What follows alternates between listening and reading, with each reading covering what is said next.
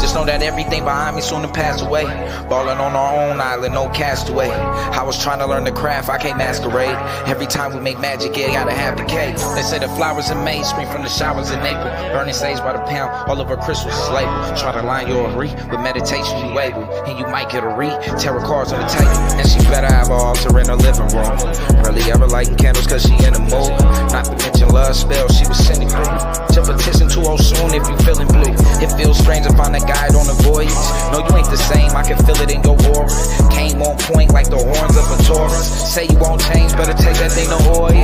Have to think the constellations for the day they made you. Shit, ever since a minor I've been playing major.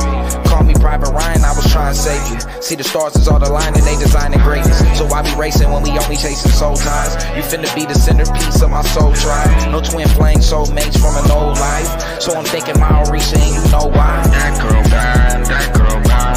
You don't wanna feel a black girl, right? You don't wanna make a black girl mad, but they always want with the black girl. I ain't talking about no rabbit in a hat trick. I see how it happened, this black girl. Magic. I ain't talking about no rabbit in a hat trick. I see how it happens, this black girl. Magic. And she gotta have a altar in the living room.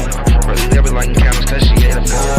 Not to mention love spells she was sending through. Just petition to her soon if you feeling blue. They say the flowers in May spring from the showers in April. Burning sage by the pound, all over crystals is labeled. Try to line your re with meditation you able, and you might get a read. Tarot cards on the table. That girl bad, that girl bad. You don't wanna feel a black girl, right? You don't wanna make a black girl mad, but they always want with the black girl. I ain't talking about no rabbit in a hat trick. I see how it happened, this black girl. Magic. I ain't talking about no rabbit in a hat trick. I see how it happens, this black girl. Magic.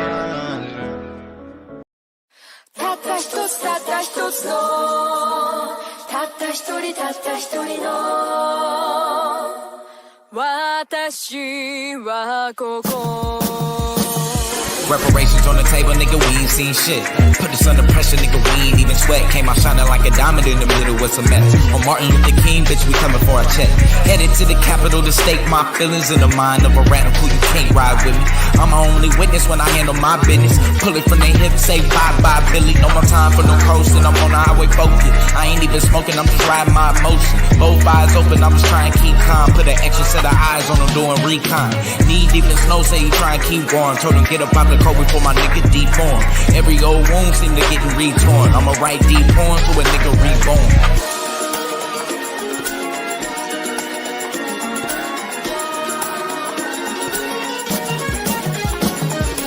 I'ma make a statement before I make it out alive.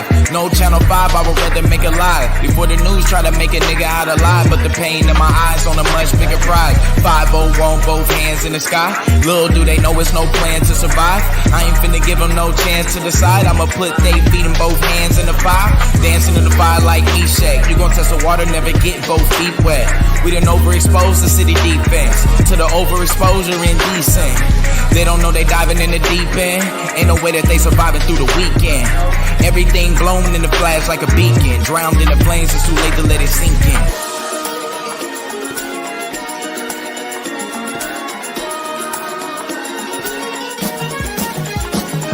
Got 10 ways I can be vengeful. Sitting on 10 grenades, every last pinful. This guerrilla war, they don't know what they in for. I can hear them at the door trying to move in slow. I can hold them off, I got 3 shots. Taking every soul for at least 3 blocks. I can smell the fire burning through the sheetrock. Seeing bodies in the flame, nigga try and reach out. This is how you practice what you finna speak out. Thinking about the facts that they try to leave out. This is for my roots running through the deep south. Dying for a cause, what we finna beef out. If you ain't about the cause, what you finna beef out. Showing up deep, we gon' bring the streets out. Every man line up, showing what your street out. An independent state, what a nigga need now.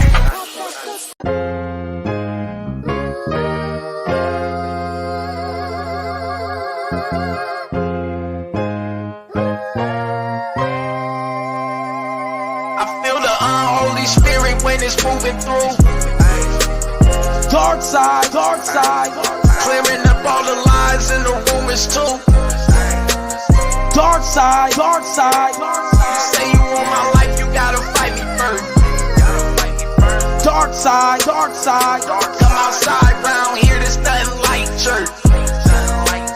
Dark side, dark side. Come and get this life. They talked about Jesus. Give them something to Babylon. Just know my whole team is battle tested and battle strong. One world speaking that Tower Babel tongue. Cole Hammurabi thinking ancient Babylon. No pun intended, Reaganomics had us under avalanche. We took off like a rocket, they was praying we could never launch into the upper echelon. You can never be yourself. Every day is Comic-Con, fast money Ramadan. Who collected Comic-Con? Cold check my vital signs. Motel 6 flow. Woke up with the brightest mind. Out of sight, out an idle mind. They hate it when you idolize. We living in the final times. Guess you Ellen Keller blind. Spirit when it's moving through. Dark side, dark side. Clearing up all the lies and the rumors too. Dark side, dark side. You say you want my life, you gotta fight me first. Dark side, dark side. Come outside round here, there's nothing like church. Dark side, come and get this life. Put my soul on the altar, I never offer a sacrifice. The blood that we need for the lamb ain't never acting right. I take my path tonight, knowing that I might have to fight. I probably grab a knife and a 9. I guess I'm packing light, focus on the now. Just as much as the afterlife, I recognize the spirit is only taking up half the fight. Stairway to heaven, he won't make it up half a flight. He working, making bacon bits, probably out on the Sabbath night. Shoot for the moon, hoping to hit a satellite. You can ask him why when they see me, they call on Adonai. When we both know at the most he telling you half a lie. Feel the transition begin to happen when passing time. I came back in the sky, just like an astronaut, to say you selling Africans out. See you and asking Mike, and it's sad to say they really had it bad for Christ. And I hear the Habasha thinking they are the half of the spirit when it's moving through. Dark side, clearing up all the lies and the rumors too. Dark side, you say you want my life, you gotta fight me first. Dark side, come outside round here, there's nothing like church. Dark side, come and get this life work.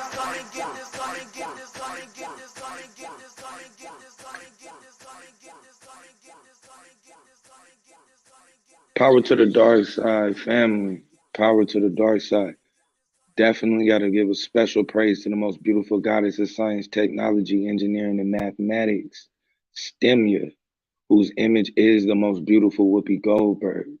Appreciate all my Babel builders in the building. Remember, if you are listening to this together, we are Babel. Let's build. So yeah, what's good to everybody in the building? Shout out to Campground TVs. Appreciate you in the building. The Arena Uncensored. What's good with you, Cam? Cam in the building. What's good with you guys? Shout out to you, cuz. Hope you're seeing shape this morning. Karai the Introvert. What's good? What's good? Frontline NO. Yeah. I can see all y'all niggas work bright and early in the morning. Y'all niggas is up before the sun even rose. I already know it. Y'all niggas have caught this street. I see everybody y'all here had to be at their grind before the damn sun even was up. So shout out to y'all, man. And, shout out to the early birds. Y'all know I'm usually up around this time, so even when I'm off, this is probably gonna be the time, that I kind of stream and shit for the most part.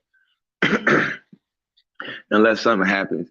But this seems to be the time, like in the morning, I'm just gonna be real. This seems to be the time that the unholy spirit seems to hit me and like bring this type of shit to me. So I'm watching Vlad TV. I wake up, like mind you, I just open my eyes on everything. I wake up listening to Vlad. They got Life Jennings on, Jews being a race of people. Vlad TV, Life Jennings, and they talking about Jewish being a race of people. I was very confused. Very confused. So Life said, wait, hold on. Because he said, well, the confusion is that when you believe that Jewish is a race of people, and then Vlad cut him off and said, well, no, Jewish is a race of people. I'm Jewish. My mother's Jewish. And you can trace this Jewish, this what this nigga just said on my fucking blood. This nigga said you can trace Jewish DNA. Like, back to where, sir? Back to fucking where? So, mind you, the question was asked by Life Jennings, where is this this origin of land that these Jewish people come from exactly? So I don't know all of that. Well, how the fuck you know that they got a Jewish DNA, dumbass nigga? How do you know they got a Jewish DNA, but you don't know what the fuck the land belongs? Where the DNA is supposed to be traveled, originated? Like, that was even silly in itself. And he really was blessed that it was Life Jennings and he was on the spot and didn't really know how to, you know what I'm saying? He was supposed to chop that shit up. Sir, what is the DNA marker of Abraham, Isaac, and Jacob? What the fuck is going on here? What was Abraham's DNA? This nigga said it can be both a religion and a people and a race. I'm like, the fuck? And then he jumped right out the window after he said that and then said some dumbass shit. Mind you, he said it could be a people and a race, and then started talking about the Ethiopian Jews. Then he tried to do some slick shit. Yeah, there are Ethiopian Jews, right? Supposed to be black. We're supposed to be Jewish people. And he said they went in and seen, look at the slick shit. They went and seen that these people had a Torah. No, the fuck they didn't have no Torah, dumbass nigga. They didn't have no Torah. They were keeping Jewish practices and customs. Sir, those are their customs, not yours. The fuck you mean Jewish customs and practice? You niggas don't have no customs and practices. That's already been established. You have zero customs and practices. You went to the Limba tribe. You went to Beta Israel. You went other places to look at what they was doing. And then you tried to compare your culture and say that, yeah, we're the same people. And then you even created like, this is the worst part. They do a real slick move with these people's DNA, right? When they trace it, like, for the mitochondria. And then they start going into the Limba tribe and trying to break them off as Bantus and then saying that these specific. Now, you don't know where the fuck or how the fuck they got their markers there. We know at one point they traveled there. You know, at one point they lived in that region. But the connection to these Ashkenazis, it's like this nigga put the Ashkenazis with the Sephardics, and then he was like, you know, certain people in Africa. Huh?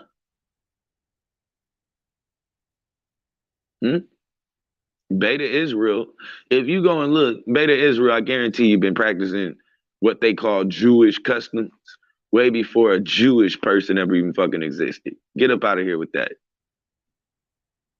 That's an easy cut. It's easy. It's that easy, literally.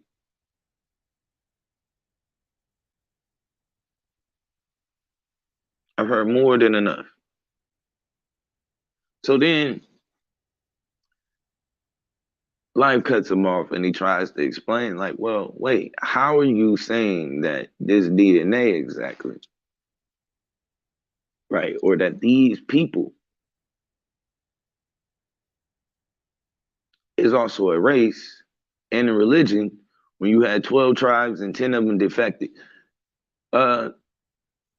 Yeah, I guess that's a cool question if you believe in the narrative, but sir, you cut that off from the legs. Shout out to Terry Smoots in the building. Appreciate you, God. You cut that, and that's right. They got the same DNA as Batman, Superman, and Spider-Man. You goddamn right, Black Son. What DNA? What DNA? And this is what I be meaning by. I get what Israelite brothers be doing, but they got to be careful with the information that they not validating these people into history that they don't have. We don't need that. Like, if your goal is to prove you're some sort of Israelite or you don't need that. Let them have that. Let them lie and create narratives of Jewish DNA and all of that. Remember, they have to come to you. They didn't have no source on no DNA. And it's the slick part. For them to go to the Limba, what are they trying to say? What are they trying to say? I'm just finna jump. I'm gonna go ahead and jump out the window, nigga. There is now. Nah, I ain't gonna do it. Yeah, I am. Fuck it. Them 3 DNAs, Abraham, Isaac, and Jacob, nigga. That's the Limba. That's the goddamn. That's Beta Israel and the Igbo. Fuck that. That's how we rocking it. There goes your Abraham, Isaac, and Jacob. That's why they had to bring their ass to Africa and try to validate their DNA and their history. Because they had to go back to who? Right? Why would you, if your forefathers is Abraham, Isaac, and Jacob, why the hell would you be fucking with the Limba tribe and them trying to run? Nigga. Vlad, I need this Jewish DNA. Please. And which person did you get the sample from?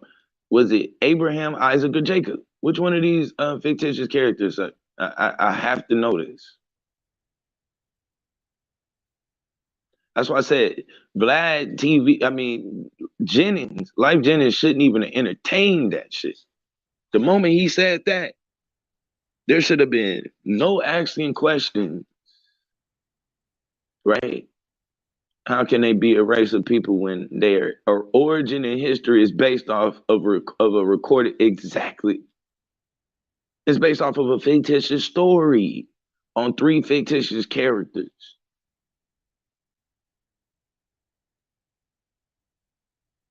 Like, come on. This ain't even that hard.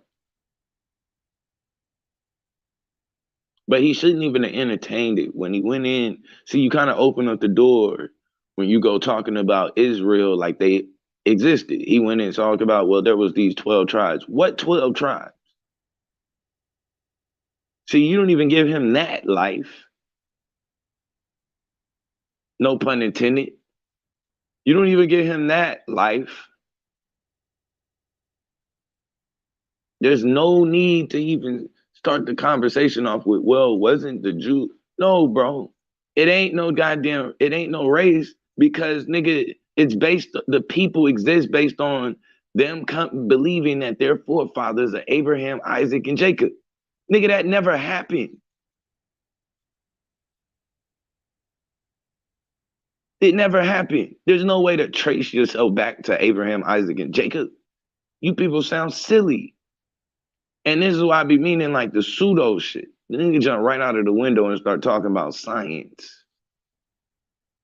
Start talking about science. And it landed on his neck as soon as he said about this Jewish DNA.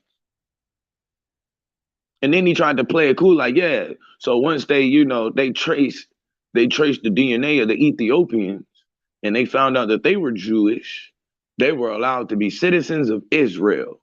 Oh, really? It was that easy, DJ Vlad? Really? Was it that easy?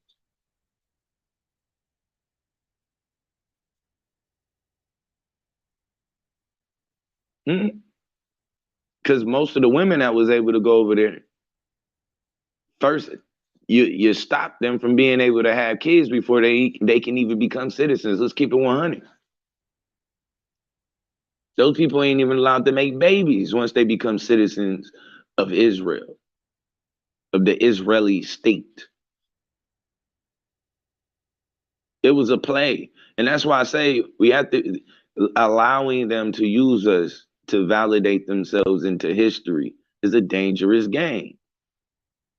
So they use these Ethiopian Jews to validate themselves in the history. And then when the Ethiopian Jews showed up to their land, right, to practice the Torah that they never fucking had before they met the small hats, but whatever. They went there to practice this Torah. And when I say they never had I mean the written Torah. They never had no, like these people, Beta Israel wouldn't walk around with no written Torah. Neither was what you call it, the Igbo, neither was the Limba. These people didn't have a written Torah. So they jump out of the window right there. They show up with the written Torah. They show up putting yarmulkes on niggas' heads and shit. See, because they don't have a culture, so they're trying to merge the culture. So they want to build you up as a Jew. You're trying, and then set synagogues in different places in Africa and have you niggas out wearing yarmulkes, walking around with a big ass Torah. So they can go and see.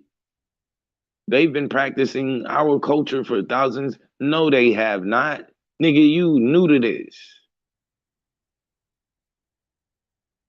That Abraham, Isaac, and Jacob story or origin story, let's be honest about it. They only introduced that to have a place because they're trying to steal the culture and say it originated with them. Like, it's the same thing we see over and over again. We talk about it all the time, whether you're dealing with the Hatti and the Hittites, the Amorul and the Amorites.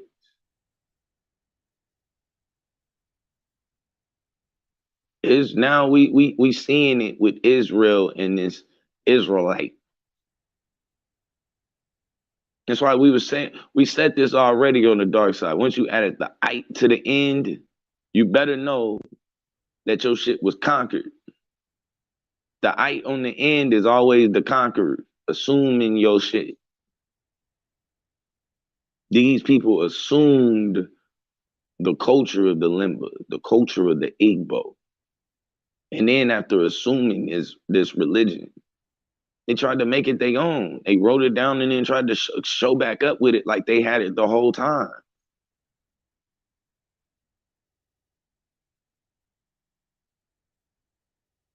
No truth.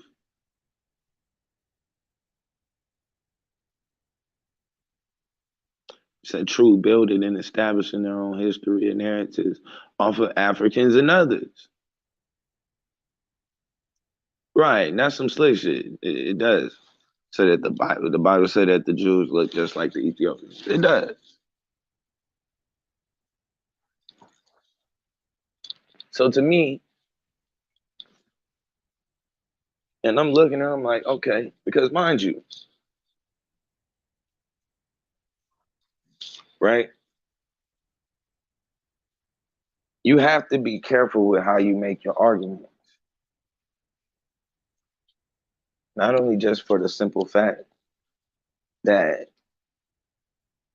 you're dealing with like a full, it's a full shift in history, right? And there's a new timeline that's getting established in a new narrative. Very simple.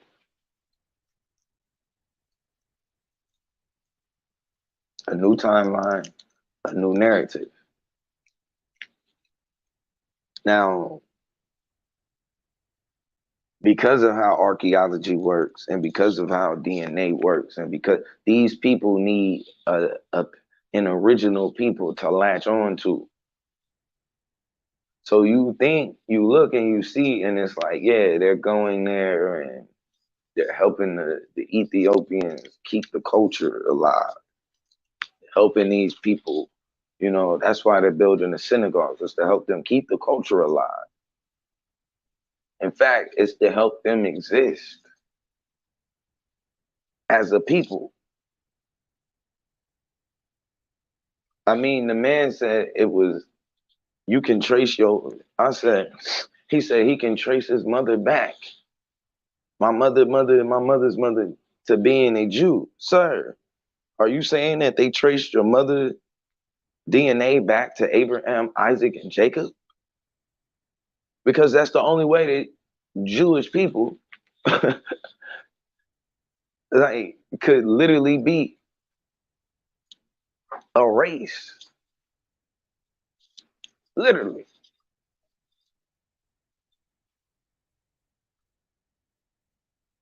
You see, true. Building, establishing their own history and narrative. They said when this is all said and done, people are going to have to prove the biblical and historical text correct in order to make the complete sense of it all. That should be the challenge. That should be the challenge. If you're going to allow these people to challenge Kyrie, because if you look at the interview, that's what was kind of aggravating. He was really trying to get this nigga Mike Jennings to go, like to side with him and Jewish people and start going at Kanye West. Like, yeah, you know, he talked better. He came in like trying to dry snitch the whole time, like peeping and shit. Like, nigga, yeah, whatever. Yeah, you know, he talked about black people too. Rosa Parks was a plant. Like he really give a fuck about that. Like he really give a fuck. Whether Kanye was saying Rosa Parks was a plant, whether Kanye West was saying that George Floyd didn't die from a knee in his neck. Like, I don't give a fuck why he died. Like, I'm just gonna be honest with you. I just don't want to see the nigga crying on TV no more. Don't show me the George Floyd video no fucking more. That shit needs to disappear. If there's ever a time for black men to be ashamed of their goddamn selves, go watch the George Floyd video. If that don't make you go burn some shit down, I just don't know. Like, nigga, can't nothing move you. Nothing. Can't nothing move you. That don't make you like make a decision. Hey, you know what? I want to, like, it was like literally, shout out to Juju, appreciate you in the building. Facts, it is. It's a religion, Juju. No question. A religion. A religion.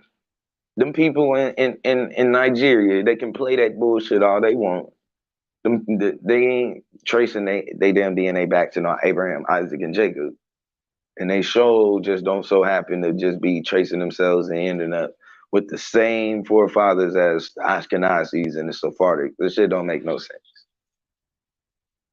And you know, when I be hearing this shit, it reminds me, I don't know if y'all remember a while back when Lex read the article.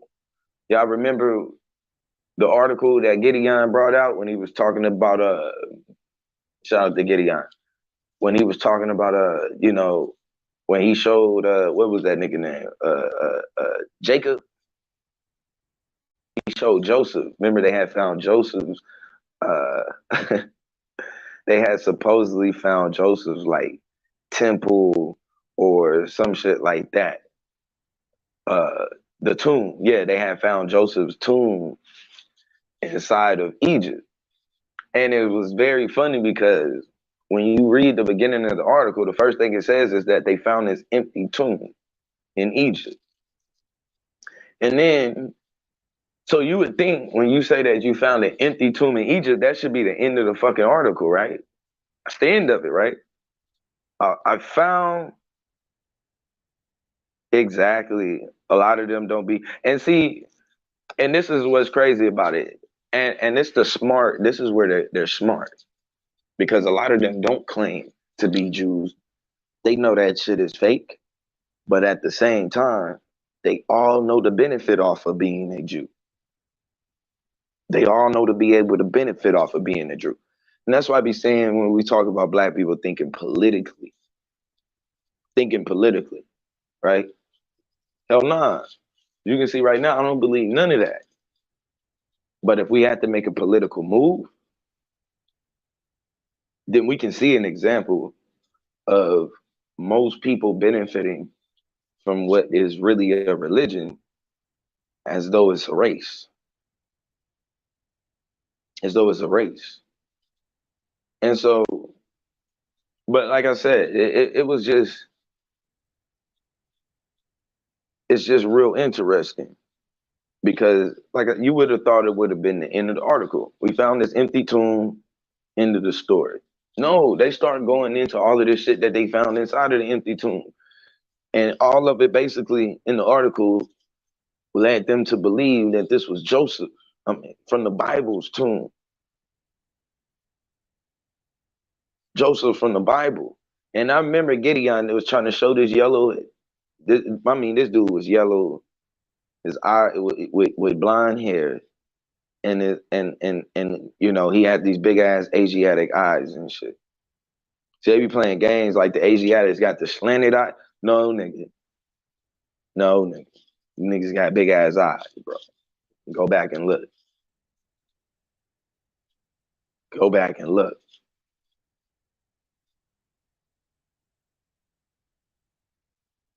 Yeah, they always do. You know, and it's crazy because that culture, you can see that culture, right? Even when you look at, I don't know if many of y'all know about the Tutsis and the Hutus, right?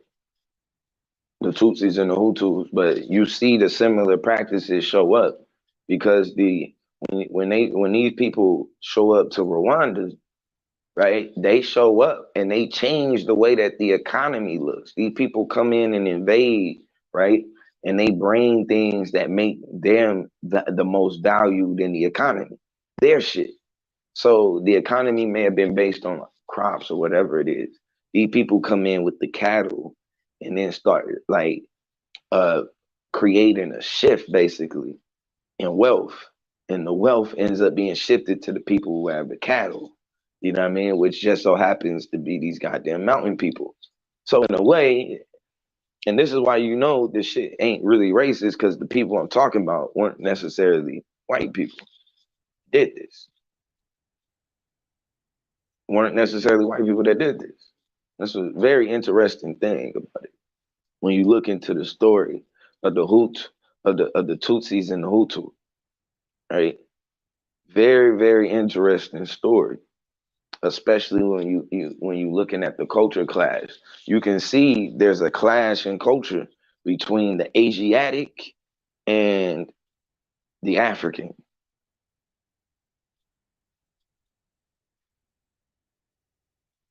Right? The Asiatic and the African. You can clearly see it. Appreciate that. Grand Rise to you too. You can easily see it.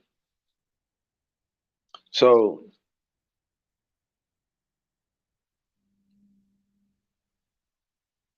yeah, yeah, and you can see that, and I'm gonna definitely say that they definitely are a very smart group, right? Because we look at what they did strategically, and this is when you know, like this is, and we talked about this. They didn't decide to create or fund them, use all of their wealth, the money to fund an army or military. They decided that they wanted to use their power and resources to control the entertainment, to control the media. What does that mean? They needed to be able, they rather control your fucking mind, right? They'd rather just be able to control the masses' mind than to actually have a standing army.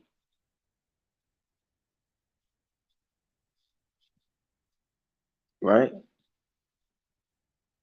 This was a like a serious game.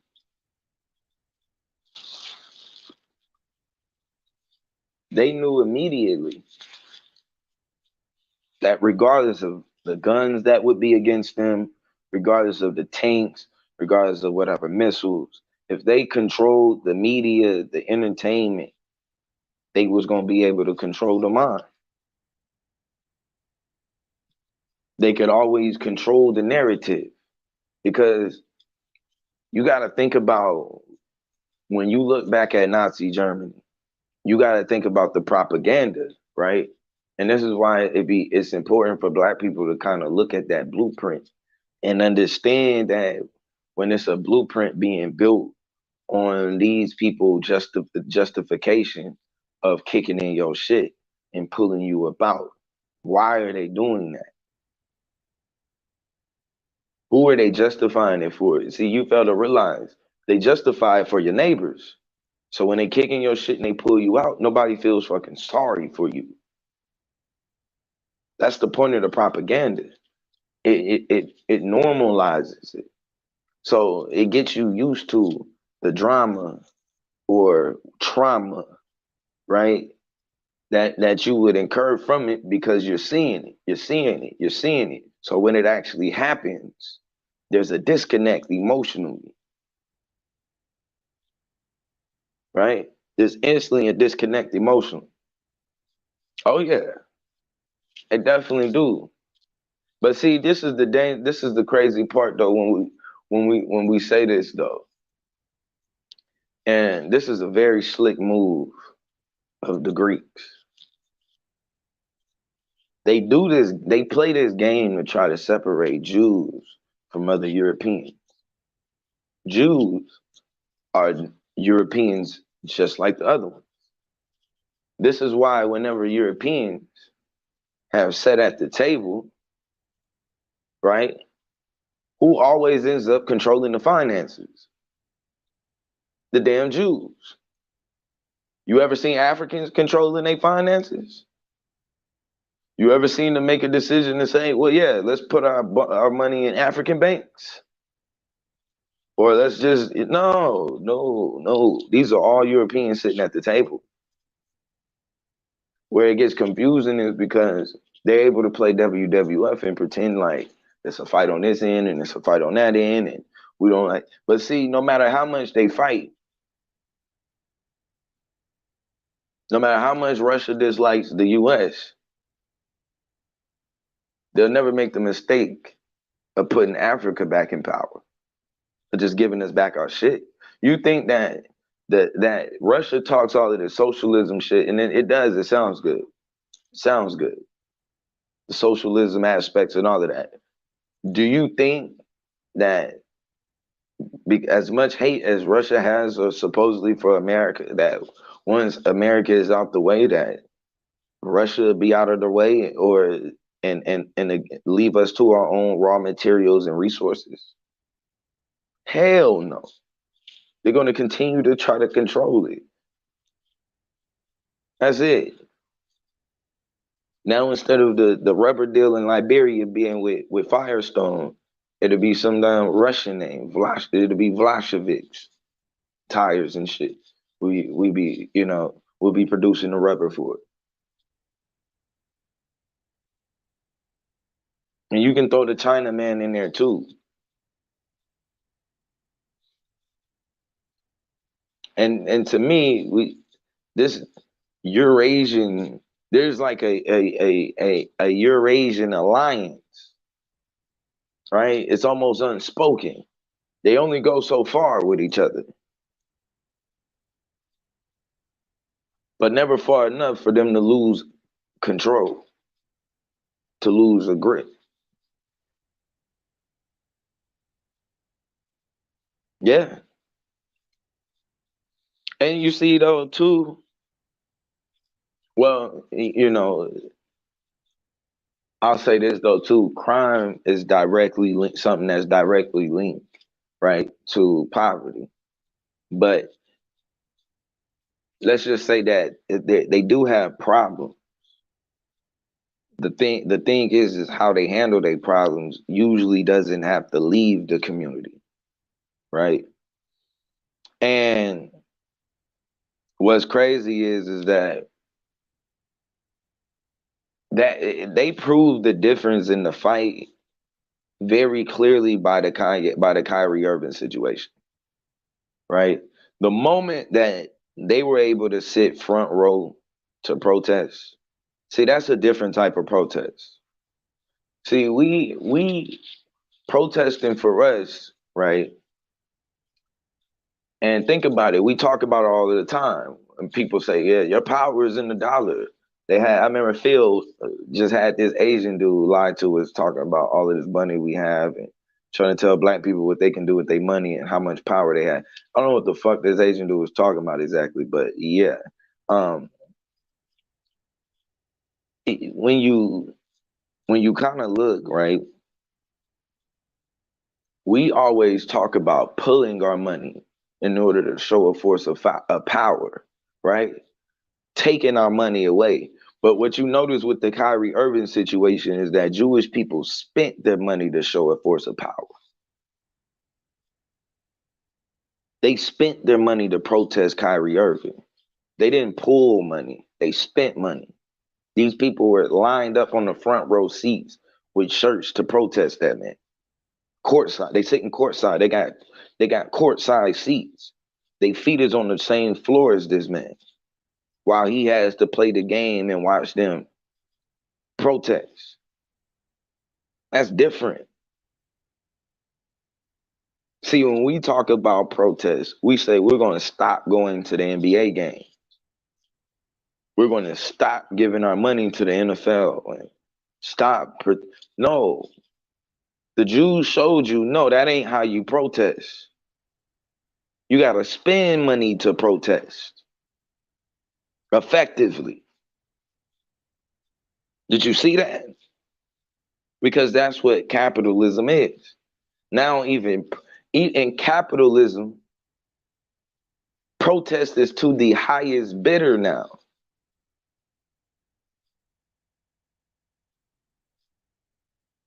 Think about it. If the shoe was on the other foot, we would have been telling black people to stop showing up at the game. Don't give the NBA your energy no more. Stop giving them your money. Why are you guys buying tickets? But for Jewish people, when this happened, they bought the most expensive tickets that they can get.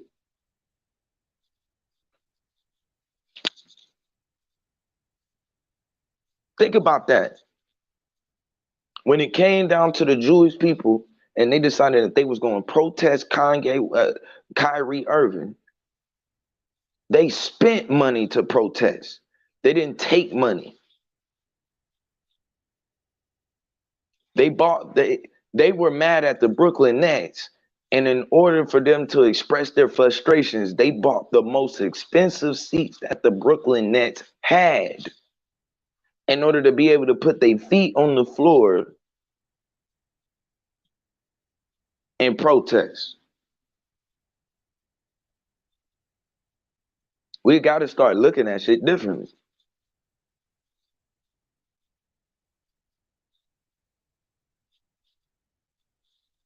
We always are talking about there's all of this power. We just got to stop spending money here and stop spending. That ain't where it's at, because if you look at what we're up against, money ain't even like that. Ain't what get them off. I keep telling y'all, money is for us. That's for us to maneuver around.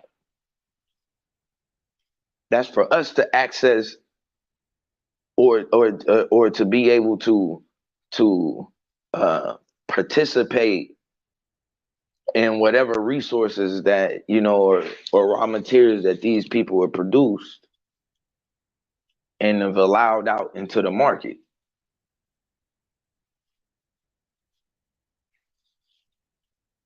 Money is not for the wealthy.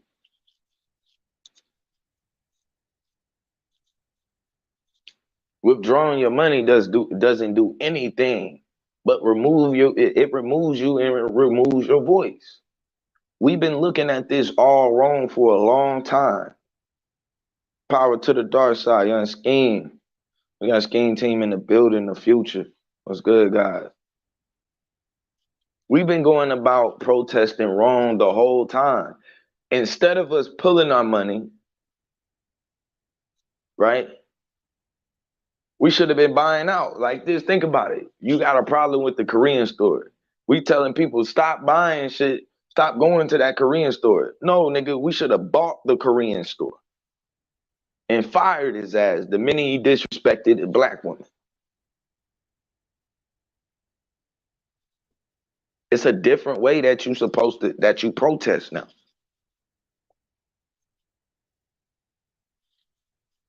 It's just a different way. So you'll choose not to buy tickets to the game, but when the Jews get upset, they're gonna buy the most expensive tickets. We got two different plights.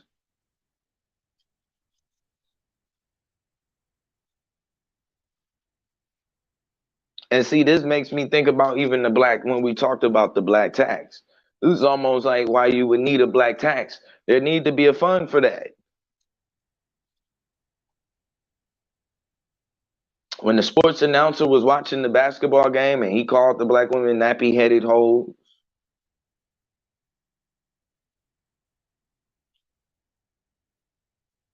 There should have been funds put away within the black tax that was able, that would have been able to put people in that arena in order to be seen and protest. See, you'll see people a lot of times they'll rush into protest, or they'll get arrested before they can even get in through the door. But the Jews showed up in their own attire. The protest was on their shirt. Their expression, how they felt, it was on their shirt. They paid their money, they went in, sat down, and they harassed that man the whole fucking time he was at work. Like, think about that shit. They paid top dollar just to show up and harass a man while he was working. That nigga was on the clock. They was off. Which that's a whole nother discussion. A whole nother one. Right?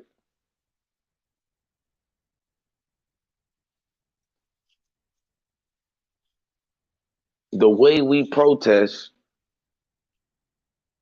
how we view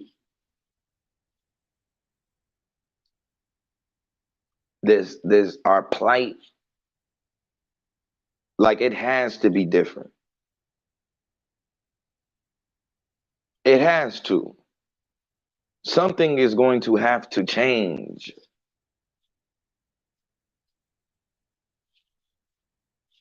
There's truly going to have to be some sort of a shift. The original idea, yeah, we'll just take our money from, and that's what the China, I don't know what the hell Phil Advise got going on. Like, why you think you need to bring on some Chinese dude to tell black people the same shit Dr. Claude Anderson been telling black people, or anybody? And yeah, black people, you don't know how much power. You got this Chinese dude talking about how much power black people have. You don't know how much power you have. What are you fucking talking about, sir? Then he goes into the numbers. You have 4 trillion. No, we don't have no $4 trillion. Fuck out of here with this, the $2 billion and spending power and all of that. Grand Rise CB420, appreciate you in the building. All of that.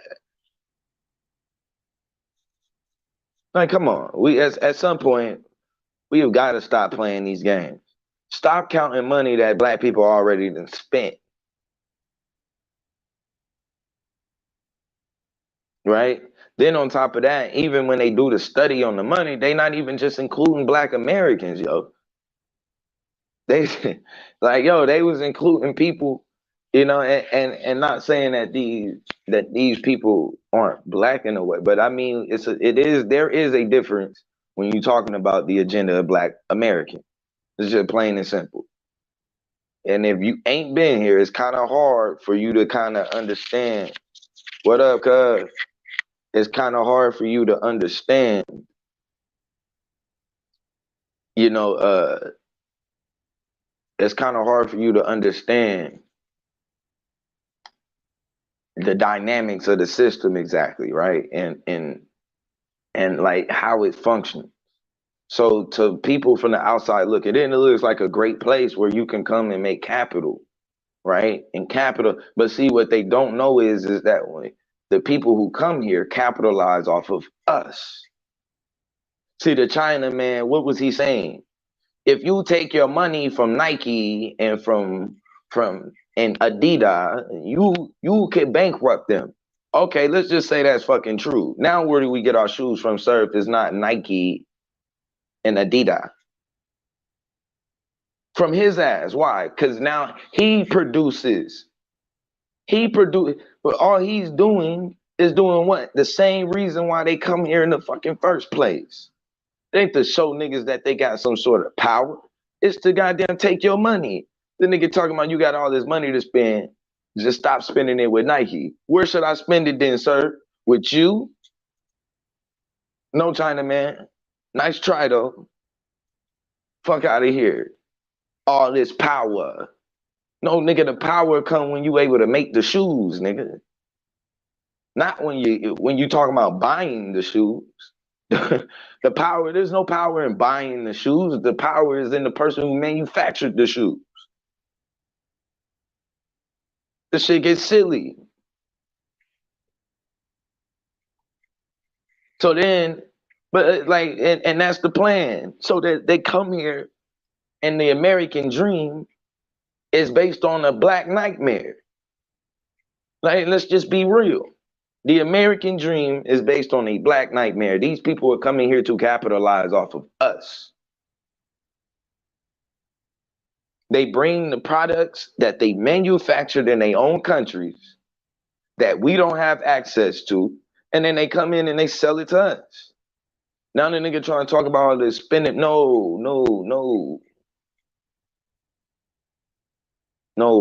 We're not doing that no more. The spending power, the power of the dollar. How the fuck you got any power in a currency that you don't control? You don't even control this currency.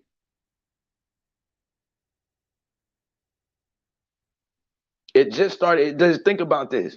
Every day it can cost you more and more dollars to buy milk. You don't control the market. You don't control the currency.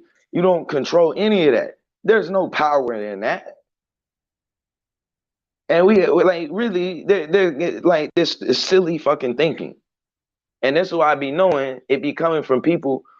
It like that ain't a way. That ain't revolutionary thinking, nigga. Period. There ain't no revolutionary thinking talking about dollars. Talking about using an instrument, you can't control its value.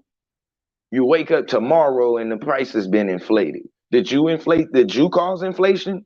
Did you vote on inflation? Did you make a decision on the dollar being inflated? Hell no, you didn't. The Fed did. Outside of your control. We got all of these trillions of dollars. Nigga, with inflation, they can make that shit look like $100. Nigga, at any point they want to. You don't have no raw material resources that you control. You don't manufacture raw material resources and to produce. That's where the fucking power is. It ain't in no damn spending.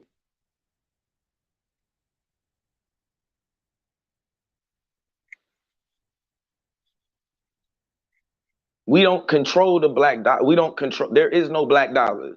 Number one, there is no such thing as a black dollar. Unless black people come up with some sort of currency or at least a goddamn cryptocurrency, there ain't no black dollar. Let's kill that right off the bat. Let's kill that. We're not cycling $100 in our community. That shit don't work. Let's kill that. You don't like, and this why it's hard to have these type of discussions with people because it's so many different levels that shit is happening on that they don't understand. That they just don't understand.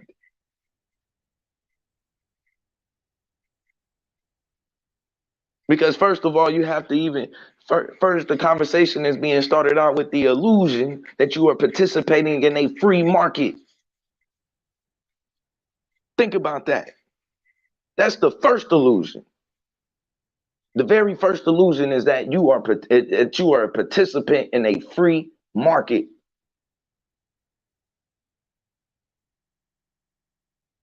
But when we look at the market, we see it ain't free at all. It's controlled. 98% to almost 99% of it is controlled. These are real numbers. Controlled by 1%. While the 99% of people, right, we fight over 1% of the market to 2% of the market. That's what we fight over. What's good, J. Cal? Appreciate you in the building, God. It's facts. 2 bags of groceries cost me $75 2 days ago. I barely got anything. The prices just keep going up. You can't control that. You can't control that. 1 minute it can cost you $100 to fill your basket up, and then next week it could cost you $200 to fill your basket up. You don't control that. Therefore, nigga, you can't control your dollar. How the fuck you gonna control the dollar? You don't control the market. And how the fuck you gonna control the market when the majority of the market is already under control, bought up, sold, owned, on lock? They're not letting go of that shit. But niggas be having dreams.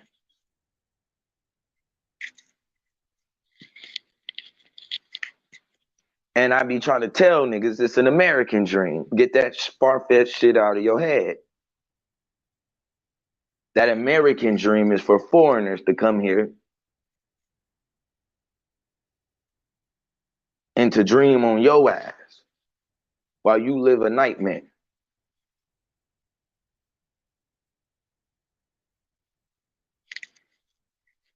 We don't control the dollar. We don't control the market. We control our energy. That's the only decision that Black people can make. If you want to talk about having power, is the control of your time, the control of your energy. That's where the power is. The day that you decide that there's a line with how much energy is allowed to be taken from you. And when you decide where that line is, you don't keep moving the fucking line. You decide that you're willing to die and stand on it.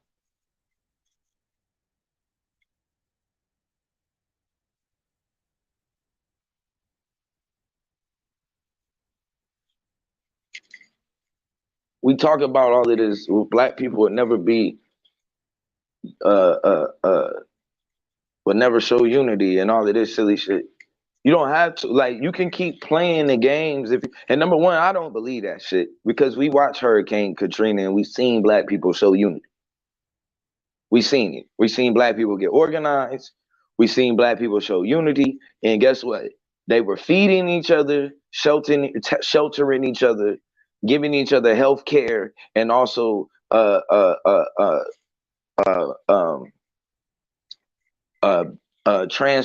giving each other transportation. And money was not the reason behind it. They all did it based on each other's energy. The only currency that we was using. Energy, love, compassion.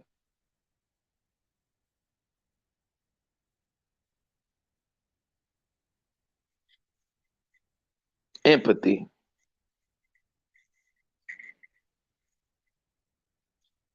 The only currencies that actually matter. It's a fact, frontline. I seen niggas working out there. I seen niggas making sure that the women and older people who couldn't move in the projects and shit, I seen niggas going out and making sure that they got them food. And they was even risking their life to go and bring these people food because you had people in the helicopters and shit shooting at them like they was just stealing fucking TVs. And that was the dirty part, because, and this is what I be meaning by when we talk about control and the issues that we have. Jewish people control the media. They had no fucking problem with them showing people, and during Hurricane Katrina, like the only thing niggas was doing was stealing goddamn shoes and TVs. When the only thing that they can show during Hurricane Katrina was that same dumbass clip over and over again of them same people running into that same store. They show that shit like clockwork. That's why I say you gotta watch these people, man. They sick. They will re-show that. They showed that same image as if that's what the fuck was going on all over New Orleans. Niggas is out of power and water, and they trying to make it seem like every nigga was only worried about having a flat screen TV. Yeah, I'm sure somebody was. I'm sure somebody was. But niggas was trying to get it, bro. Niggas was trying to make sure folks had food, that older people was able to get to their medicine, like, and it wasn't no way to access this stuff without breaking in.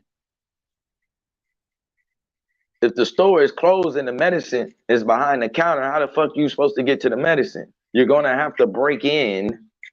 You gotta come through the door. Like, period.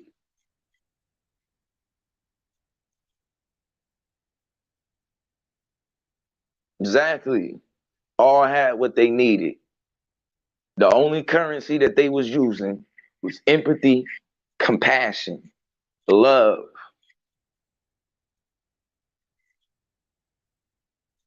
That's our power and our currency. You talking about if anytime you talk about doing things for black people and the black struggle and money is involved, then the only outcome that you can be looking for is the Deion Sanders outcome, where the nigga moves on to Colorado to more money. Why the fuck wouldn't he move on to more money? You can't control money. You don't control, and not money, but you don't control the dollar. You don't control the dollar. He who prints the dollar is the one that controls it. You don't print the dollar. We're looking at these people print money every day in a hole, printing money that that they don't even fucking have. Think about that. These people print money on a daily basis that they don't even have. They don't even have the resources to back it up. And based on their debt, they don't even have that money. But they keep printing it and spending it like it ain't shit. I keep telling y'all, get off of this black dollar bullshit, nigga. There ain't no black dollar. There's no black dollar. We don't have control over the market. There's no way to control the market. We're playing Monopoly and the board is already bought up. You can, and this is, niggas be talking about pride and shit. When niggas start talking like that, nigga, that's foolish pride that you talking for black people. We can't be foolish. It'd be foolish pride. We're gonna come in and use their tools and no the fuck you're not. This is specifically set, you talking about a system that's specifically set up to not only create a bottom, but to feed off of the people that's there at the bottom. To hopefully, and it wants this, you know, like it's seeking that disadvantages and poverty and stuff that continues to grow. And people don't understand how serious the concepts are. And that's why I say, you know, even coming out when we talk about coming out of different religions and different thoughts and stuff like that, a lot of them have to do because they hold the same ideology. If I have a problem with the capitalism ideology, which is saying that all people are greedy, that majority of people will take advantage of you, that majority of people are all out to, you know, to basically, you know, take more than what they need and are inherently evil, all of these things.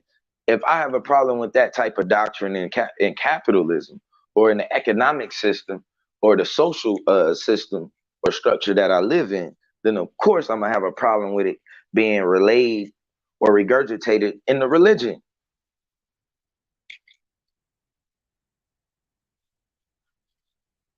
In the religion. I think I've already stated before that it's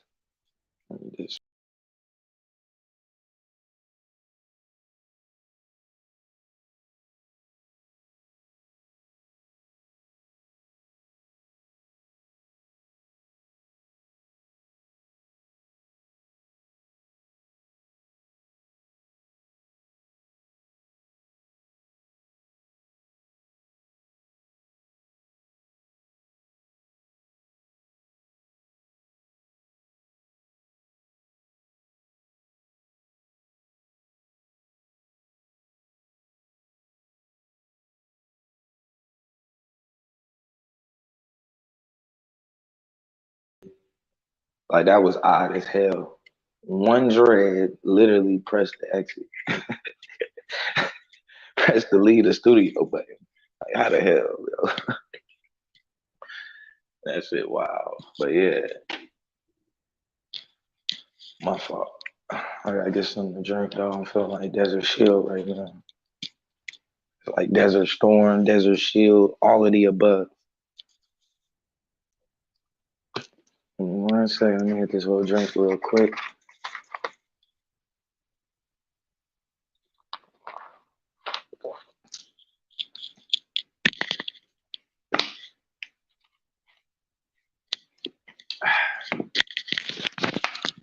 All right. Yeah, I'm serious, man. I'm trying to feel like Desert Storm. Like that shit was real. Hydrating this bit. But yeah. So the fact is when we and like I said, this should be foolish pride. Right? It'd be foolish pride.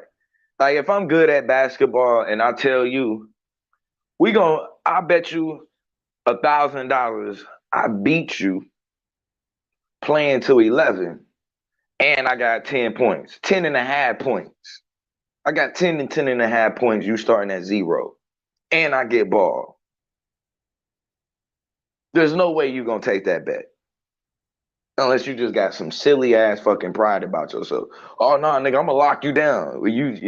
Nigga, I'm up 10 and a half points. We playing to 11 and I get ball first. You gonna bet $1,000 on that game? Really? Like that like niggas got some sort of like foolish pride going on. You're playing Monopoly.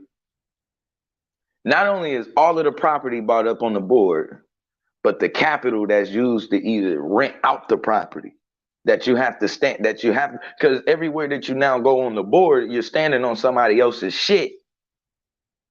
And every time you're standing on somebody else's shit, what does it do? It costs you money.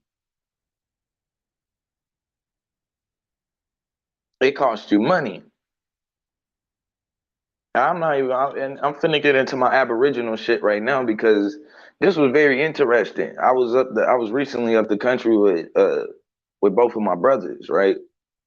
And it was just wild because looking at, you know, like all three of us got different fathers, right? But they all are from like the same area, what we call like like y'all already know I told y'all I was Creek, right? On my dad's side. But it really gets interesting not only when you bring in my story, but my brother's story and my other brother's story, like on their dad's side. And as I was there and I'm standing on the land, I'm realizing like, yo, we're renting out property on top of our own fucking land right now, my nigga. The shit hit me. Because mind you, I got 100 acres right here in Wynne, Alabama. My other brother, his pops own like fucking all kind of like they family got all land here, like hella land in Georgia. Like man, my brother's brother on my mama. This nigga got like 5 horses right now in Georgia and shit. Right? They be doing like, which I'm going to the next trail. They got like they do like this horse trail and shit. I'm gonna be bringing him on to do like an interview and shit because he deal with horses, but also he got the history on how the family got their land and how long the land has been in that family, right? And it's gonna be very interesting. You know what I mean? It's gonna be an interesting story for y'all. I usually stay away from, like I told y'all, I usually stay away from this topic because I think for the most part, sometimes to me, I think the Aboriginal story goes too far, but I think kind of on both sides, we go a little bit too far. And I think I do need to kind of present some of it and give y'all like a different outlook because I know y'all hear about it a lot. Like, yeah, my grandma told me this, and that. But it's a little bit different when you got like, you can actually, like I can show you the land, street names and shit after, like, nigga, my dad got street, you know what I mean? My family got street names after them. My brothers, you know what I mean? We driving by his street names after him. You know what I mean? This is like all in places where we own land and shit.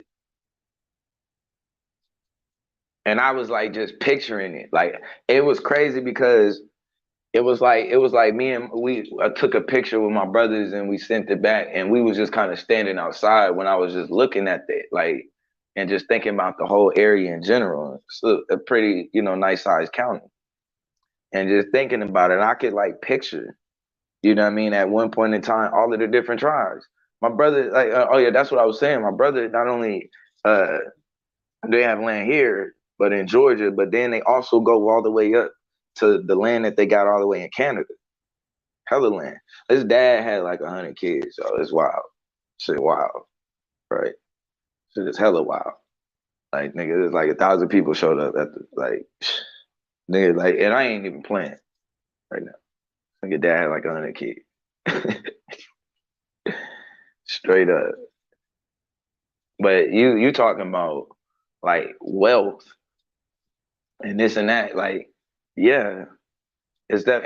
And when I tell you like my brother, his brother ain't got no like 5 like little sick looking horses. These are some fucking like really good looking horses.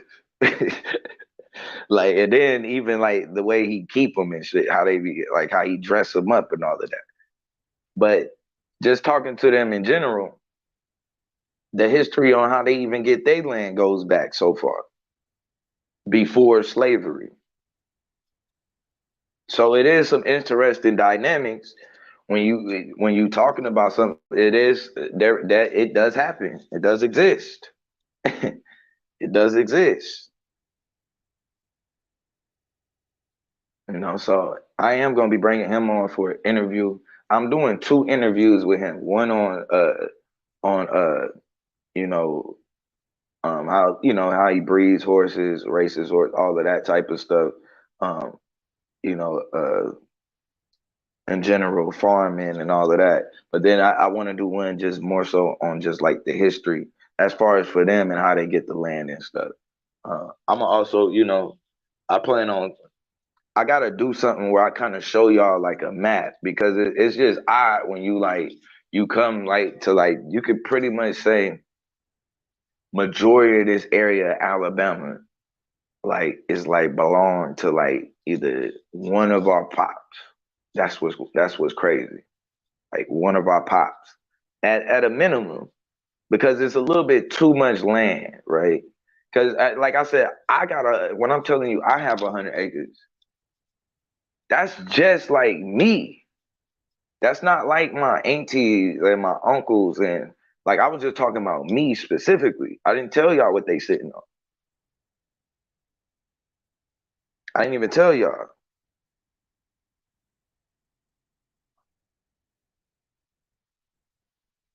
Mm,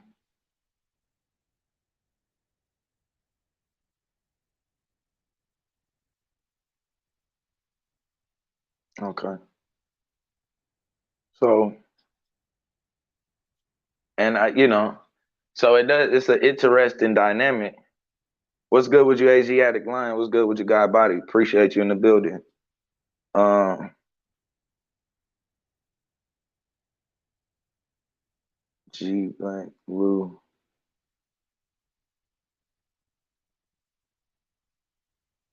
100 kids. Oh yeah, yeah, yeah, yeah, yeah. I see what you're saying. Yeah, yeah. Okay, my fault. I was a little lost there. Yeah, but yeah, what's good with you guys too? Yeah. So yeah, I'm not like he's got over 50. I can tell you that. Like honestly, that's honest to God. He got over 50 here, Georgia, Canada, and they've been on the land that they had, like that they family they had for like very long time. So we deal with like the timelines and stuff.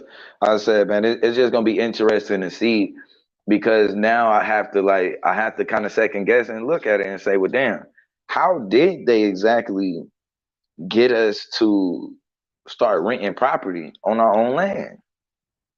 Because even the place where I'm looking and there's a place where the McDonald's was, there's a McDonald's and an AutoZone, and all of these different places is here, but the street is named after my brother's family.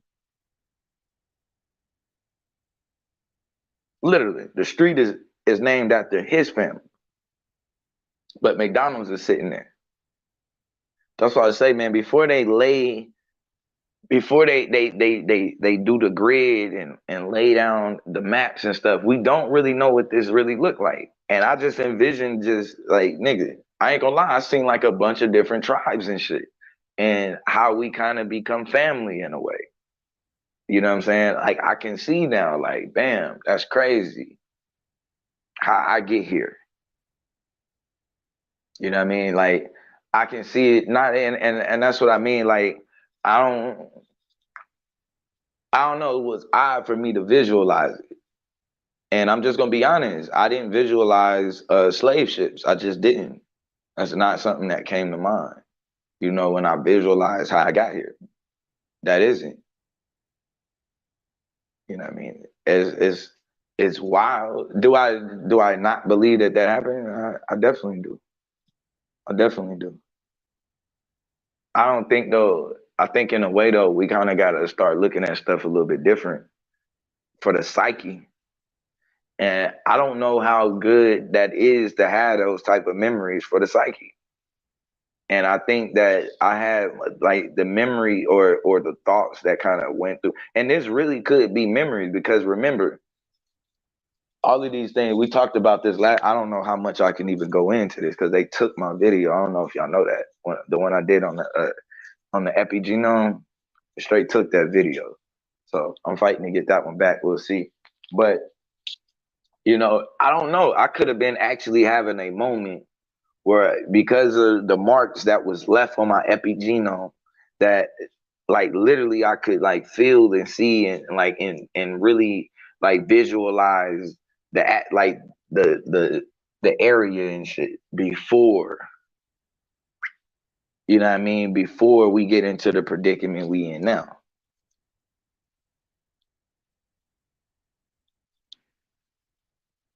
And it just looked like a lot of tribes and shit, niggas just vibing together and, you know what I mean, having a little beefs. But when it comes down to, you know, procreating and all of that, we was, you know, you can see these kind of tribes like kind of gathered together and whatnot.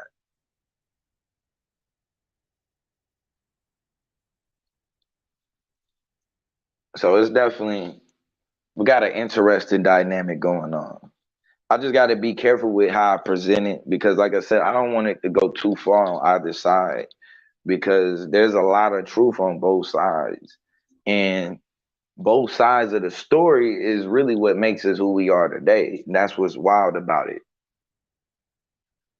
You to me, and that's just me personally, based on how I look at the plantation dynamics, when we talking about being black, I don't think you can get black without Native American. I just don't. I think that that's an inclusion. Like, and I mean, like, as far as when we talking about here,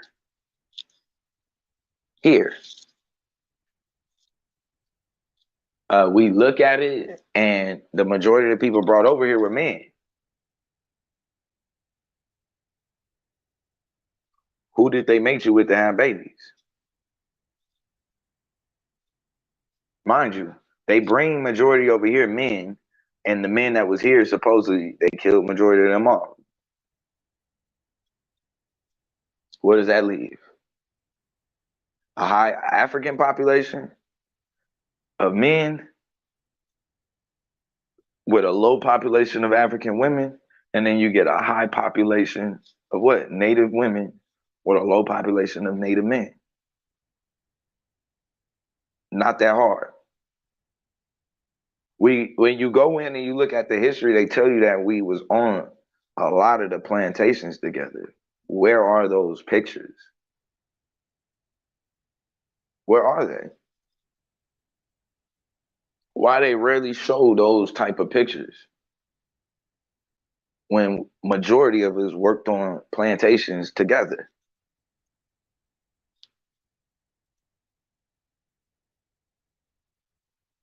So we got to kind of be, does need to be some sort of a, I don't know, it's some stuff of history. And that's just going to take with both sides kind of getting away from the extremism, you know what I'm saying? And, and just dealing with the information in a way that we, because I think that, and it's odd because, we did this a lot when we talked about people who were biracial and the whether biracial people were black and this and that. And it became odd because it became a tough discussion because you have to first ask, where are we having this conversation from? Is this because, are we having this conversation from a point of us um uh reusing or changing the meaning of black?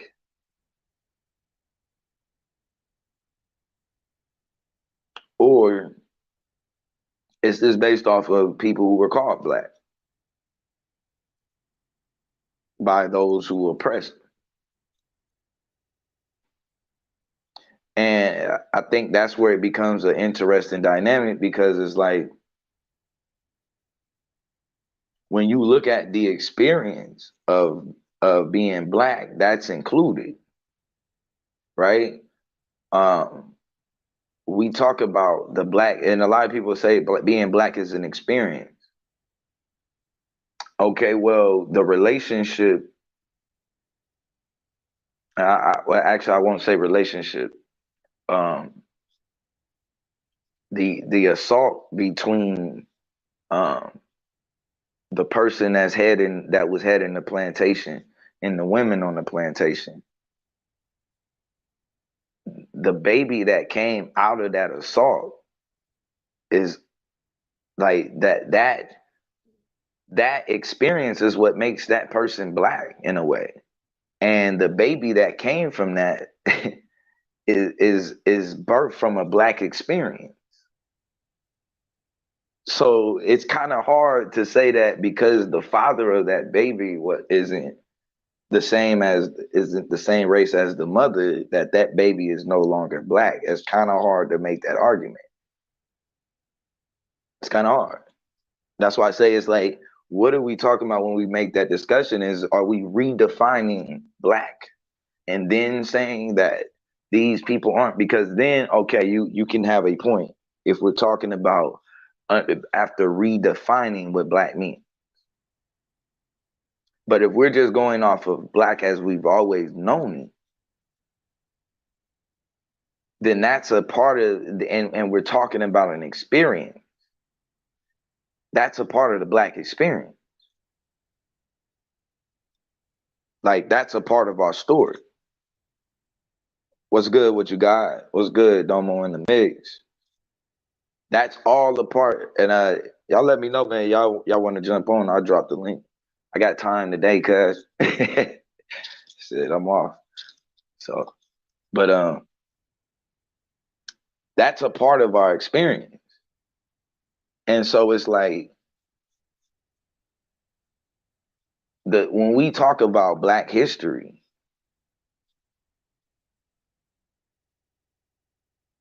are we separating black history and biracial history? And once we do that, it's like, now, are you like, we have two different experiences? Or is that one experience that makes us black?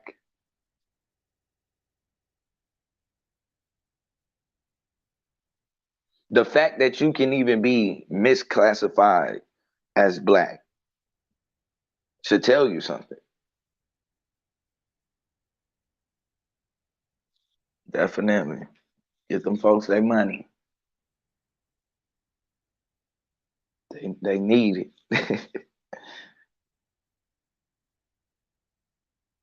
But that's why I say it always ponders me. Like, where we, what are we having this conversation from? What point exactly?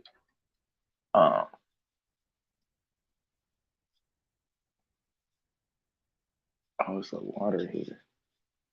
I'm gonna have to be in this one. But damn. Okay. I'm glad I seen that.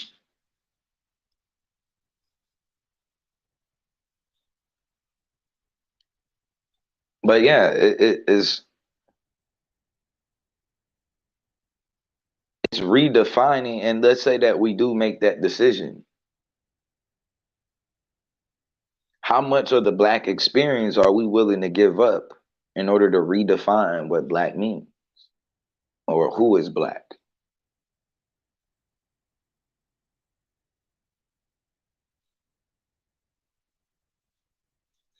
Because the experience and to me, not even just in those instances, in other instances, the what would create a biracial baby are conditions that would make you black. That even the creation is almost in a way is based off of the black experience.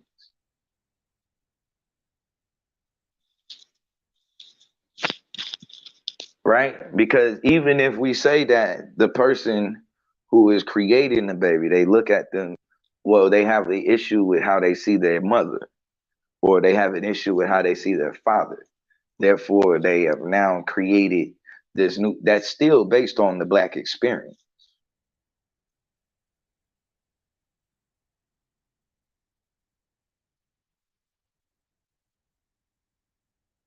Self-hate is a part of the black experience. That's a part of our problem.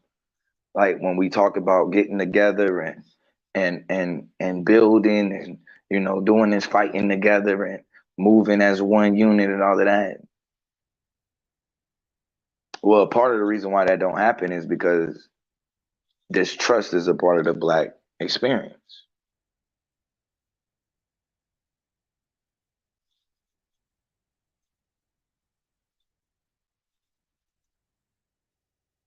So when we had these we had these conversations really heavy, right? On the biracial and who was black, and we did this. And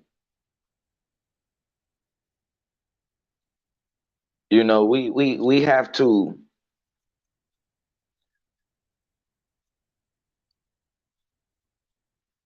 had to kind of like take a step back and like see that it wasn't the conversation. Number one, it wasn't happening in a healthy way.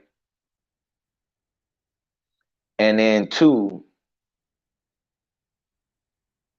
we weren't necessarily having a conversation for here and now. And that was the difference. And that's why I wonder when people are talking about defining who is black, is that a conversation for it now? Or is that a conversation for us moving forward? That's one thing. Because I think once let's say we do redefine it, okay, so now the standard is moving forward, right?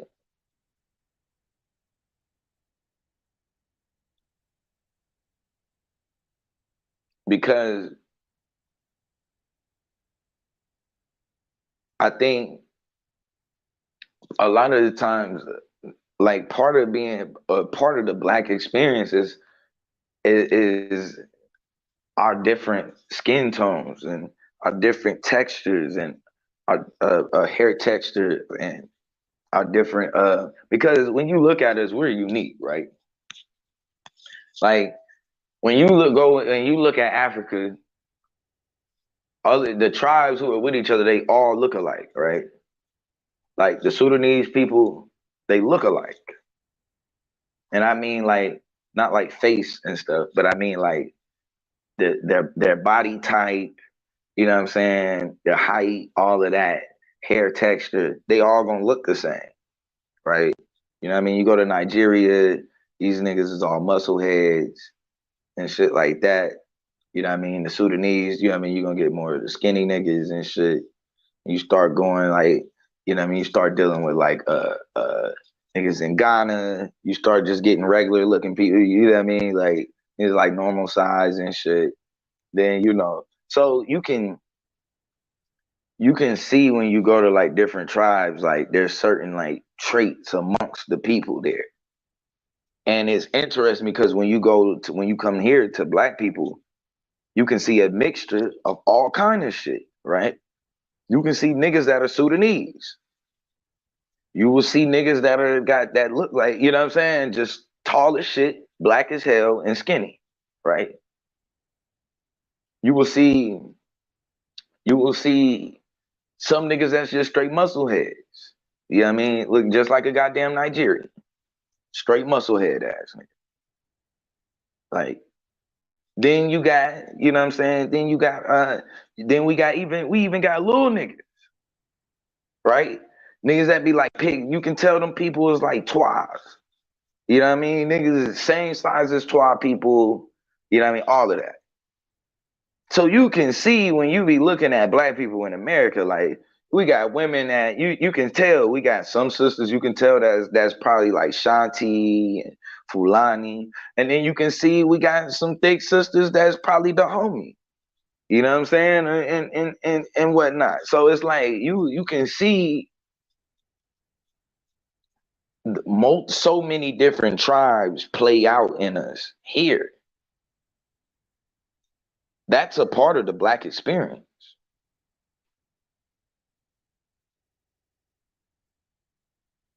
He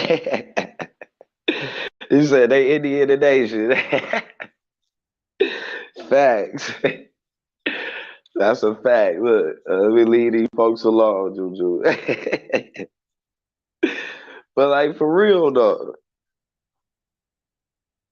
So it's when people go and pinpoint, well, we're black people, like nigga, we're an amalgamation of a bunch of different things, bro. A bunch of different types of tribes that spoke a bunch of different types of language. And it ain't just it's mainly here in North America. Like that's the main difference.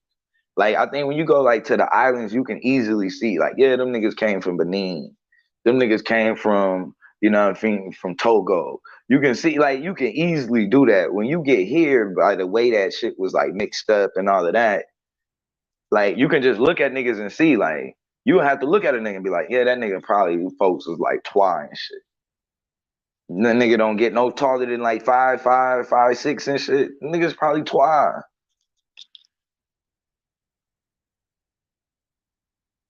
You know what I mean? Like so this is the black experience. But it ain't even just them.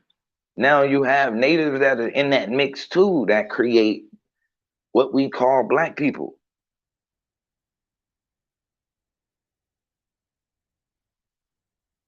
Or the black American.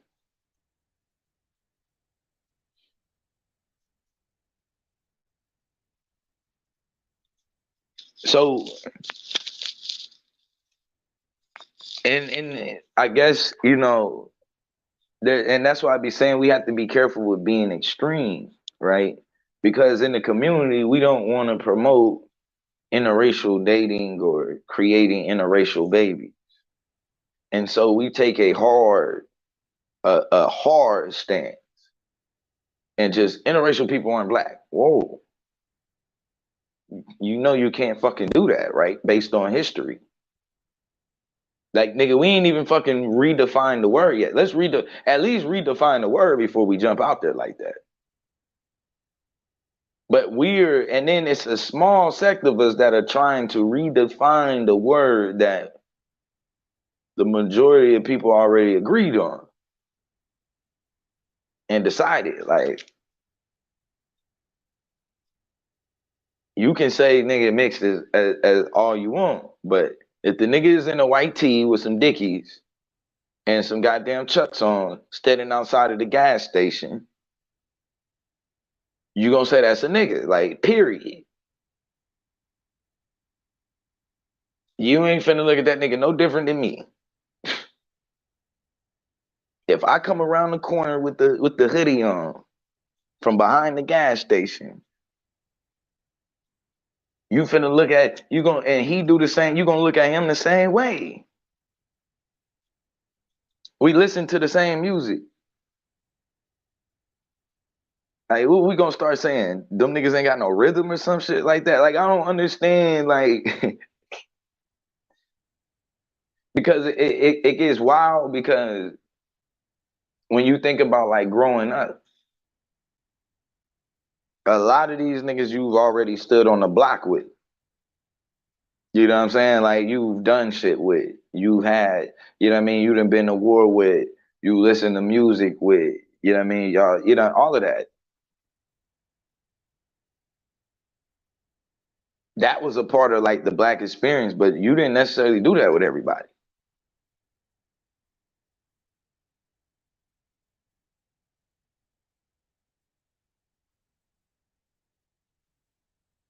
Oh yeah, the Wampanoag tribe.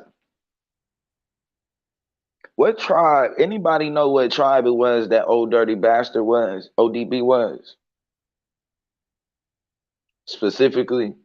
I can't think of what tribe he was. I know his folks though sold Manhattan. I remember that his folks had sold Manhattan, but I ain't positive like what tribe he was. But it's like, yeah, his folks is the people who sold Manhattan. It's like we gonna say ODB ain't black. His family ain't black because they were like it is. And it, especially in America, when you're talking about black people, because a part of the black experience and what it means to be black is based on being mixed. It's just based on being mixed. I don't know if we have a story of like, I guess we had this process in our head that we had like 10 women and 10 men who came over on ships. And then they brought 100 men, they would bring 100 women. That's not the numbers, y'all. Y'all do know that shit, right? Y'all do know that.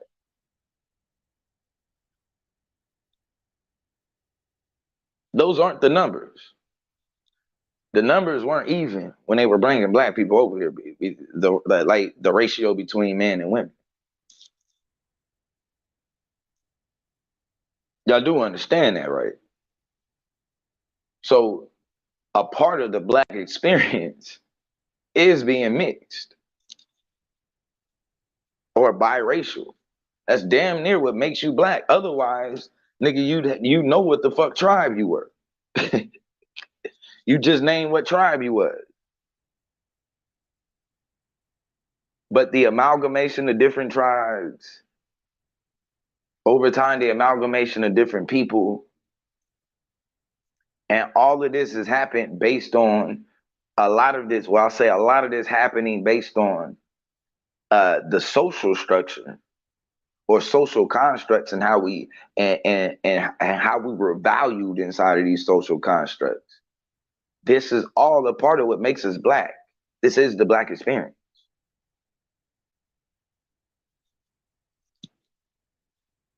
So we have to be careful with our extremism.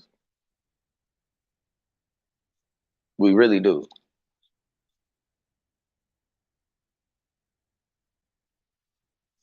I think in general,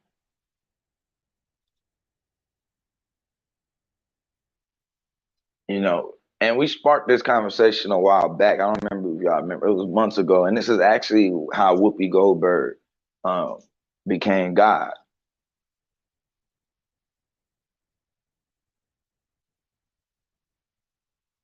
And it was over, you know, and I think that it's two things that get lumped together, and it's colorism and interracial and being interracial. And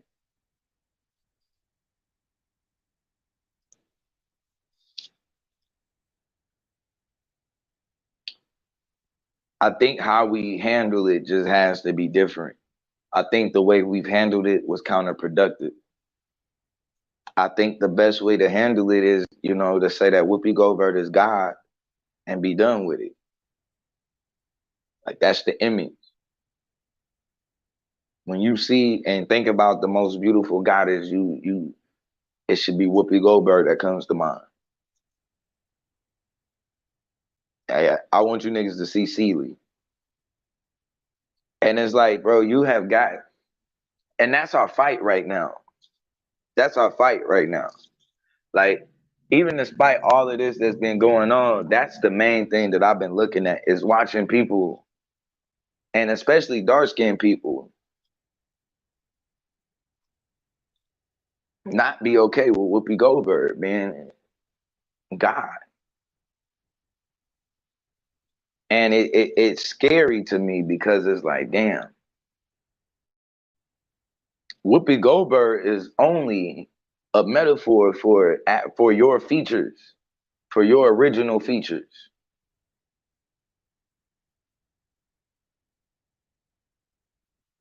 Period. Whoopi Goldberg is a metaphor for your hair, for your skin.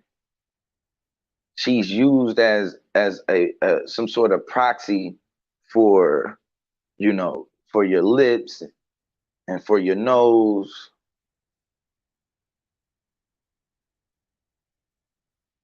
So it's not just important like for the world, but how we envision, how we look at Whoopi Goldberg, I'm telling you now, in the future is going to determine how we look at ourselves.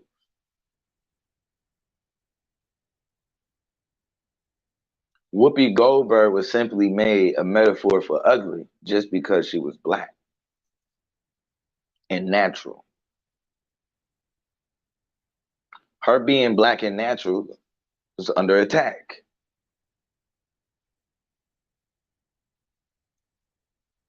Plain and simple.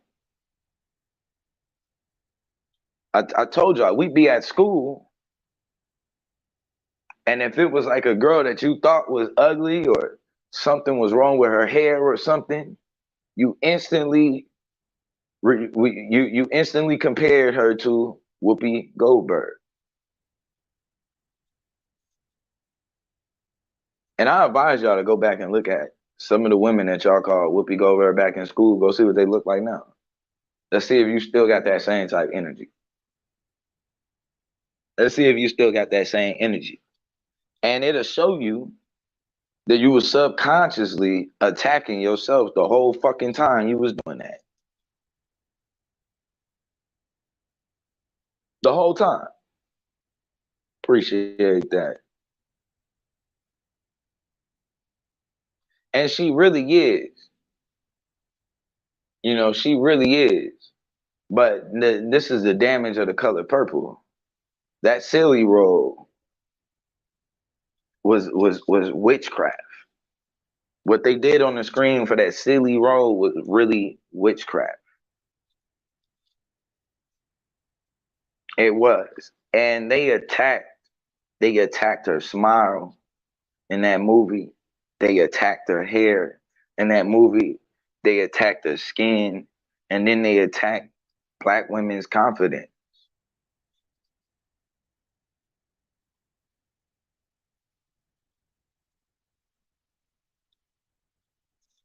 I keep telling y'all think that shit is a game. But part of the reason why you're looking and you're not seeing the movement that you need to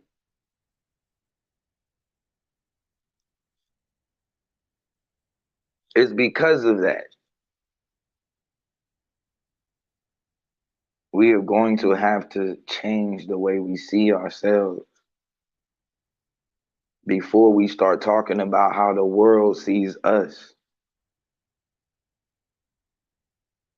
You can't expect the media not to attack your skin, your hair, your culture, your features, your lips, your smile, all of that. You can't expect for them not to attack that. Right?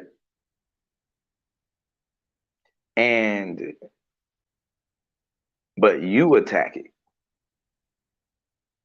Remember, a part of your shadow work, right? A part of your shadow work and keeping certain stuff where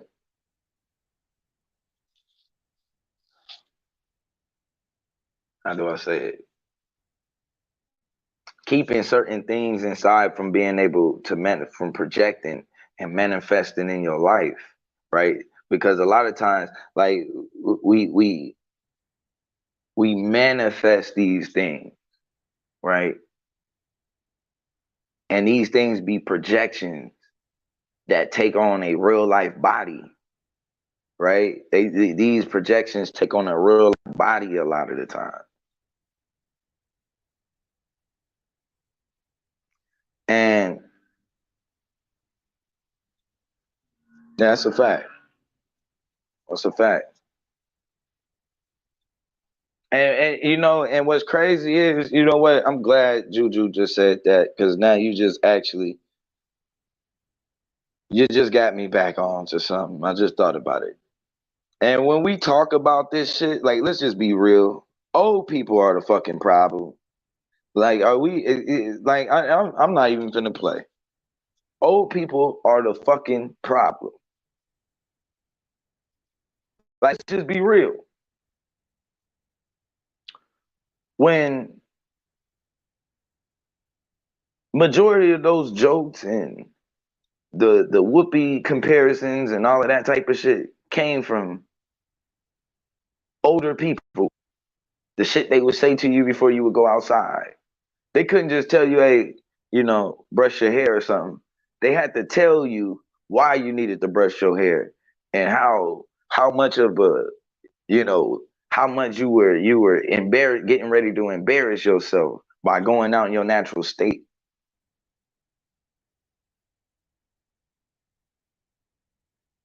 It was older people who introduced this whoopee bullshit.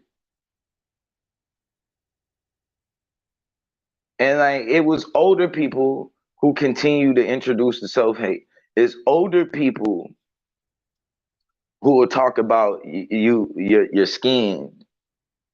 Oh boy, you blue black. You blue black. Where the fuck do you think that come from? Old people. You need to do something with your hair. Out there looking like a slave, a Hebrew slave. All of this crazy. Like, yo, shining like new money, like new money. Like, it used to just be, and you would think like they play and pretend like this shit be jokes, like they just be joking with each other. You ain't gonna do nothing with your head. They pretend like that shit is just a fucking joke. But they say it so much, it's that it seeps into your heart and you start thinking about that. Damn, I need to do something with my head. Like what? Nigga? Like what? What you need to do with your head? Straighten it? What you need to do with your head?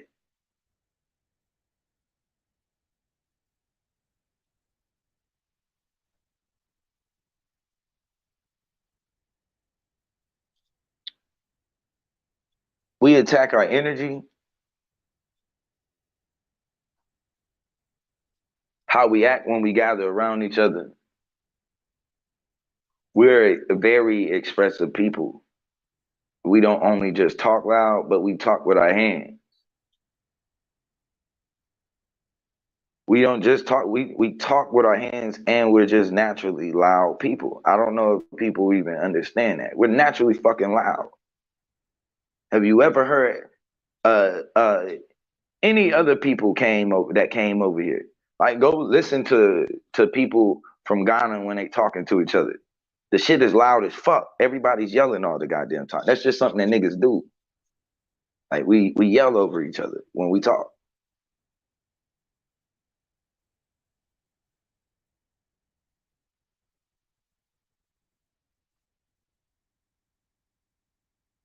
But yeah, older people, when it was time to fight, they talked you out of revolution too many fucking times. It's older people that hold on to this system. Older people complain every day about the shit that they've been through in this system. And when it's time for the youth to burn the system down, it's older people that stand at the gate. They go there and stand right in the way. No, what are y'all doing? I watched a boy who was out ready to rock, full of who had, ready for revolution. I watched him get his ass whooped live on TV by his own mom. Live on TV by his own mom. She thought she was saving his life. You're only saving yourself, and you're not even saving yourself, you're only buying yourself time. If you know that they going door to door, the decision should be for everybody to come outside and make them take us off. But instead, we choose to buy time out of fear. That's why I told y'all, it's the older people that instill that fucking fear in you.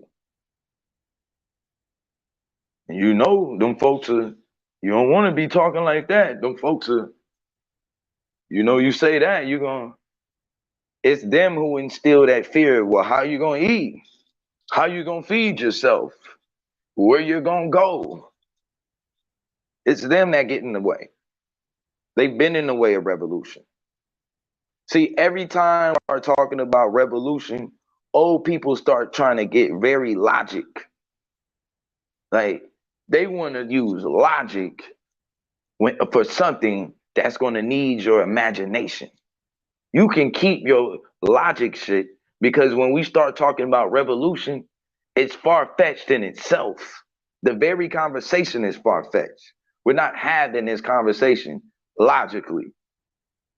It's not even logical to go up against the beast. What they say, banging on the beast. Nigga, there's no way to make that shit logical.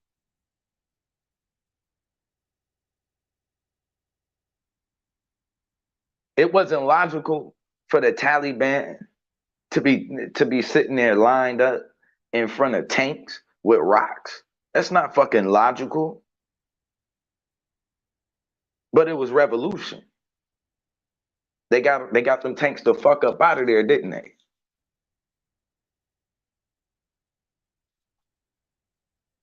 It's revolution.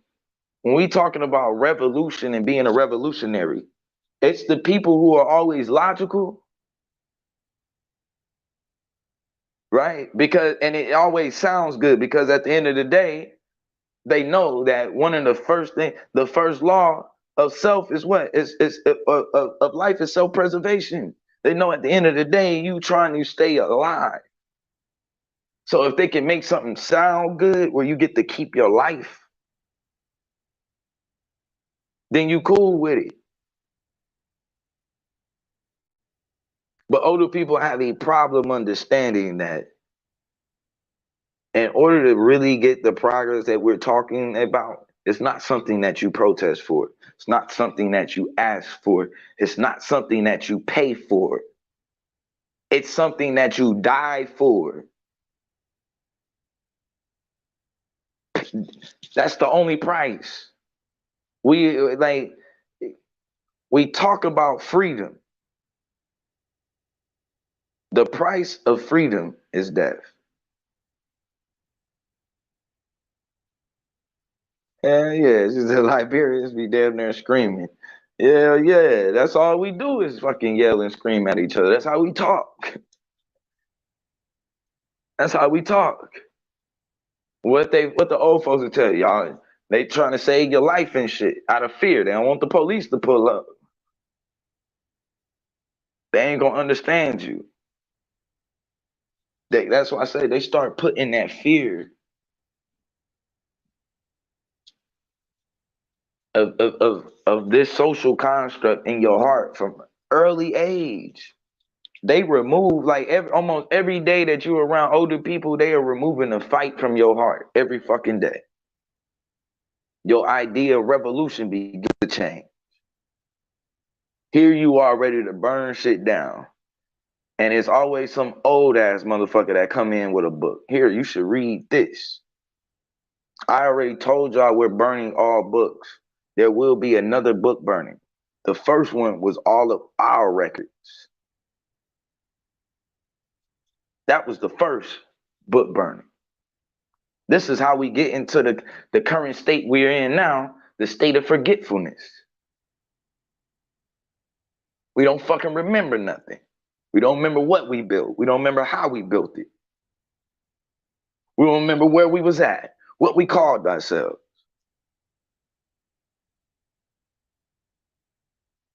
It's because somebody old always shows up with a damn book. None of that shit matters.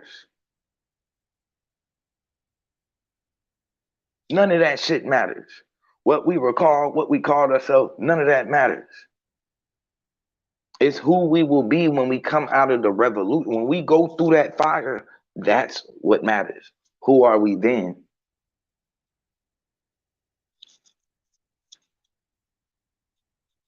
People are worried about, we so worried about carrying black. We want to make sure when we make it over to the other side, we don't be called black.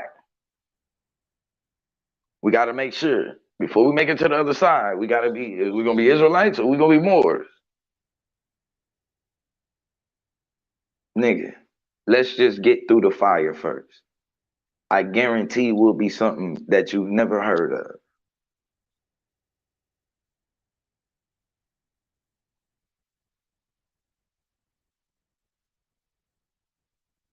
You talk about birth of a nation. That's why I tell y'all about the Genesis story. The Genesis story is a story about the birth of a nation.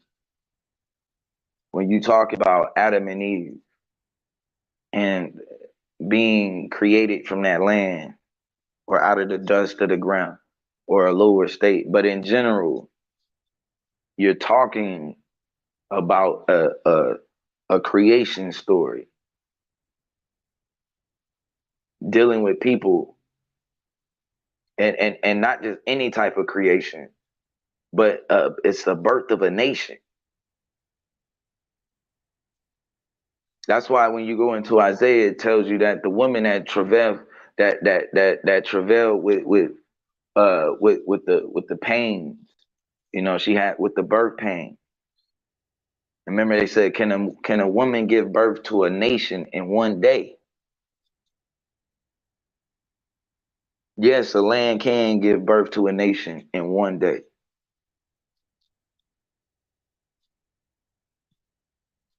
I believe so.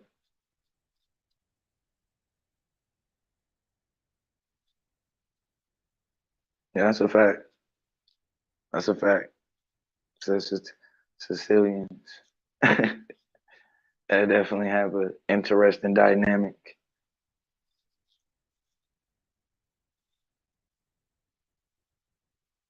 Definitely have an interesting dynamic. But I think in general, I mean, as y'all know, over here we are rebuilding the Tower of Babel, and the Tower of Babel isn't something that's based on skin. It's not something that's based on hair texture. It's not something that's based on height. None of that. Religion. None of that. The Tower of Babel is based on the unholy spirit. Simple and plain. Not a spirit of separation, but a spirit of oneness. Because you got to remember, there's two different, there's another spirit that comes in and knocks on the door of your heart. Remember what holy means. Holy means to be separate, set apart. Separate, set apart. Black people have been separate and set apart from one another for longer fucking enough. We don't need a setup. That's why I say we got to be careful what type of spirits we decide that we invite into our revolution. We've been inviting, think about it, we've been trying to create revolution, but we've been leading the revolution with a spirit of separation and set apartness. How can that be the spirit that's the center of any revolution? No, we need a spirit of togetherness, of oneness. So we talk about the Tower of Babel. That's not only just the one mind. I mean, like, it's the one speech or the one language, but it's also how we move. You talking about a transform, like, and this is like a transformation from us just living and then becoming a colony. And when I say like a colony, I mean like a colony of like ants. I'm gonna just get down in mine. My fault, chat. I mean like a colony of ants, right? Because the colony, their communication is nonverbal. They all know though what the goal is. They all work for the betterment of the colony. And that's it.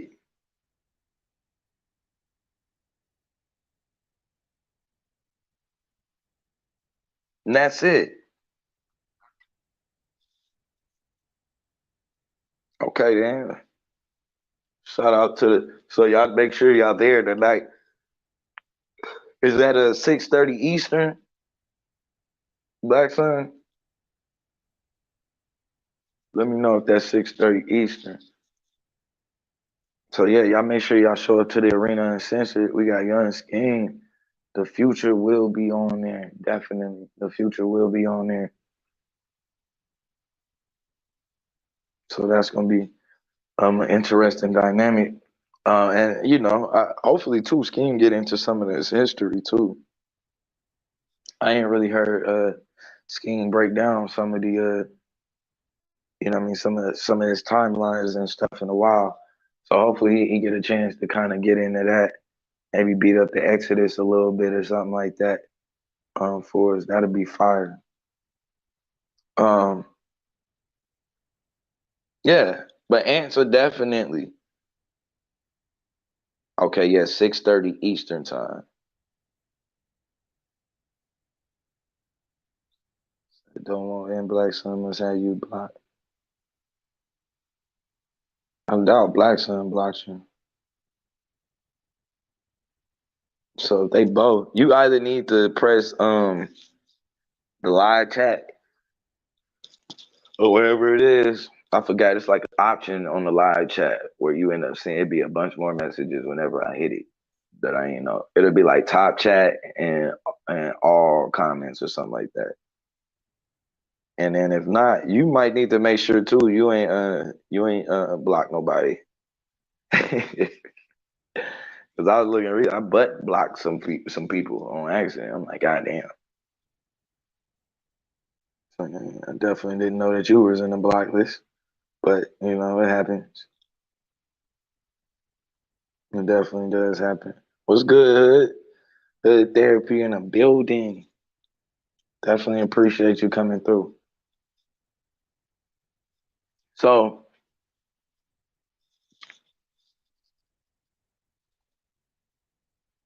they, like I said, this has been our issue.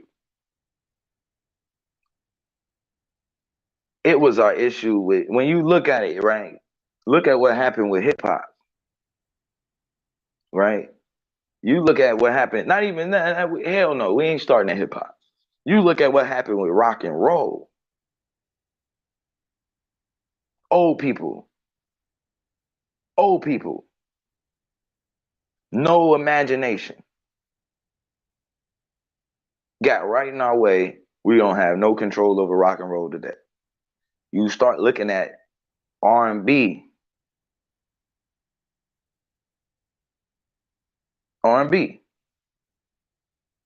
It was a game. You had niggas happening to sneak out to perform and shit.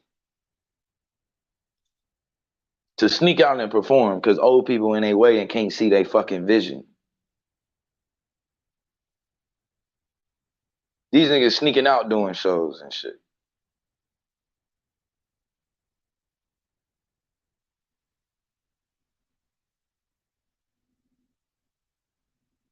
Right. Only them at the table. So it's like, I get it. And see, we see things differently now from old people. Because remember, older people always talk about this fear of the Lord. Fear of the Lord. The first part of wisdom is the fear of the Lord. But when they talk to you, notice who they look. You're going to find out what Lord they fear. What God they fear. They talking about the white man. They not talking about you. Be thinking like, yeah, she telling you fear Jesus, and hell no, that's not what they talking about. Subconsciously, old people have God and the government in the same fucking vicinity. Ain't no for some reason because they too into that damn Bible.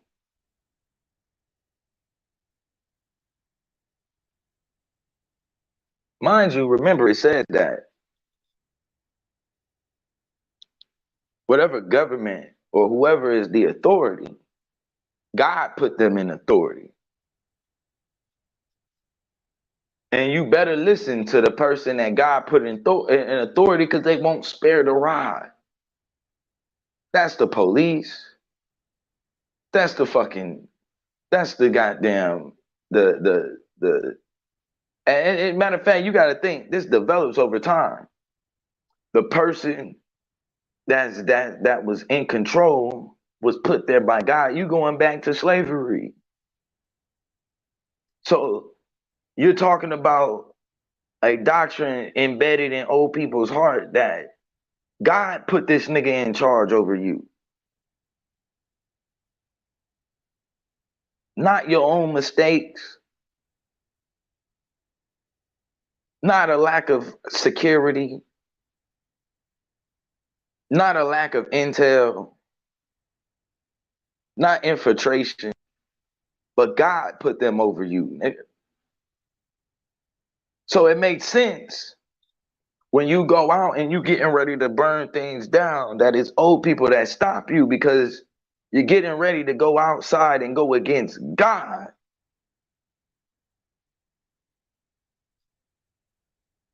They don't know how fucking confused they are.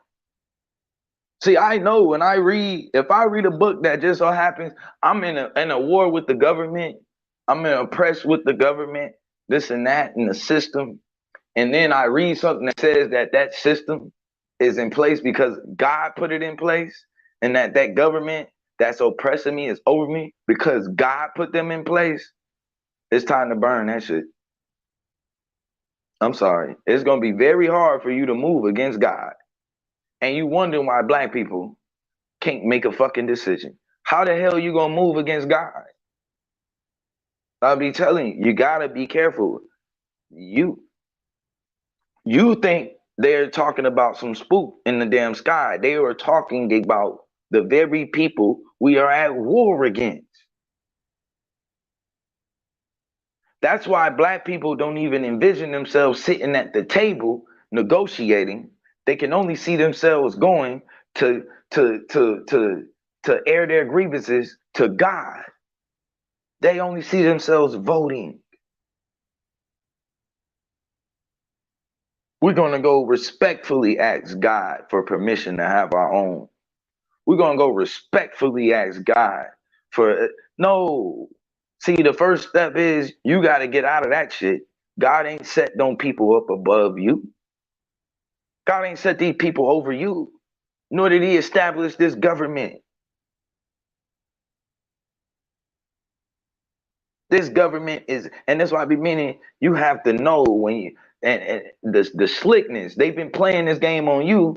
They create this Jesus character. When you go against Jesus, it means that you are antichrist. Nigga, Jesus never existed. You are the anointed. And when they go against you, that's when there's antichrist.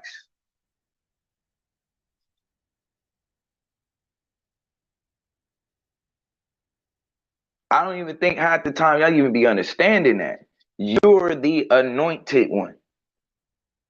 You're anointed. To go against yourself is to go against, that's antichrist. That's to go against Christ. People are talking about being Christ-like. Yeah, you can be anointed like if you want to. You can be anointed like, but there's a difference. You be anointed like, I know I'm anointed.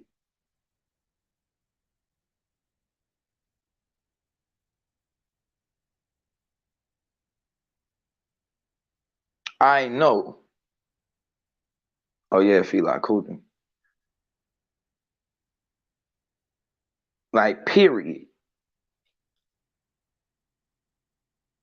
And see, that's why they have to create a narrative or a story to where you can't see yourself inside of your own divinity. I keep telling y'all, the story is you. The story is you.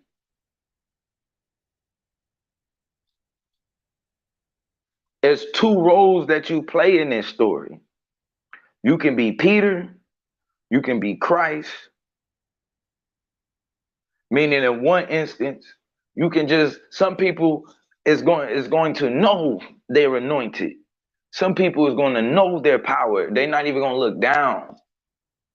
They're not even going to look down. There's going to be no question when it comes to walking on water because they're not even looking down. They don't even see the water. It's not there. If this is the direction that the Spirit has led me, it doesn't even matter because I don't even see it.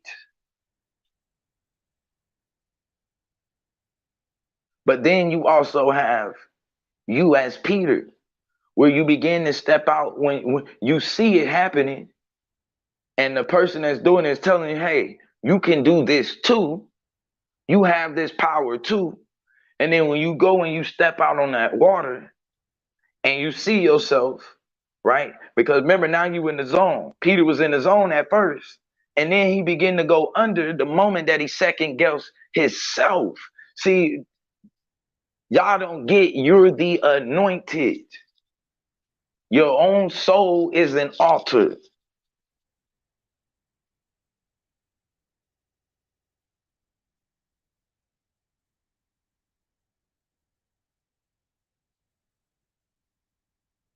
You are automatically supposed to know.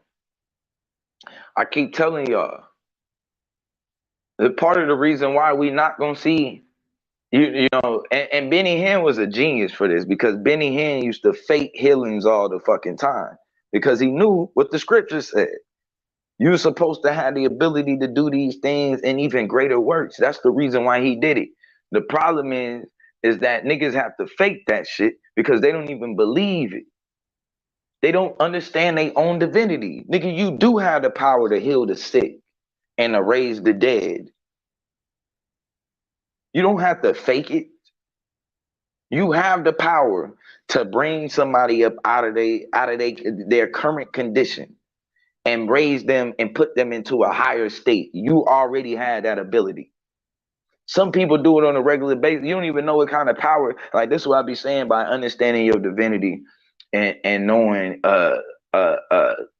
you know, just knowing you. You don't even understand what kind of impact you have on somebody just by smiling and telling them, I appreciate you today. Asking them how their day was.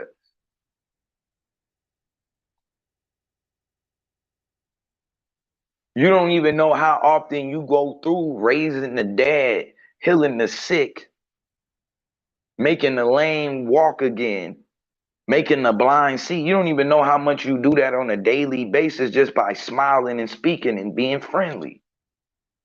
Showing some sort of empathy, compassion, and love to the next person. The only currency black people need. I keep telling y'all that. That's our new currency. Empathy, compassion, love. That's the only that's the only currency that you can't be. If you're gonna buy me out on that, you can buy me out on love, compassion, and empathy. Please. Please, ball out.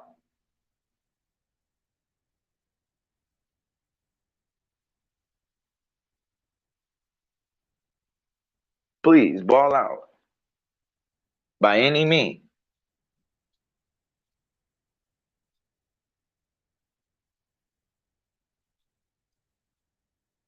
You have to, and like I said, there's multiple ways that this happens. There's a metaphysical happening where you are opening up eyes that was once blind. You are allowing people, you are metaphysically raising people from the dead. But then there's also a level of consciousness and a level of confidence in yourself where you really can raise the dead. The same power, and this is me, I believe it. The same power, I don't give a fuck. I'm gonna jump right on out the window. The same power that's used to break bricks in karate, right? That same energy, that same force, that same power, that's the same force and energy that can be used to raise the dead.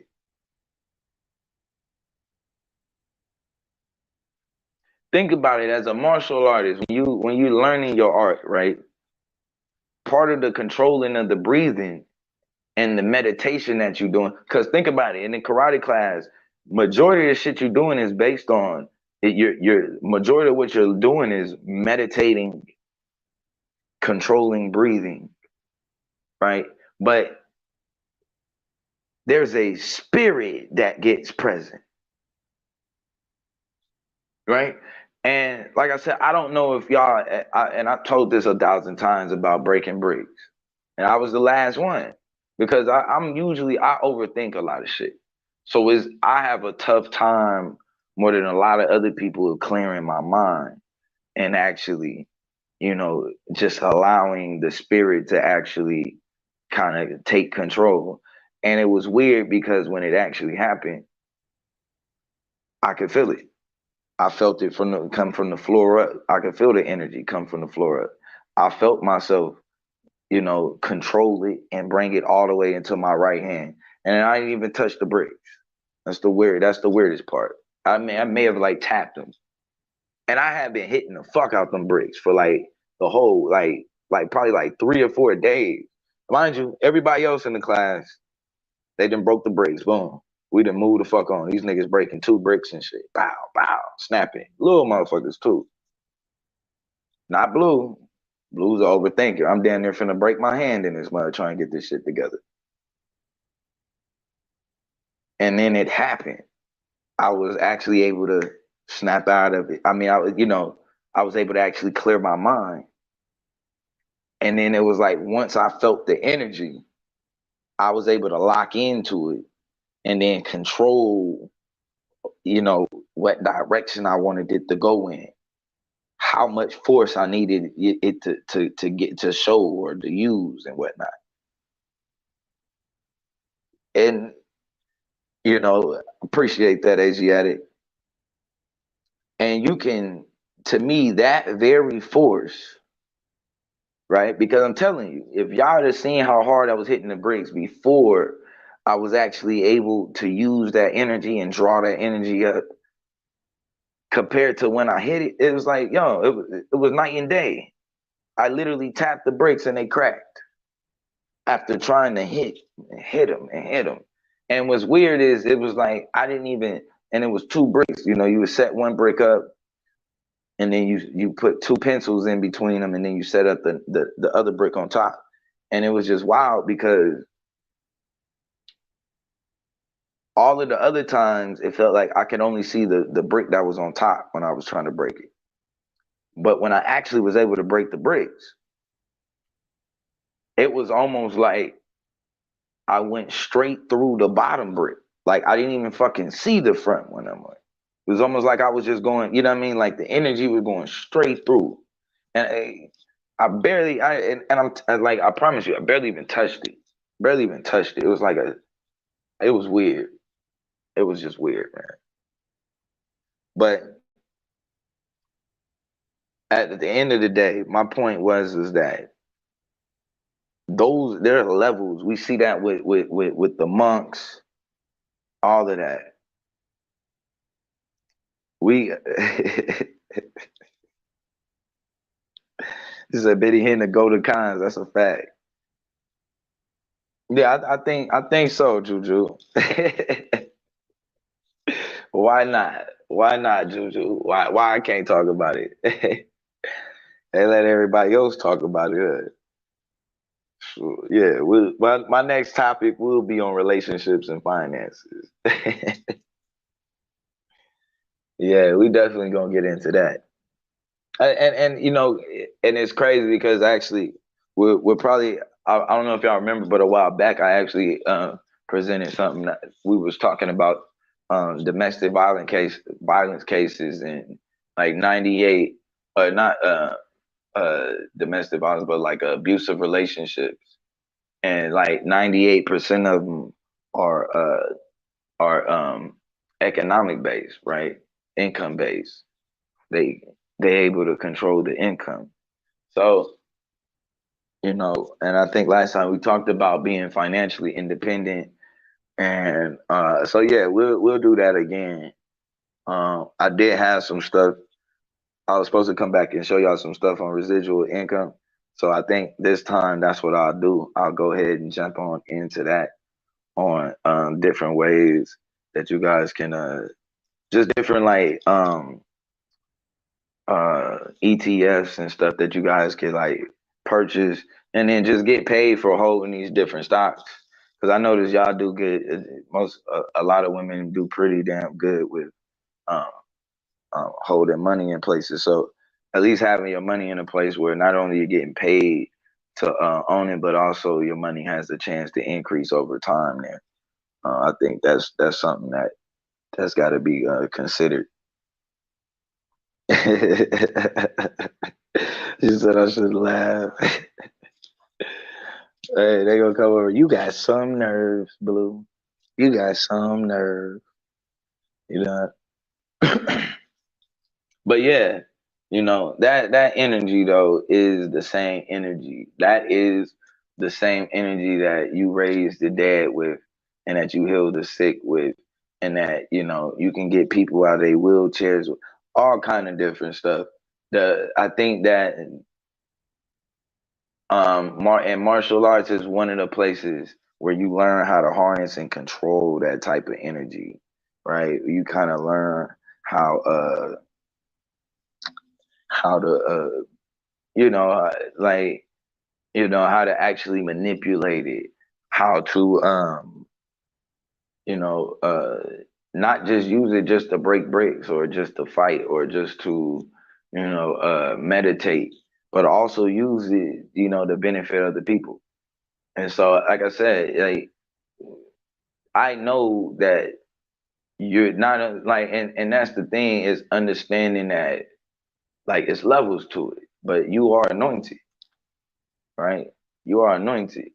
And so going against, a lot of times you go against yourself, right? You go against the I and don't even know that you are participating in being an antichrist. You don't even know. You are participating 9 times out of 10 and just being antichrist.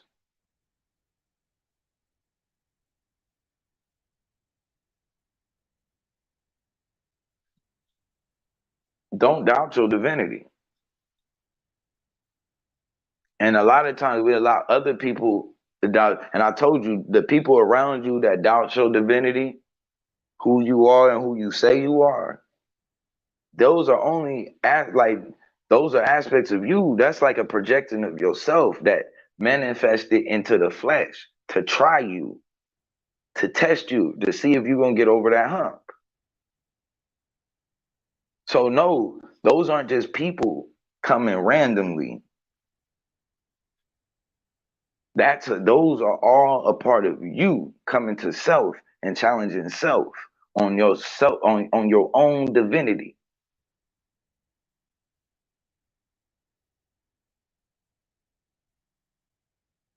You think it's other people speaking against you. No, that's parts of yourself manifested in the flesh that's speaking against you.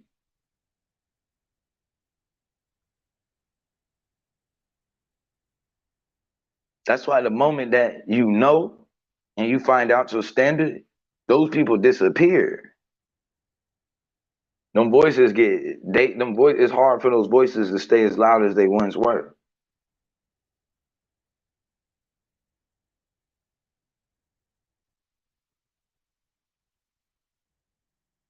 But that's knowing who you are and knowing you can't accept anything less.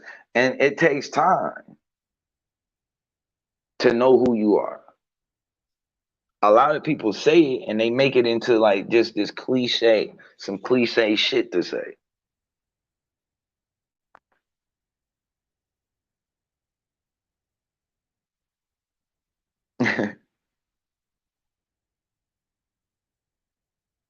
Straight up.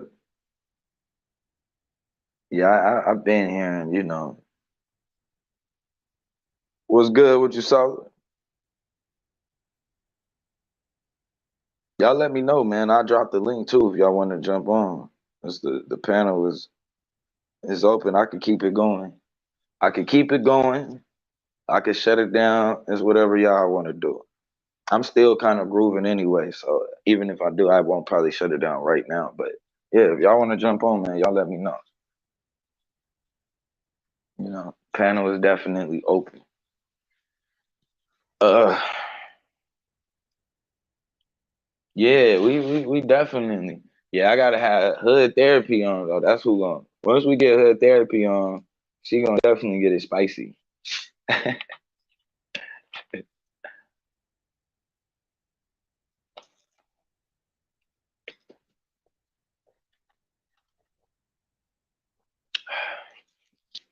My fault. I'm thirsty as hell. Hold on, y'all.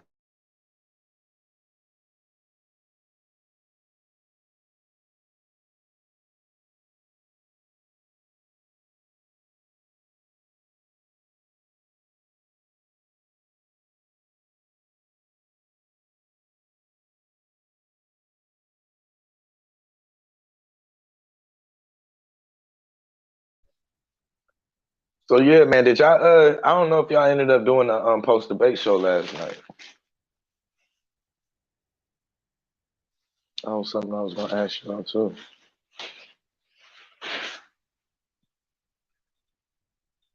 I don't know if you had did that. Here, yeah, man, let me drop this link. I said it's open now. I done kind of I did what I wanted to do. I beat up Vlad, craziness, and that nigga, bro, Vlad. I gotta get back on that because the nigga Vlad TV, right?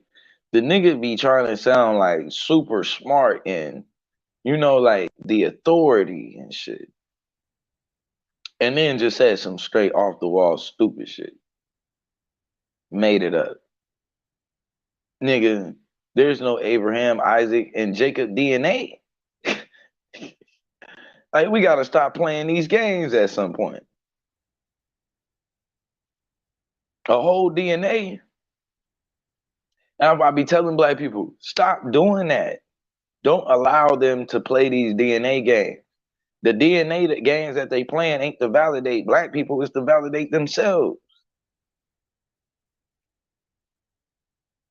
We don't need if black people want to be Jews, Beta Israel don't need fucking Jewish people to come and tell them that they can be Jews now and how to be Jews when these people been practicing that culture before a Jew-ish person ever even was thought of.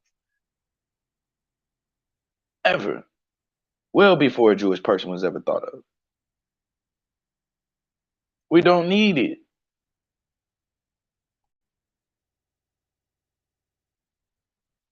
it.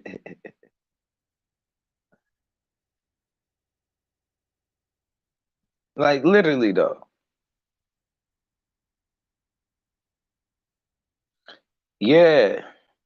Yeah, that's an interesting it's an interesting topic. With Sinful to P actually. I'm glad you actually mentioned that. Because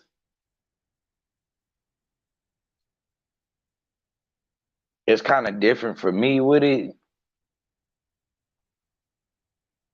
Because like I know people like it's people like around like my family, like, you know, that know him like that. And I don't know, like I told you, it was like a year or so ago when it was first like stuff being I got out of that real quick. Like I told y'all, it was like not only do I know, but I'm like, I know for a fact these people know where my mama stay at. I can't be playing no stupid ass games. Like straight up. I can't be playing no stupid ass games. I'm like, I know, you know what I'm saying? And so and not only that, they kind of, that was somebody that sometimes some of his lessons, I think he would play, I guess, gospel music and stuff like on certain days. And so I guess my mama would be kind of intrigued to listen to it. But him and some people around me though, actually, knew each other and shit like that. So I never too much commented on his whole like actual, situation. But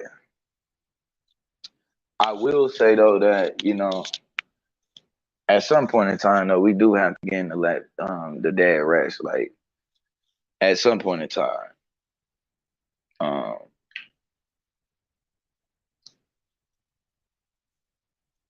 I don't think we always have to be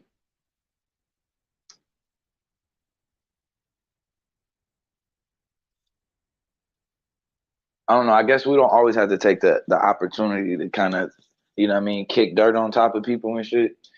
And I think we do look at those. Honestly, yeah, that dating foreign women shit, I think that's just retarded. I'm just gonna be honest with you. I think that shit it gets a little bit retarded.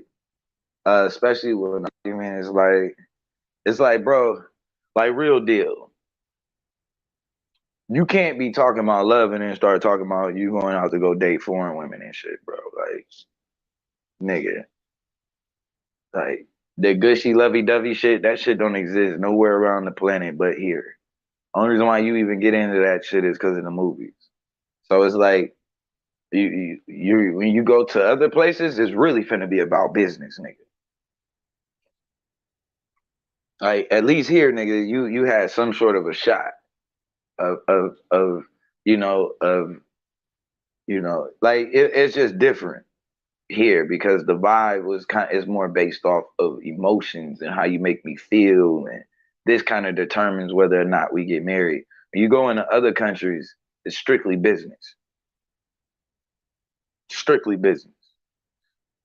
All that lovey-dovey shit, it sound good, equally yoked, all of that sound good, but when you go to other countries, this shit is strictly business.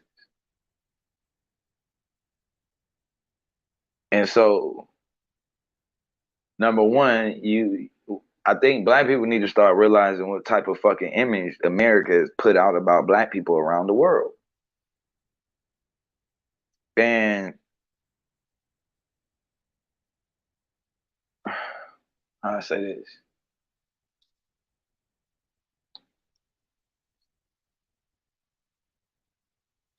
I think that because some people go and have good experiences, I think they forget about like the dynamics of the cultures in these different places. And a lot of times you hearing black men even saying it's like you must want like you gotta be looking for some sort of like possessiveness or control. Because if you look at the relationship between black men and black women compared to others, right? It's a unique relationship globally. It's a unique relationship globally. Like, and they be like,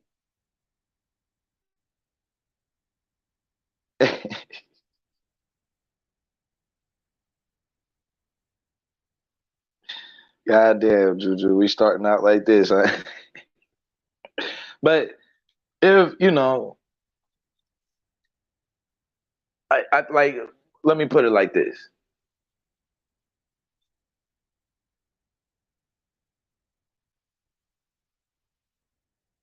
We've kind of built with each other based, like I said, based on how we've made each other feel. And I don't think, I don't think that it's been completely healthy because there needed to be some sort of balance when we talk about building these relationships and stuff with each other. What's good, Michael? But it's very interesting because the dynamic of other women, they don't have any fucking control in any of these other countries. And you can even see the effects even when you hear it, bro. If you walk up, I don't know if y'all ever been around pimps and shit and like they prostitutes. But like you would come around a pimp, you know, his like woman would never look at you. You know what I mean? She'd be looking at the curb. Like even when I was a kid, they wouldn't even make eye contact with you. They wouldn't speak. None of that. They'd be looking at the curb the whole time. Like if she was like that nigga had to be nowhere around in order for her to speak to you. Say anything, carry on in a conversation, any of that. You know what I mean? Don't ask her for no fucking cigarette, none of that. Nigga, her pimp around. She finna look at the curb and act like she don't even see your ass. But you go around Chinese people, you ever notice that's how they wives act? You ever notice they women just be looking at the fucking curve? See,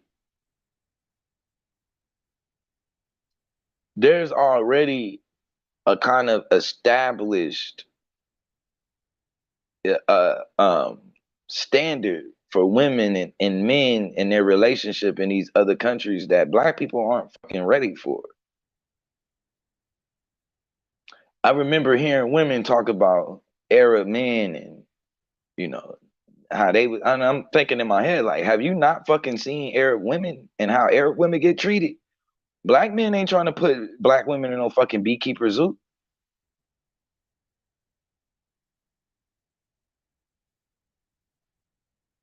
Black women been walking around this planet ass out, titties out, all of that. Niggas don't even say shit.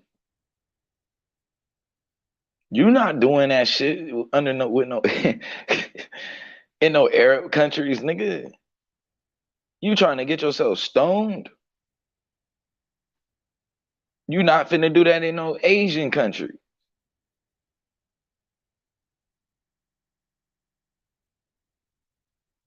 You're not.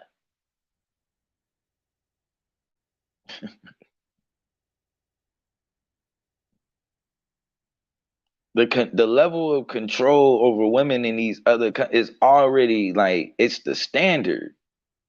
And see what y'all fail to realize is when we talk about the problems amongst each other and the class, there's a clear culture clash between how we choose to treat our families and how society says you should be treating your family.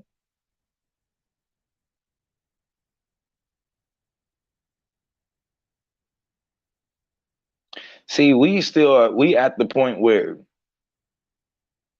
and this is where it gets dangerous because when you hear these passport bros and shit like that, this is the shit that they looking for.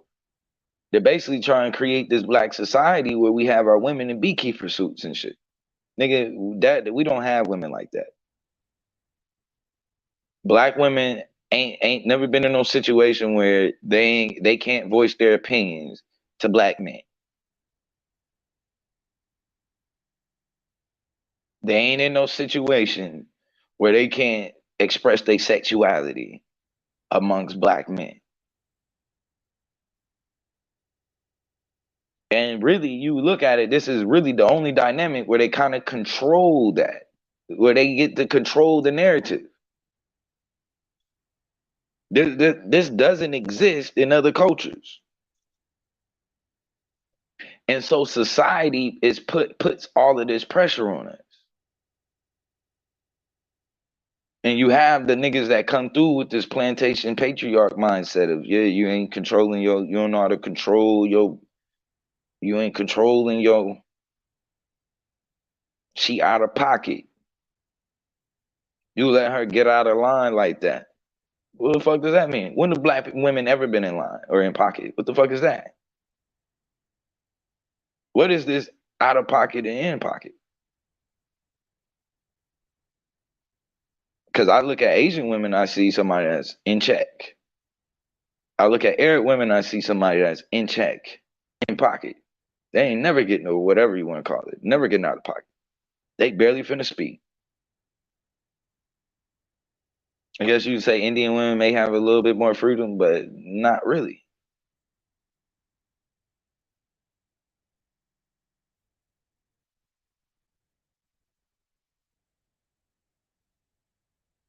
That's why it's always odd to me, the more that to hear even black women push for these more religious values and, you know, more religious structure and you know, they kind of have like this patriarch idea, and I'm thinking in my head, like, have you seen what that means for women around the world?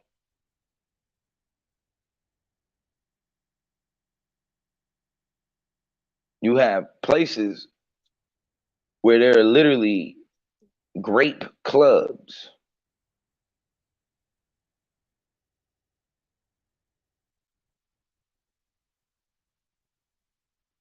You have places in Southeast Asia where the little girls, it's common practice for foreigners to make their trips out there and sleep with these little girls.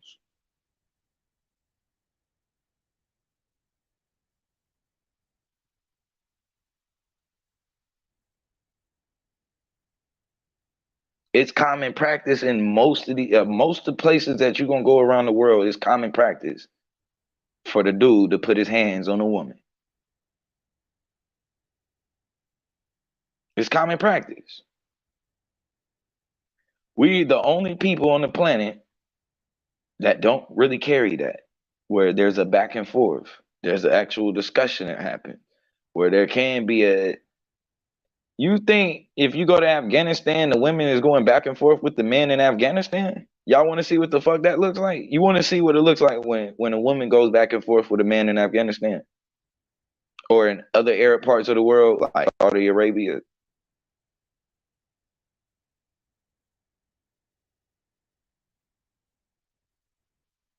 Because a lot of times it does seem to be these other people and their relationship dynamics seem to be put on this pedestal, the black family, and look at them though.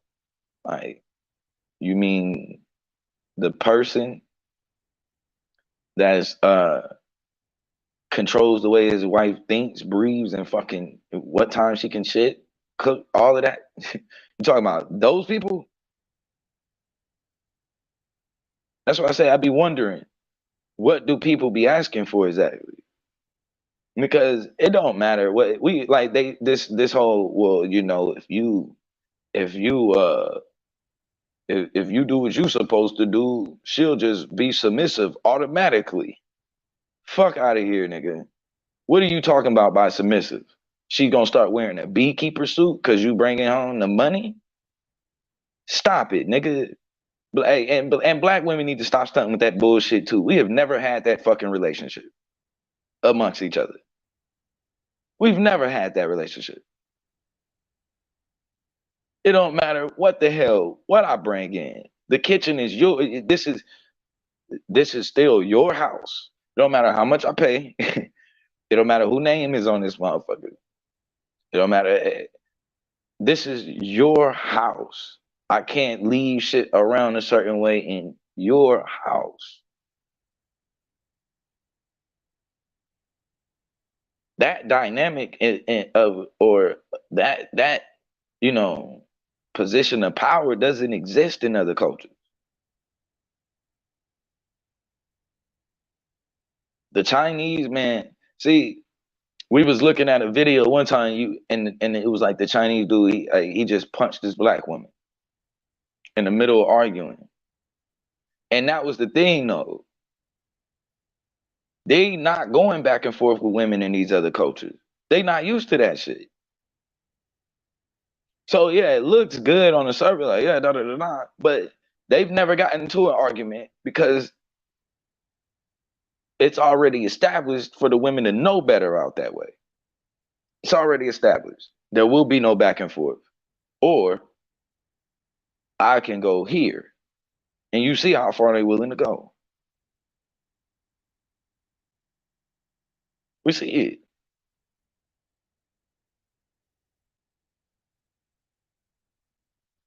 They not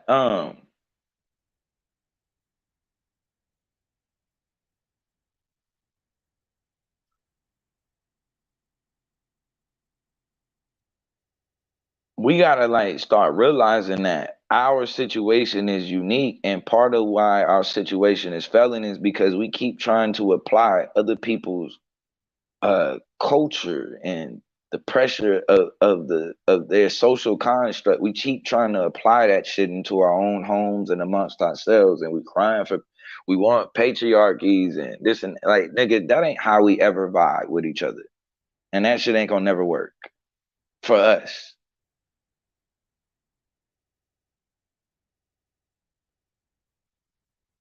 It never will. I done seen it over and over again. It don't like it's at the end of the day, we just gonna have to understand that we have a different relationship, men and women wise, than other people, and accept that shit.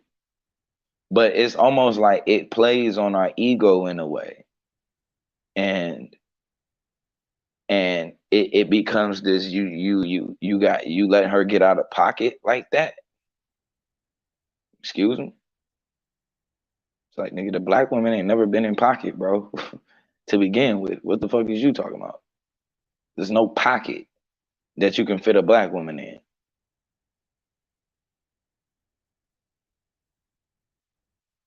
There's no pocket.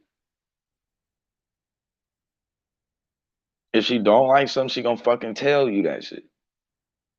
Like, period. And it may get loud. There's not gonna be though this this this Asian culture or Eurasian culture dynamic where it's like, you know, she just gotta take that shit.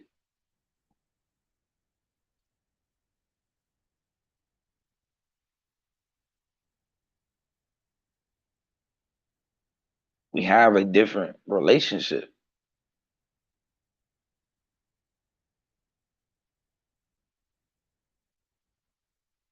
And it's I don't think it's something that's coerced or nothing. I think it's something that's just natural. I think it's just natural. I think naturally you just not gonna be able to evolve into making black women wear beekeeper suits and shit, praying 7 times, 8 times a day. It's gonna be kind of, you know what I'm saying? That's where it's gonna get difficult as a whole. You might be able to get a few, but we step back and we say all of them. No, bro. As a standard, that ain't finna be a standard.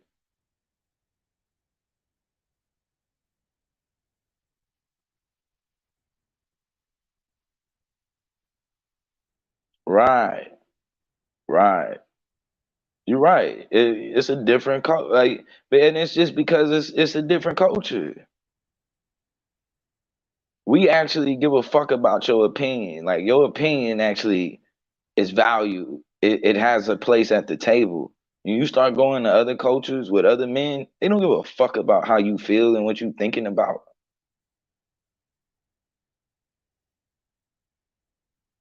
Go find out the hard way. These people won't give a damn. What good, Octavia? Like, at all.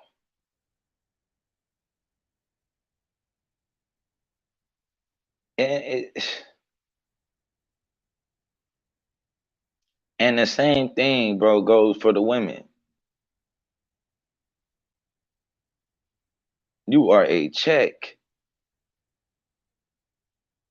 I already told y'all what happened with Judah. She thought that nigga was straight off the Navy boat. That nigga must have been walking by with his bag and shit at the same time the boat was leaving. And so, I just assumed that, damn,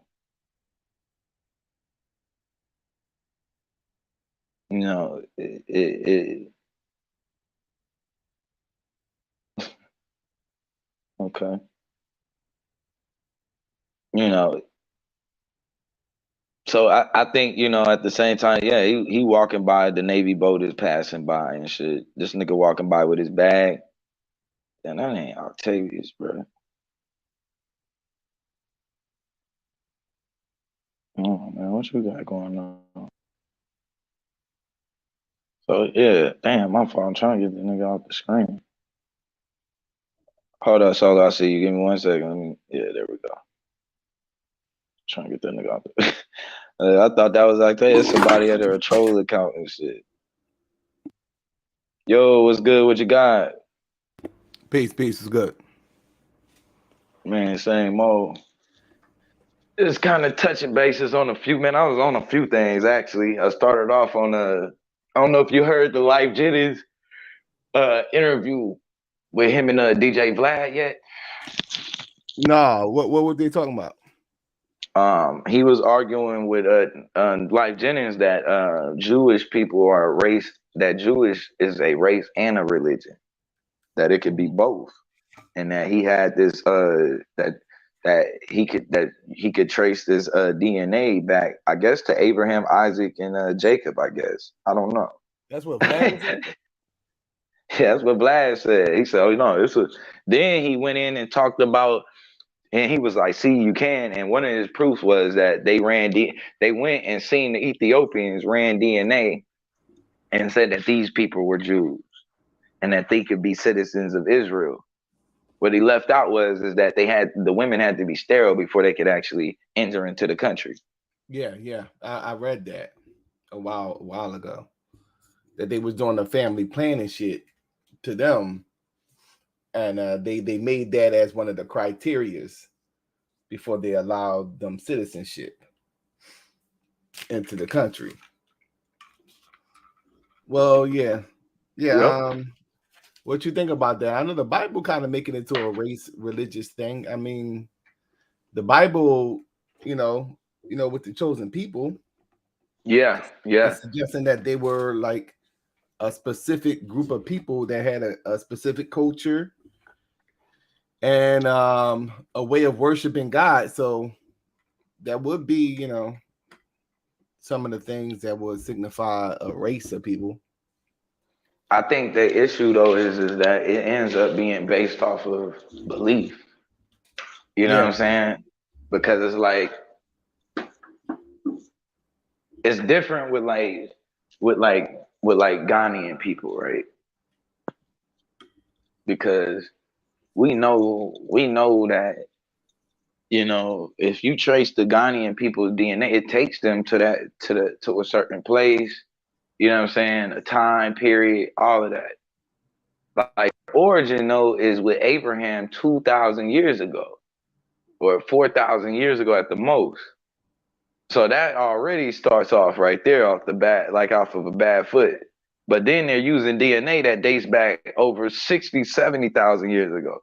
So it's like, well, you're Jewish, right? Based on the belief that you come from Abraham, Isaac, and Jacob. But now you're saying that it's based on DNA. But when you use this DNA, this go back way before Isaac, Jacob. when anybody got to do all that to try to prove themselves to be something, it is something behind that shit. Like, you know what I'm saying? Like what you said, like with especially like with people in like Africa, like you never see them doing shit like that. They know, like it's almost like you go down there, they'll tell you what tribe they from. They could tell you like they ain't doing all that shit. Like, and those fields of study, because it's like anything with the ology at the end of it. It's the science of or the study of. Like, so they're actually digging shit up. They're actually, examining fossils because they don't know who the fuck they are. Like that'll be that's just like you like you going around digging up every grave in America, studying the bones. What you gonna do that for? I know that Trying to find your family. Name. Yeah, I know that this is my last name. And that this is where we were buried at. Like I would know all those things. Right. So just like, they tell on themselves without, them even telling on themselves, really. Right. I mean? So I think that at this point, the conspiracy is so far deep into the conspiracy that they could sit on certain things. No different than what you're kind of seeing with hip hop right now. Like we can see it in real time. Like, now all of a sudden, Fat Joe coming out. Oh well, Puerto Ricans helped create hip hop. Yeah. That would, like, imagine somebody saying that, and that would not be something said in the 90s at all. Hell nah, so bro. we'll take that, you know what I'm saying? And then they'll say He wouldn't something like, even be Fat Joe if he said that shit back then. yeah, you see Fat Joe whole swag, right? Like the whole swag, you know what I'm saying? Like how it was in the 90s, and how he's a chameleon. He's a chameleon like a motherfucker. That's why he lasted so long. You know what I mean? He was a chameleon. And he on record saying that the whole thing with the song that Big Pun did with Fat Joe, he was like, that whole thing was to emulate Biggie. Like they was emulating Biggie. He said that himself. Like that when they made that shift and when they put him, like, you know what I'm saying, in the Versace shirts and all that type of shit. Right. He was emulating, he was a Puerto Rican version of Biggie. But now he's saying he got a nerve to now turn around and say, well, Puerto Ricans help create hip hop. But that's that's what you have going on now. So guess from now you're gonna say who's the best rapper? Oh, that's why they throwing out this whole thing. Eminem's the best rapper, right? Because now people gonna think that is a gospel, and even the idea of Big being the best rapper, right? Because a motherfucker ran with it. That's just because Puff kept on saying it, even though he's like a great rapper. I'm not taking nothing from him. He is, but greatest. Like, the greatest. Like he only made 2 albums, bro. Yeah, we heard better pens than that. Like, so it was like it was because Puff kept on saying it, kept on saying he's the greatest of all time. He's the greatest of all time. He manifested and then motherfuckers started repeating it and shit. So now it's like, oh, you ain't got Big in your top 5? What's the matter with you? Like, you know what I mean? Like, yo, this is just something that somebody said. So that's the same thing what they're doing. They're gonna keep on repeating it, and then eventually the next generation of somebody like coming into the joint, they're gonna start saying like, well, everybody knows that Eminem's the best rapper. Everybody knows that. That's all we heard was Eminem being the best rapper. So that's why they have those little, promotional campaigns. You see it kind of with LeBron James now. You know what I'm saying? You see like a lot of little YouTube shorts where former NBA players that played with Michael Jordan is like, well, LeBron is the greatest of all time because blah blah blah. Blah. Here go. They even had Scottie Pippen say it. Yeah, Scottie Pippen said it. Clyde Drexler. Bro. You know what I mean? Scottie Pippen said it. Clyde Drexler said it. It's like all the people that was like playing with him, pretty much. Like like LeBron. Now, I mean, to be honest with you, it is an argument. Like, cause I when I looked at the whole thing, it was like he went to 9 straight NBA finals. Like, damn, that's crazy. That's hard, bro. But I would still give it to Jordan because it's like perfection. Yeah, bro, it was different, bro. I mean, maybe 6 for 6, bro, is God level. And then how he got the 6. How he got the 6. Yeah, that's what I'm saying. Like how he got the 6. It was like there's a story to everyone, bro. Yeah, bro. It's just like, you know what I mean? It was different. Maybe because I was a kid then. It was like, but I'm looking at how he did it. LeBron, I don't know. We ain't gonna get into all that, But the point is that they kind of push a narrative to make it a reality. Because they know LeBron James is about to retire now. You know what I'm saying? It's gonna be a matter of years. So they starting this whole thing, you know what I'm saying? That to push this whole thing, so that's what they do. That's what they do, and that's what they have been doing. And that's part of this for whatever reason, this idea that Black people, particularly the sub-Saharan African, has contributed nothing to civilization. Right. That's the underlying narrative. People don't think that, like, that's what the fight is about. You think you fighting over rap, but with them it ain't about rap. No, it's about rap is just like, okay, there's no way that this nigga made that. That's what they really saying. Even though they know you made it. Yep. Even though they know you made it, it's a conspiracy. So that's what be the conspiracy part. So this is why it's like, okay, miseducation, prisoner pipeline. That's what these little battles are being fought. Like for somebody like a Umar Johnson, he knows why they're doing it. But a lot of people just think it. A lot of people think that it's just about the educational system. Oh, they just don't want us to get a job. Oh, which is true. But why they burnt down Black Wall Street and why they, you know what I'm saying, Tulsa, Oklahoma, and why they did all those things, it's because they don't want contribution. They don't want you. They don't want any evidence of contribution to civilization because they say that you're closest to the ape. That's what that shit is about. That's what that shit is about. They say that you're not evolved enough to do this type of shit. You know what I'm saying? And that goes back to the science. So when you go back to the science, the Darwinian theory of evolution, that's what that shit is about. That's how deep the shit goes. So when I'm having conversation with motherfuckers, that for me though, that's how I look at the conversation with the black quarterback. Because that was it runs hand in hand. If you kind of notice, they always like it was like he didn't have the intelligence. And they almost still play that game too, where what's good what you got. All right. When they talk about like him being able to anticipate and like, you know, now they use like the verbiage is different. So they'll go anticipation and being able to how well does he know the playbook? Can he read the playbook? You know what I'm saying? And it's the same thing. Now you could create a nigga, and this is what they're doing with Kyler Murray. Like you could create a motherfucker, right? So that's why it was like they throw it out there like one of the things he got to do is read the playbook. Remember they threw that out there. Like that was one of the things in his contract. Like like, you got to look at the playbook, you know what I'm saying? Because you ain't looking at the playbook. So that goes back into like study habits. Like you could create a nigga. Like they were saying like with DeMarcus Russell, so I think Psychopathia, somebody was saying this the other day that they gave DeMarcus Russell like a bunch of blank tapes and like, you know what I mean, like to see if he was even studying the shit.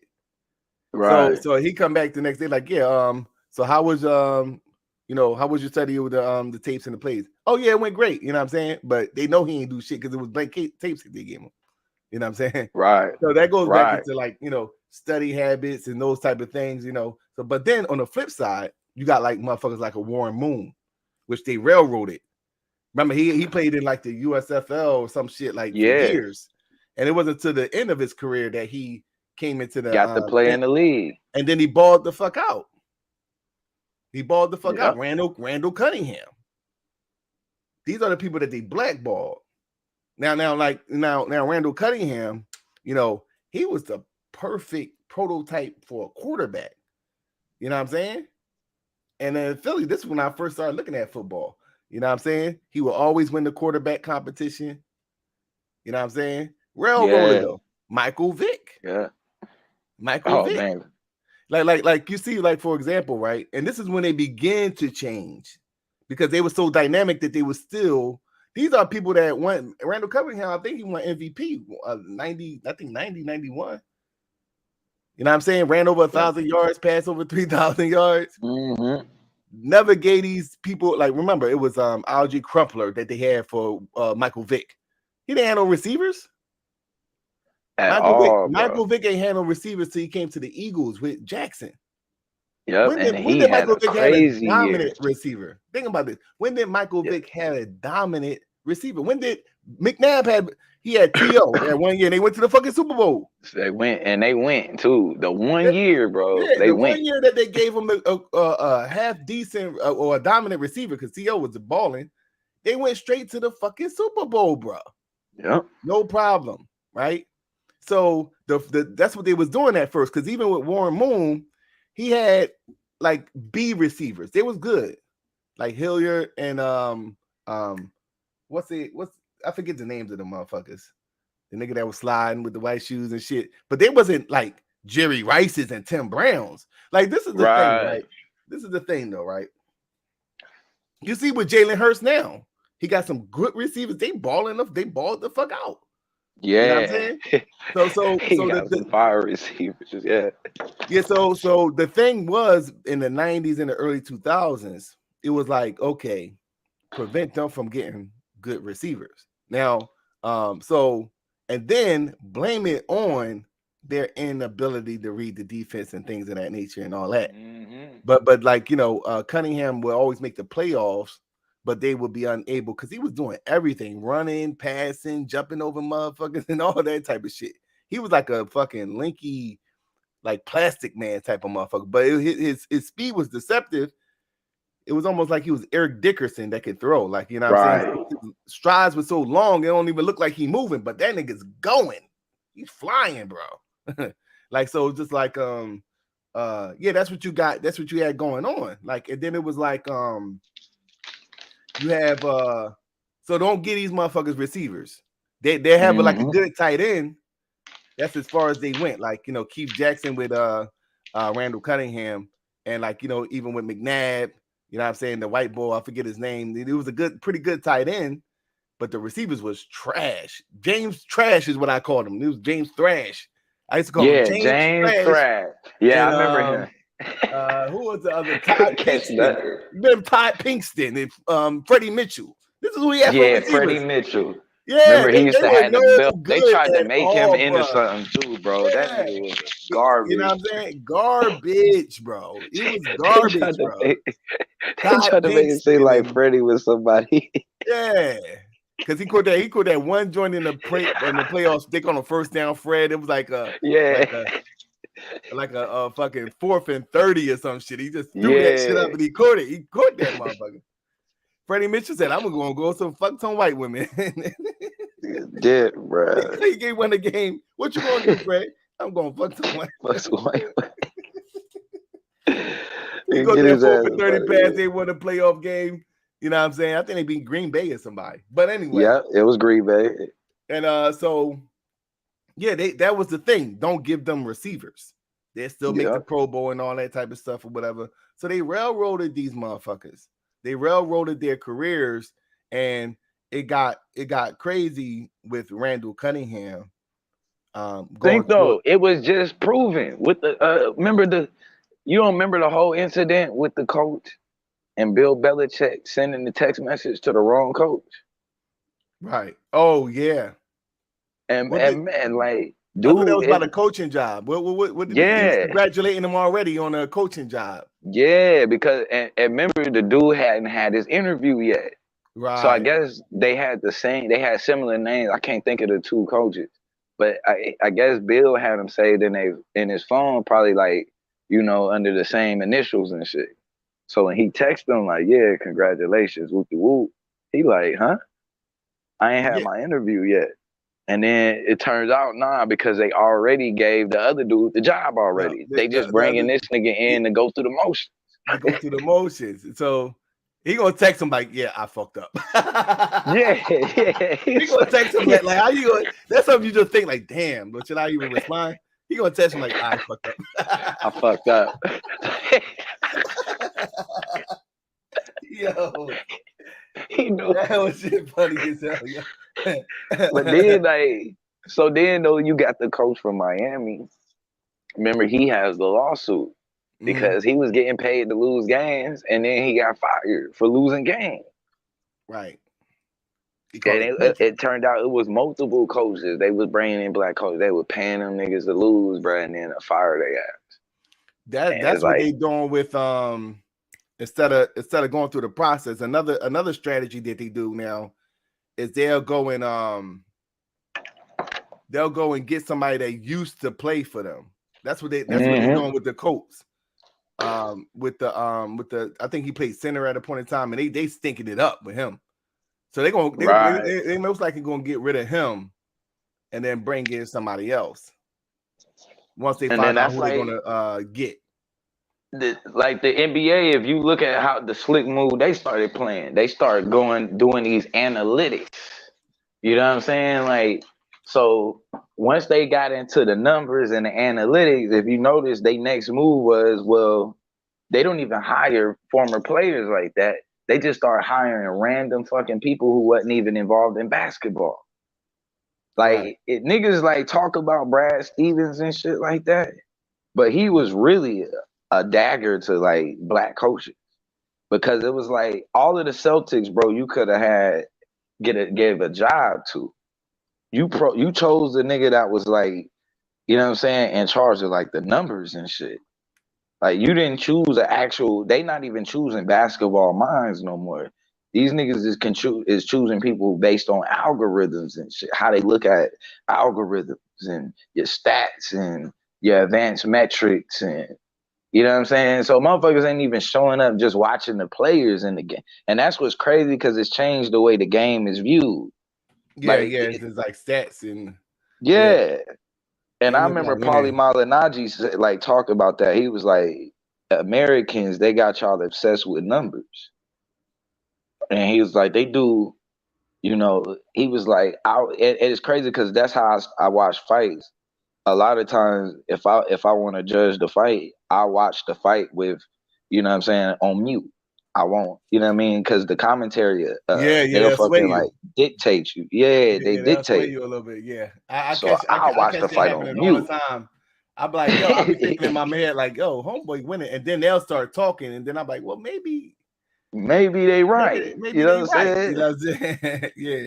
His effective jab is like any other time a jab ain't enough, but if it's somebody that they like, all he need is a jab.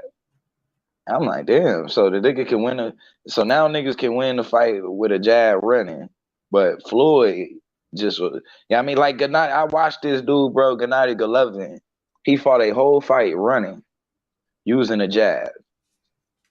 They never said nothing about that shit, bro. After he lied and said, well, it's gonna be Mexican style. Like we just gonna get in, like they finna get in a phone booth and trade. He never traded with the dude. He ran the whole fight. And they still talked about him like he was the biggest killer.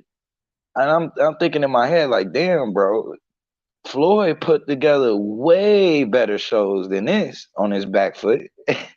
And y'all just like, y'all literally just called it running.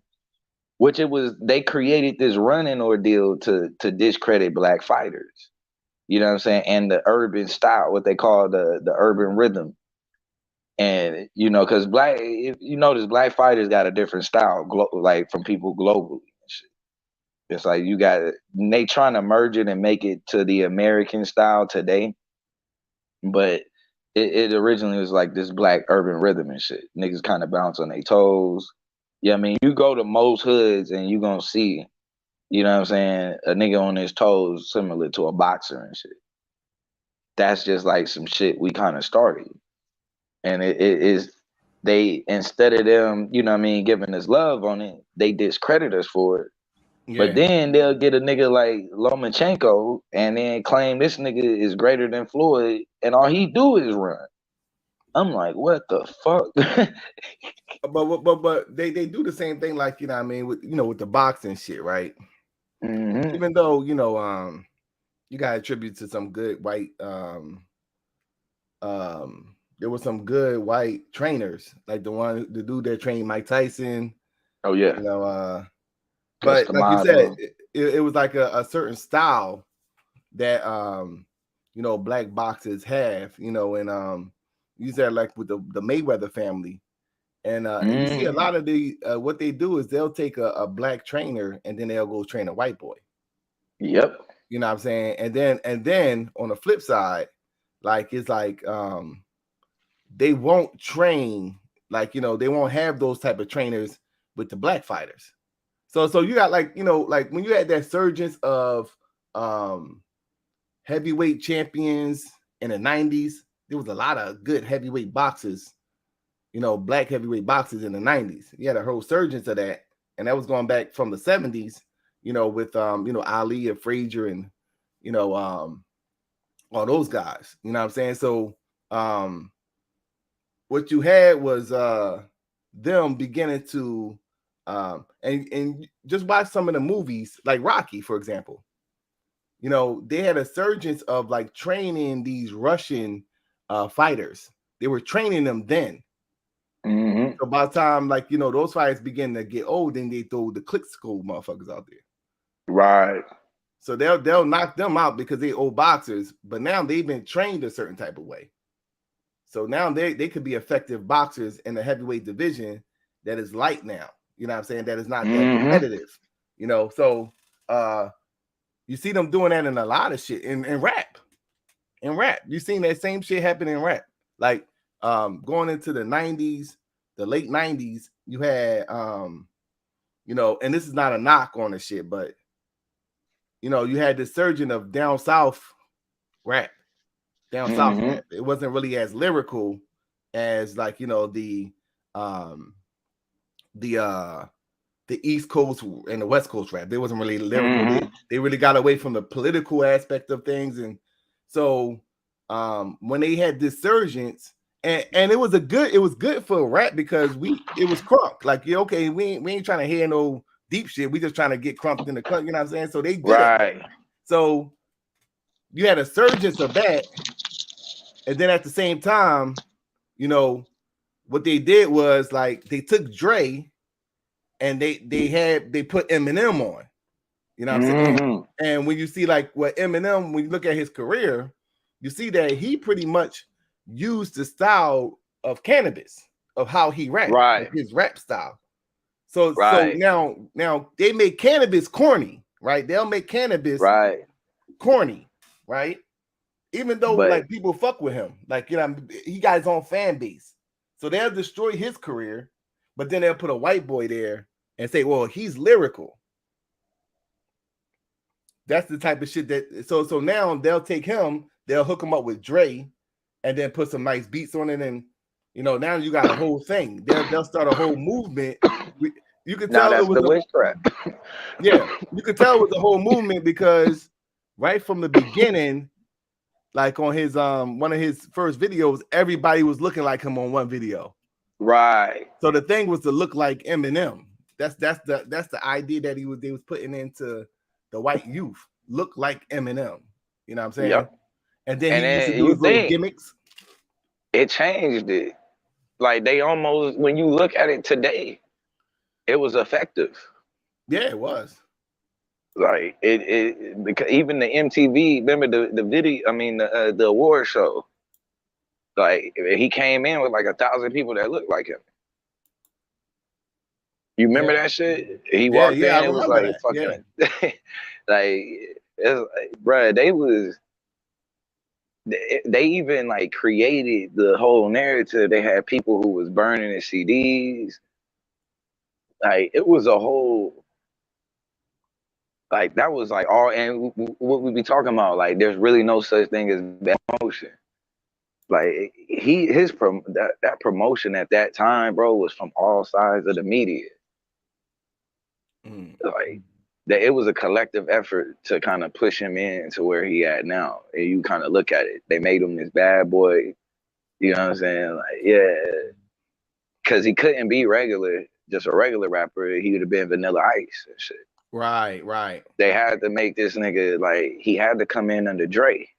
And that was several attempts, right? There was several attempts. Because remember, they was trying to hook Vanilla Ice with Death Row. Remember when Suge Knight robbed them? They was trying to make the Vanilla Ice that, but he wasn't really that. You know? He couldn't do it. And remember, because originally it was Kid Rock. They made Kid Rock, they made him stop rapping for Vanilla Ice. Yeah, they started making I think it was called alternative rock or some shit, you know, or hard rock. Yeah, I think. Yeah, hard rock. It was kind of like rapish, like Limp Bizkit, and like you said, Kid Rock and Limp Bizkit. They'll be rapping, but they'll still kind of have like a rock beat to it. But it's just like, you know, they was trying to find a way to get in that door, bro. They was definitely trying to find a way. You know what I mean? And Kid Rock had his little, you know, fan base too, and they would attach them to the wrestling. Remember, Kid Rock was kind of attached to, like, you know, the wrestling and all that type of shit. So, yeah. But once again, going back to the reason why they do all this shit, you know what I'm saying, is just to say that, well, even the shit that you created, they'll put like a white boy up there, like, oh, he did it way better than y'all. And that's why it's like, you know, you'll never see that with another culture. We don't value the cultural aspect of what we do and what we contribute. You know, the same shit with the dancing and all that type of stuff that we be off of that. Like, we'll do it and then just be done with it. Right. And you know, you could kind of see that with rap. where there's though that now they're gearing rap to be, you know, when it's coming from black people to be a certain type of rap. When it was really very various, it was like more versatile at a point in time. But now they kind of gearing. But the youth is starting to change. I'm listening to some of the younger rappers. They get really getting off of that gangster rap shit. You know what I'm saying? Right. That became popular in the 90s, you know. And yeah, they're more in their feelings now. Yeah, so yeah, it's a different type of thing going on with that. Yeah, but it's a deep thing, you know, when you think about it. You know, it just kind of goes into. But you're right though. At the end of the day, it's to show though we had zero contribution to the planet and to humanity. You know what I'm saying? And that's what's crazy, because it's like a lot of people don't really understand. You know, they get into it's the blackity black shit, and you know, all of that. But when you like look at like Dr. Ben's work and John Henry Clark, and that is the importance of it. It's like it's not just about talking about Egyptian shit. The point is to show that our contributions to humanity. Because if you had no contributions to humanity, and you looking at, and they can always constantly look at you in society as a hindrance or something that society or humanity has had to carry, then it's only and we live in where the ideology is becoming like, yo, you gotta let go of baggage. They're telling you your baggage. What do they do? Like, you know, we was talking about like the propaganda. I think of earlier, like of like Germany and shit. Yeah, and how they was like, you know what I'm saying? You know, the way that they showed the way that they were showing these people every day in the media, the little slick shit, and you would see like how they was doing even the entertainment. It even was in Disney. What's good to see you? Because remember they had like in the old Disney cartoons, it was like full Nazi'd out. Yeah, and the older ones, yeah. It's like we don't be. They were already devaluing these people in socially, you know what I'm saying, before they even made their actual move. And see, we under a different dynamic because we don't really have the same luxury, because we get devalued at the same time that they make their move. You know what I'm saying? They're continuing to make the move. They get to pretend like it's progress. But then, you know, run the propaganda that devalues you. Yeah. You kind of look at like the like I said, it's kind of layer upon layer, where though they ain't even got to bring it up no more.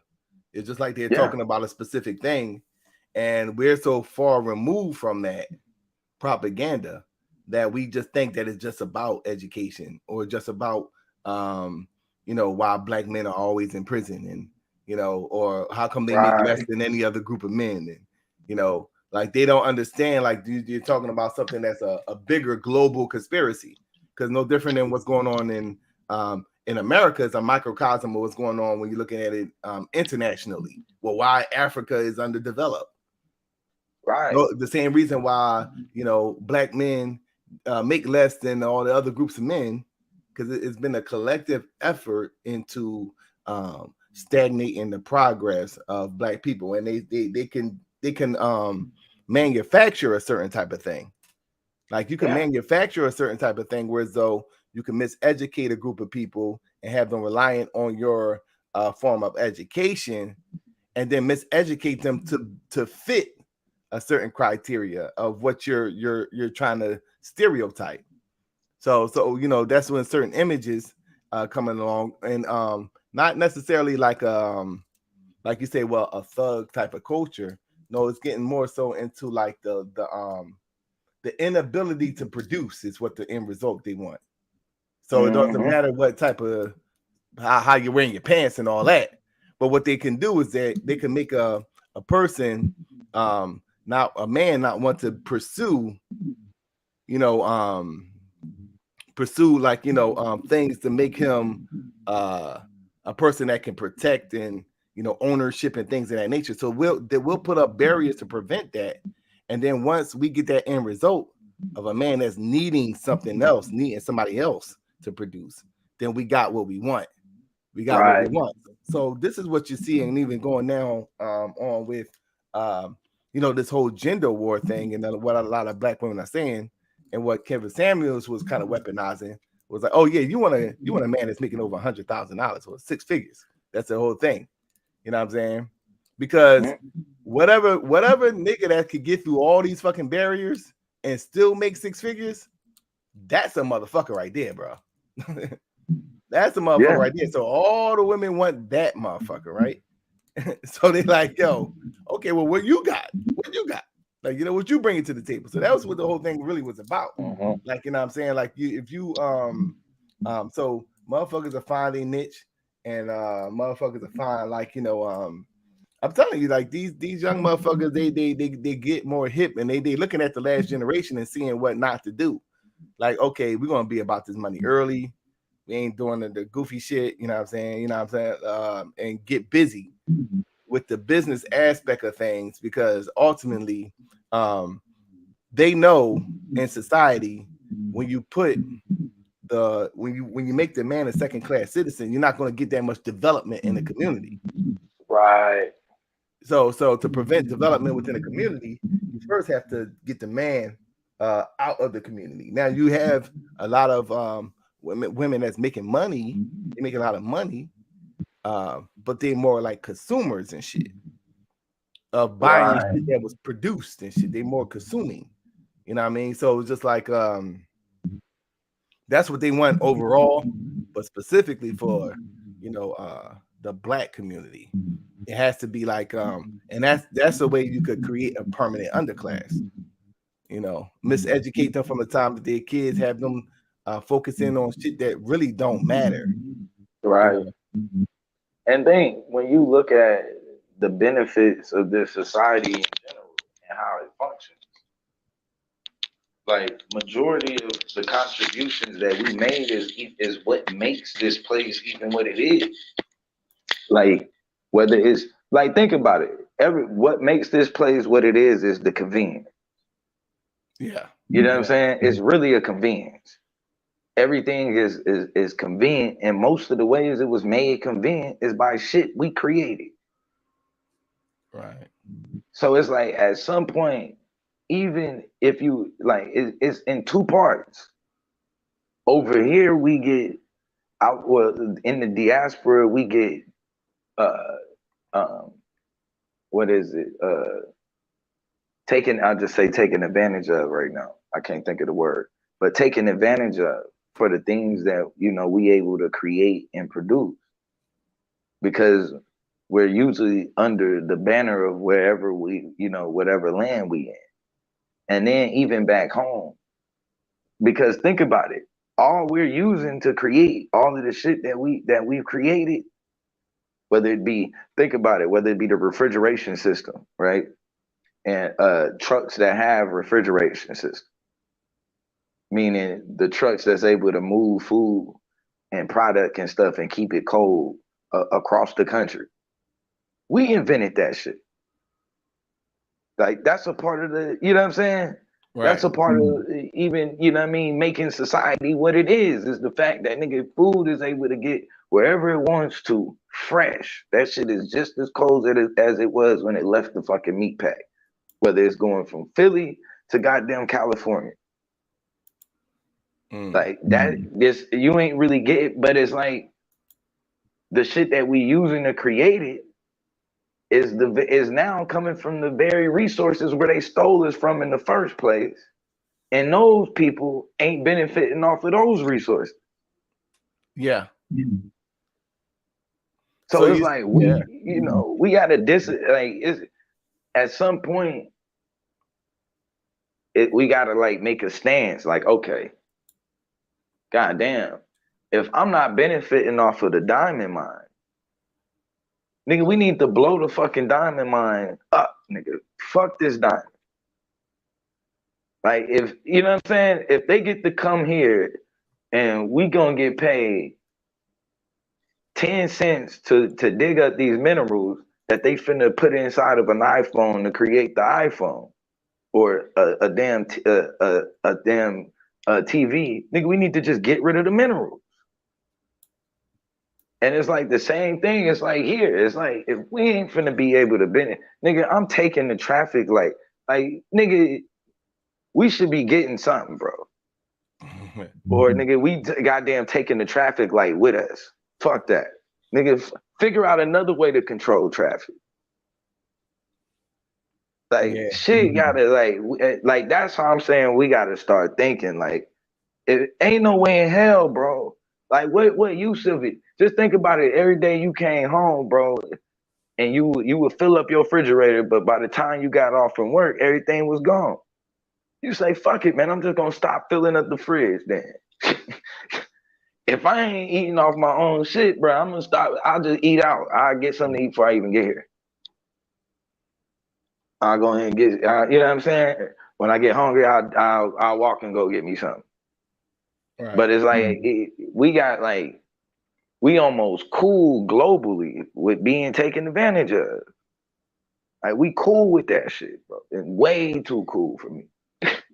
Yeah, that's why it goes into like, you know, the educational systems. Like they kind of manufacture a certain type of person. Like, you know, the thing when we was growing up, you know, when I was younger, it's like business.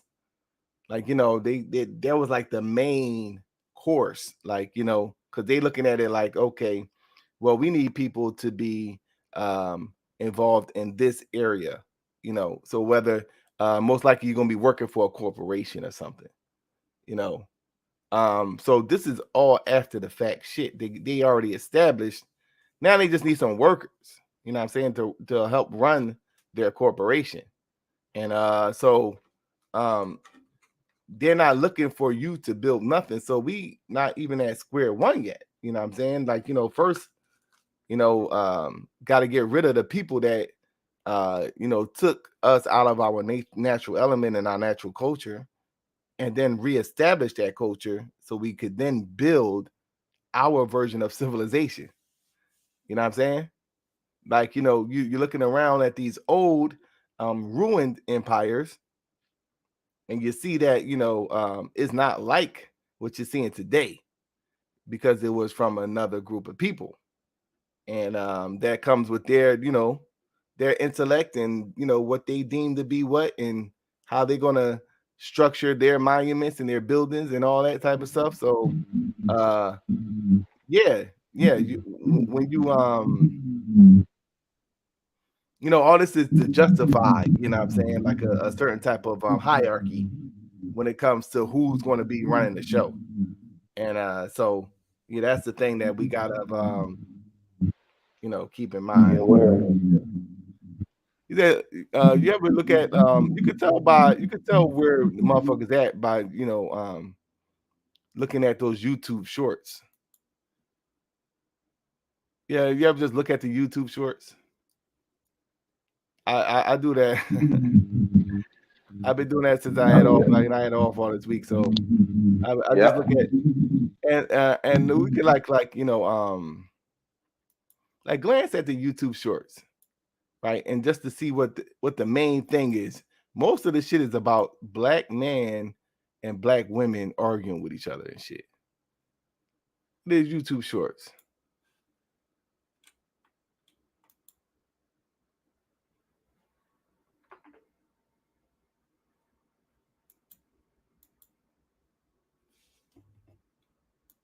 Is this I don't know if I could share this.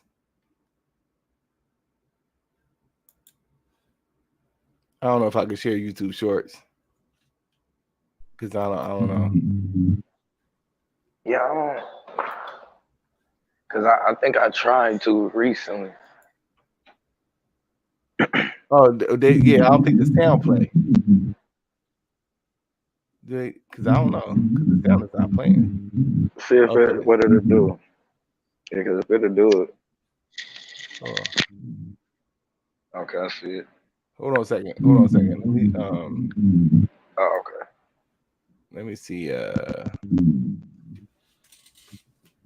Let me see if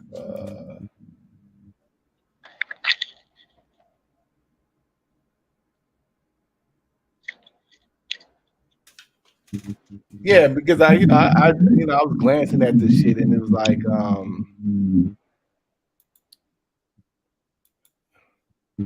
you got your,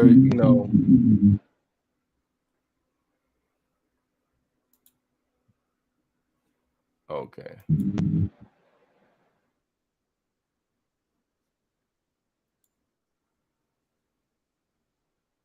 Yeah. Yeah, they manufacture the mindset. Oh, I said they do a real strategic job. Can you see? Can you hear? Hold on, let me sure. This way, but I don't live this way. Can you hear it? Yo, he covered his face fast, didn't he? Yo, he said. Yeah. So. Hey, I live in the neighborhood. My Wi-Fi name is 1744. Your wife is cheating. I don't know how you did not catch on. Your address is 1744. But every day when you leave for work, a Nissan parks 3 houses down, walks up the side of your house, goes in your back door. I'm assuming you don't have cameras back there? Okay, your wife is smart, but she is unfaithful. I'm going to walk this way, but I don't live this way. He covered his face fast, didn't he? Yo, Wi-Fi name is 1744. Your wife cheating. That's some next Jason Bourne espionage type snitching. You gotta give him props for giving his neighbor the heads up. Yeah, would you do that shit if you seen that? Hell nah, man. But run that shit back, man. Strong in this Hey, he did cover his face fast as shit, bro. He covered his face fast as shit, bro. Hey, I live in the neighborhood. My Wi-Fi name is 1744. Oh, I don't know how you did not catch on. Your address is 1744, but every day when you leave for work, a Nissan parks 3 houses down, walks up the side of your house, goes in your back door. I'm assuming you don't have cameras back there? Okay, your wife is smart, but she is unfaithful. I'm going to walk this way, but I don't live this way. Yeah, why would you say that, Yo, he covered his face fast, didn't he? Yo, he said my Wi-Fi name is 1744. Your wife eating. That's the next level Jason Bourne espionage type snitching. You gotta give him props though for giving his neighbor the heads up. Strong in this one, the bro code is. Hey, I live in. Oh, bro. Address this bullshit when you went to Chris Shaw. And I got to address it because I'm from my culture. When I tell you I'm from my culture, Is that what when I tell you I'm from my culture, I'm a real power rule. But it takes Bloods, power rules, and Crip, right? As a representation of my culture, where I come from. All of us made do beef wars, whatever, right? You telling me, you say, hey, we're in the 60s. I'm finna pull up a block in front of that nigga tomorrow at 4:30 p.m. I'll be there. Y'all want problems? Holla at me. That's how you gonna do it, or you gonna stick over it?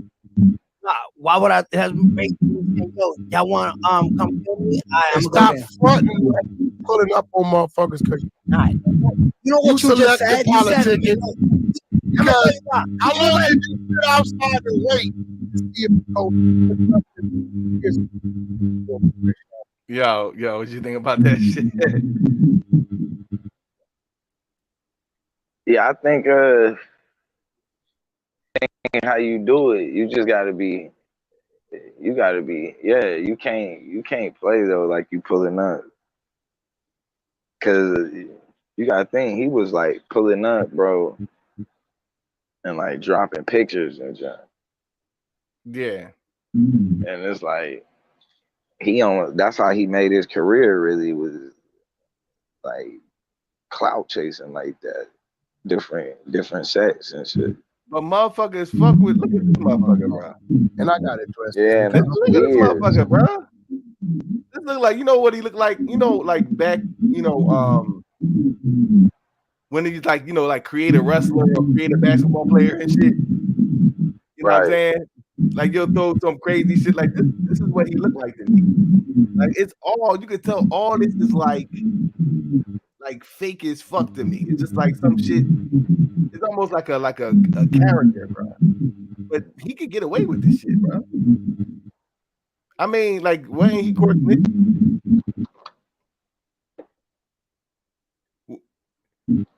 Wasn't it like court snitching or some shit like that? Yeah, nah. Oh, so he wasn't. I thought he got locked up as snitching on somebody. Oh, you saying Tekashi? Yeah. That's how he got. That's what I'm like, and that's like his boy. Yeah. That's kind of like a weird concept in itself. Yeah. Literally. You're not even wrong. You was taught wrong. Don't no motherfucking white man to pick my motherfucking destiny. I was in my own way. I was self-sabotage. I gotta take accountability for me. I got to. Nah, I don't celebrate Halloween and all that and carve out the pumpkin because I know from slavery, my ancestors were slaves. So I know what the pumpkin stand for when they used to hang us and put the pumpkin on top of our head. I'm not inviting that energy into my life. Yeah, that's what that is, that jack-o'-lantern. That's a nigga. Hung. Yeah, put the pumpkin, and gouge his eyes out, everything, put the pumpkin over his head and carve the bitch up. That's what that did, hanging from a tree. I don't celebrate that, but did this white dude right here next to me, did he do that to me? He ain't did that to me. And if he do, I bolt him to the floor. What's him? Or I'm going to die trying. So I'm just saying, like, we was taught wrong. We was taught wrong. Yeah. Man. Yeah. I think that's why I say it's an extreme on both sides, but I think there's a lot of truth, you know what I'm saying, to that. And I think at the end of the day, we was taught wrong. Yeah. Regardless of it.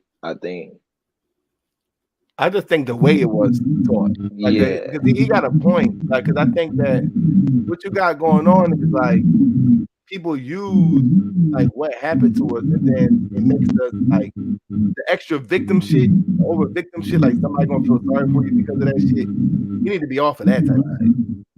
Right. Like we need to be off of because obviously, that ain't working. That's not working. You know what I mean? To be like, and I think that, when you had these two extremes, like you said, you had this extra militant representation of the struggle, and then you had like this very passive, nonviolent aspect of the struggle.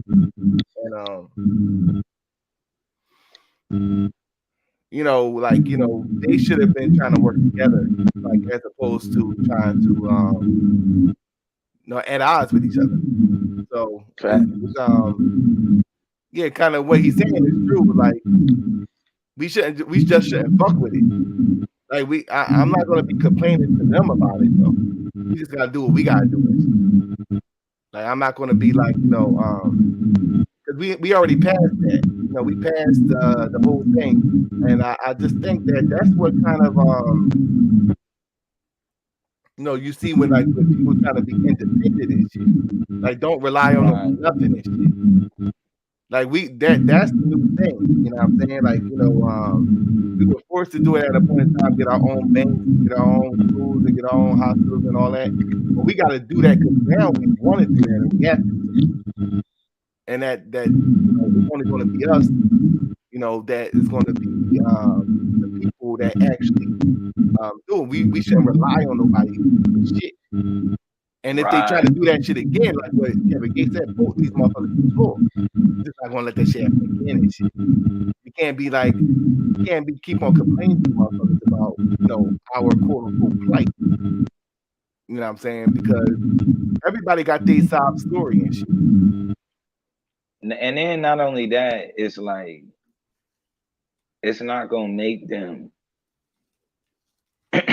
It's not gonna make them give you, you know what I mean, change. You know what I'm saying? For like, it's like they not finna give up relinquish power, bro. At the end of the day, they moral and shit. And it's like, and I was saying that too. It's like even if we look at Russia or China or whatever, they can try to scare us with war, you know what I mean, world wars and all of that type of shit. At the end of the day, they ain't finna do nothing to jeopardize where to each other. Right. Where we can turn around and now get in the mix. They ain't, you know what I'm saying? So it's like we gotta like stop focusing on that. But I do think where the line, I think with like Gates and some of the people who use this type of rhetoric sometimes is they begin to then go and, you know, and it's a twofold when we talk about nothing is stopping you. Right. And it's like, yeah, nothing is stopping us. Yeah, right? Is trying to stop us. But it's like, what do we want? Nothing is stopping us from what exactly? And that's why I'm like, because from just moving on like nothing ever happened, then probably, yeah. Nothing is stopping us from moving on like ain't shit the fuck happened. But if you talking about like getting restoration for ourselves, like, and I don't mean paying for it, I mean getting restoration. Like, nah, something is there to try to stop that, bro. Like, I don't think we can act like that's not what's there. And I think when you talk about if they try it again, we need to bow them down. It's like, well, they're kind of doing it now. Like they never really stopped. You know what I'm saying? Like shit has shifted in a different thing, but the main agenda hasn't stopped. We're still their labor. And they're still, you know what I mean? Like they don't necessarily steal the labor anymore like they used to. But we are still their labor, just like we was brought here to be. And we were here to basically manufacture and produce using the raw materials that they were stealing from the same places they got us from. So it's if that ain't our goal is to get out from under that, then it's like, yeah, there's nothing stopping us. Right. But if you want to get out from under that, then you got to be prepared. You got to say, though, it's happening now, and we need to be bowing now. Yeah, we just got to understand the more sophisticated version of that. You know, they just kind of like, you know, they evolving and they just creating a new. I mean, look at what we do now. Like most of our, you know, what we known for is like really entertaining motherfuckers. We still kind of like, you know, on a very sophisticated level though. Like these are millionaires that's doing it, but we still entertaining these motherfuckers. You know what I mean? Or what we accredited for, like something that's just like, okay, this is what black people do. You know, it's like really entertainment, you know. Okay, yeah, it's almost like an anomaly to see a you know, like a white running back and shit. You know what I'm saying? It's like, okay, yeah, that's a position that's rarely, you know, occupied by a white person. So when we see one, it's like, oh, a white running back. That's kind of how we are in a lot of the you know, statescraft and you know, things like architecture and you know, city development, you know, doctors, these professions, you know what I mean? You're looking to see like, you know, somebody of another race and shit. And that goes back into the stereotypes and, you know, the shit we were saying before. You know, we got to get to that point where we don't care. Like we acknowledge, you know, like, you know, the stuff that they do, you know, to try to prevent us from actually becoming like who we are. So they try to take us out the respectful commentary of history to try to create a narrative about us. But we had people come out and, you know, disprove those narratives. So what we need to do right now is just like, you know, kind of continue to build. And that goes back into like what we're talking about, the manufacturing of that stereotype. We live in their system now, so they're going to try to manufacture, you know, that stereotype. So yeah, and I do think that even though some of these things, what we call the barriers, or just entertainment, but in a way that I do think that they affect our psyche sometimes in a positive way when it just comes to what we can do. You know what I'm saying? Because most of the things that they were saying was an attack on our mind in general. So in aspects, to some people it just may be a sport, but you know what I mean, or somebody just throwing a ball. But in a lot of ways, with the way that they talked about the black quarterback and what that represents in America, like it was an attack on black people's mind and the ability to think and how we process things, how quickly we can process things in our mind. So that's where, and to me, because I can't really watch football, and it's just a little bit, you know what I mean? Like I just have a hard time watching it now. Like the game then just slowed down so much, it just don't make no sense.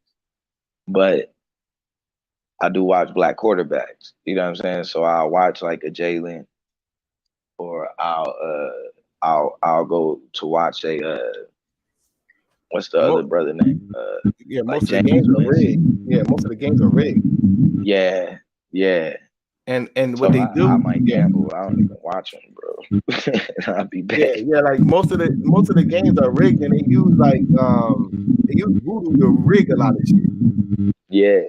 They use voodoo to like rig a lot of shit. It's a I think it's a white dude got a whole channel where every week he goes like he shows a play that was rigged. You know what I'm saying? But I know from playing that player, that actual player, don't know that this shit is being rigged. You know what I'm saying? Right. The way the play is designed, and when they use voodoo and shit, because like voodoo will just make you do some goofy shit. Voodoo will make you do some goofy shit. That's the way the shit works. Like they'll make you do some goofy shit. It's a joint that's on Hulu that I'm watching. Since I got the share screen up, it's right here. It's 11/22/63. That's the name of the joint. I've been watching this shit. It's like a series, and it's talking about like this dude going back in time to prevent the Kennedy assassination. So he goes back to 1960 to prevent the Kennedy assassination. But when he goes there, every time he try to change something, like I guess you could say the natural forces do something to fuck him up, because you're not really supposed to be changing like the history. So like he'll get somebody when he changed something, he could get somebody killed and shit.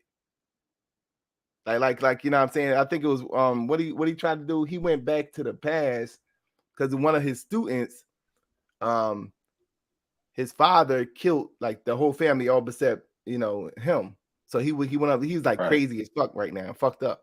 So he went back to to try to rectify it initially, but then he eventually had to kill dude's father and shit.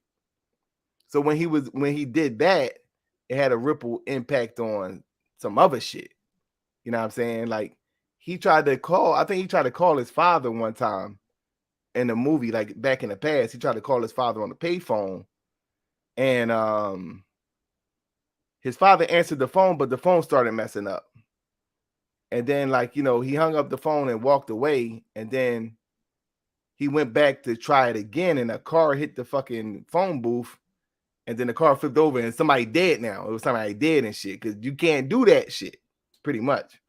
But that's how voodoo work. Like, it just like have you your thought process is fucked up, and you'll do something goofy as a result of it. Like, you know what I'm saying? It'll just throw something in your head.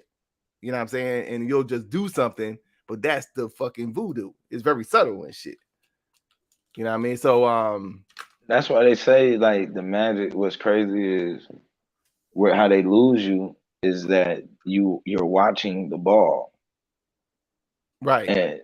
But a lot of people don't notice that when you're watching the game, you're watching that's the what ball. Homeboy point out. Yeah, he points it out. Like he's showing, he'll put on his person like, what is he doing? Like, what is he doing right here? Like, you know what I mean? And you be looking at the motherfucker like, yo, he ain't even trying to tackle the motherfucker. What the fuck is he doing? And then the other dude will run up, and then like it was one joint where it was a San Francisco game, and the white boy was running, the running back dude, and it was just a motherfucker ran up to him, ain't tripping nothing, just like threw his arm on him, like threw his arm at him. Like, yo, then he's paused like, yo, how come, like, you talking about an NFL $1 million linebacker? Why did he try to tackle him like that? He just threw his arm at him and shit. Yeah, it was just crazy when he pointed them things out. Yeah, it's just crazy. It'd be so many different factors, point shaving. Like, you look at Vegas and how they do the line. It was crazy. Like, I literally watched them bait people into a bet in the middle of a game. And you remember you wasn't allowed to do this years ago. So now this is a whole new aspect. Like now you can they letting you just gamble on the spot. Power to the dark side. You know what I'm saying? They kind of letting you just gamble on the spot now, right? Yeah. And the panel is open, y'all, just so y'all know. But it's like the line was like -4 for Boston, right? And when the game and at like the third quarter, Boston was up like 20 something points. I want to say like 21, 22, something like that. Mm-hmm. So they put a new line out, right? So the original line is -4. At the middle of the third quarter, they posted the line in the middle of the game, bro, while the game is going, for FanDuel, saying boom. Or Celtics like -15. So now it's like boom. Now they giving them 15 points, and they already up 20 something, right? This should be an easy bet for everybody to make. I was looking, I said, it's dirty they would do that. Instantly I said, damn, the Lakers finna come. And just what was wild is not only did they come back, but then they lost by I think 5-4 or something like that. Whatever it was, Vegas didn't have to pay anybody, bro, because of how the score was. And I was just looking, damn, bro, they did that smooth as hell. Like hella smooth. And then whatever they was gonna lose, they probably made back in all of the people who made that bet at the third quarter. I was like, bro, these people slick as fuck. But it makes it dangerous because now they advertise it. You know what I'm saying? Everywhere. Right. And then it's so easy for you to access it now. Like you used to have to like go through, you know what I mean, some loops and shit. Like even when we talk about the stock market, like it's a bunch of ways for you to lose your money now. And you know what I'm saying? It's like right in your pocket, bro. You can lose everything, bro. Like everything's connected now too. So it ain't even hard. Like credit card, everything is already there for you. So it's like, how much do you want to play with? They making shit easy now. It's like, bruh, if you ain't, you know what I mean? Because a lot of people can't control their impulse. Yeah. It's hard, you know what I'm saying? Especially if they change it, changing it up, you know, as the game going along. Right. Yeah, come on, bro. I mean, you know, you got to pick up on their patterns. I'm looking at the last 2 Tampa Bay games is rigged in a motherfucker, bro. Oh yeah, bro. I was just thinking that last. That was some rigged shit. This nigga went down, like they was down in the 4th quarter. I think it was like 27 to 10 or some shit like that. Right. This motherfucker throw 3 touchdowns back to back to back. Now the defense is playing awesome up until like the 4th quarter. And it's the same thing for the week before. Like, yo, and it's just to paint this narrative about this Tom Brady motherfucker, right? He comes back, touchdowns on like consecutive drives, bro. Crazy. Every time. That's why I was looking. I ain't everybody even see for the some game. reason all of a sudden is wide open now. Yeah. You know what I'm saying? Cause that's all I seen was like I didn't even see the game, but I was like scrolling and like I seen like the title was like Tom Brady and Mike Williams' new resurgence. I was like, oh, get the fuck out of here, bro. Yeah, bro. I was like, here we go with this. So they all of a sudden resurging and all of that. They gotta be stopped. Yeah, so yeah, that was crazy. That was crazy. That put you through it. It's almost like a movie now. The way they make it this shit. Like they make it like a fucking movie. And once that get exposed, like America is done. That'll be the death blow to America. Right. Out that the sports is rigged. Shit. It's a wrap. But that's the last stronghold. That's what was crazy. When you kind of compare this empire to like Rome, I mean, if we saying Rome ever failed, but like just to basically Rome happening to, you know, at least transform. It was like the sports and shit, bro. It was like that was like their last stronghold. And they began to run out of how to tell stories. And you can see it now. Like we at the point where, you know what I mean, we getting the same story over and over again. Yeah. And now they at the point they just have to keep starting over. You know what I mean? They're gonna keep starting over with Batman. They're gonna keep starting over with Spider-Man. And it's like they don't have any unique or new ways to really kind of keep you enthused anymore. And like that's how, you know, they do that. Interestingly enough, they do that. Shout out to Black Energy too. Yeah, you see, like on the watch like, you know, like on a because like, you know, with football it's almost like a cultural thing because it's Sunday on a specific day. All the games are being played. Watch the commercials, and they do it on the NBA too though. Like watch the commercials. When they playing, when they advertising those superhero movies, they'll have like a superhero, they'll have clips of the movie, and then they'll play some NBA shit. Right. That's just to say that these are the real fucking superheroes. Yeah. They'll take like, you know, some shit Spider-Man doing. This is the advertised the Spider-Man new movie. They'll take some shit Spider-Man doing, and then they'll show. You know what I'm saying? John Morant doing some crazy ass dunk like Spider-Man. Yeah. I remember that. They do. And it's crazy. But that's because the lane will just open up for them. You ever notice that? Like the lane would just be wide open for him. Nobody a slide and shit. It'd be like, come on, bruh. So nobody thought like, let me go protect the rim. Nobody had that mindset. We just gonna watch this nigga do a windmill. Like, man, that's why I'm like, I mean, it's money to be made off of it. They do it with the you rules can too, kind of though. catch It's the a very script and slick thing shit. that they do, though, Blue. Like with the it was one play I was watching where the lineman ran and he just stopped right in front of the quarterback and shit. He just stopped, like, you know what I mean? And it was like the reason why he stopped was because he thought he was he didn't want to tackle the motherfucker for the flag and shit. He thought he threw the ball. Yeah. He thought he threw the ball and shit. So the motherfucker didn't tackle him, but he still had the ball in his hand, turned around and threw the ball and shit. So that's the type of shit that be going on. So you got that shit going on, and then you got the refs manipulating shit. At the same time, I think they got some shit in the fucking ball, some old fucking magnetic shit in the ball.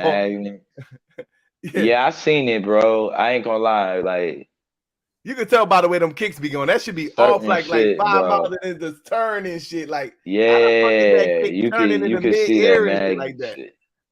See, I didn't know that that's how people was doing it until I was like seeing people do the trick shots and shit. And you look at the trick shot, you can see the ball start to move funny. Like, look at Damian Lillard's game winner, bro. On OKC, like the ball, bro. That shit moved in midair funny and shit, bro. I seen another one like recently where I was like, what the hell? Like that shit was supposed to be off. And it just like did a weird like spin and shit. So yeah, they do be having like magnets in the rims and in the ball and shit.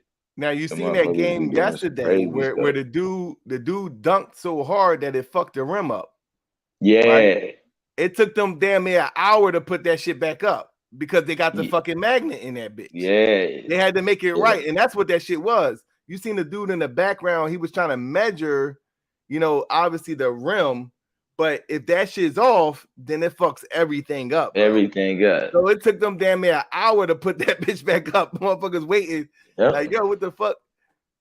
Yeah, bro. It's real. I done seen it. That motherfucker just, you can tell sometimes because it'll be off and then it'll like take this like crazy, like bounce off the backboard and shit. You be like, what the fuck? Right. Like a hard bounce. You know what I'm saying? And not to say you ain't had that happen, but it's just certain ways that should be happening, like in the timing. You know what I mean? The timing be everything. Yeah. I'm like, okay. I see it. Like, even I'm looking at LeBron, they didn't cut the magnet on for this nigga now. All of a sudden. They turned the magnet off on his Yeah. Look at how Steph Curry shoot. He just throw it up in the air though. He make it look good. He just like push it up in the air. You know what I mean? So that'll make it look like it's like going the right way. Just throw it up in the air. Just push that shit up in the air far enough. and you can think though, do they need it all of the time? Nah, cause it's gonna be nice, bro. He don't really need that, I think. You know what I'm saying? But it's like, it's gonna be nice, bro. They, you know what I mean? They gotta cut that mug on. Like, at least let them see the ball go real through the slick at it though. It's real slick. It's like they'll take the energy of the motherfucker. Like let's say a motherfucker come down, like Lillard, he'll come down and he'll hit 2 in a row. The crowd's going wild. All right, cut it on. You know what I'm saying? To keep the shit going. You know what I'm saying? Like to keep it going. Like, all right, cut it on now. And so now he's like, you know, because he's gonna be on point because he's on fire, but just cut it on just to make it happen. Make sure. Yeah. Cut the fucking magnet on and shit. Now it's Dame time. Like he hitting everything, bro.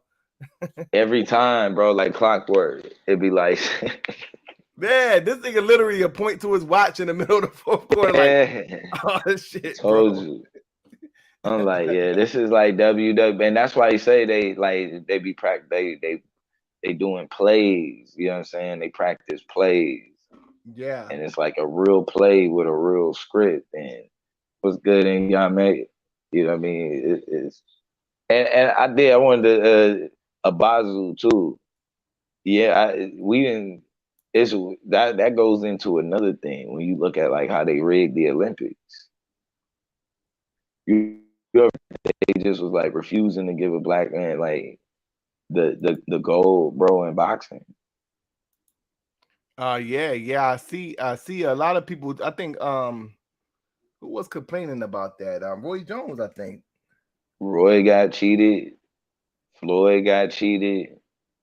A couple motherfuckers that was complaining about that It shit. was like a bunch of people, and they'll go, and you know, and then I forgot about that. It was you got the one that they talk about where the U.S. they never went and collected their silver medal and shit from Russia. Yeah, because I think they added like 2 more minutes or something like that on the clock. I forgot how they did that shit. They took the game and shit. I was like, damn. But even beyond that though, the Olympics, I think I don't know. It's kind of weird. I think it when you talk about like it being rigged in the Olympics, I think that's more about a show of power. You know what I'm saying? Like what you can do. Cause it'll be rigged in Russia. You know what I'm saying? For Russians. right. And like in China, you know it's gonna be rigged for China. But it's like them countries got the power, you know what I'm saying, to kind of coerce some shit.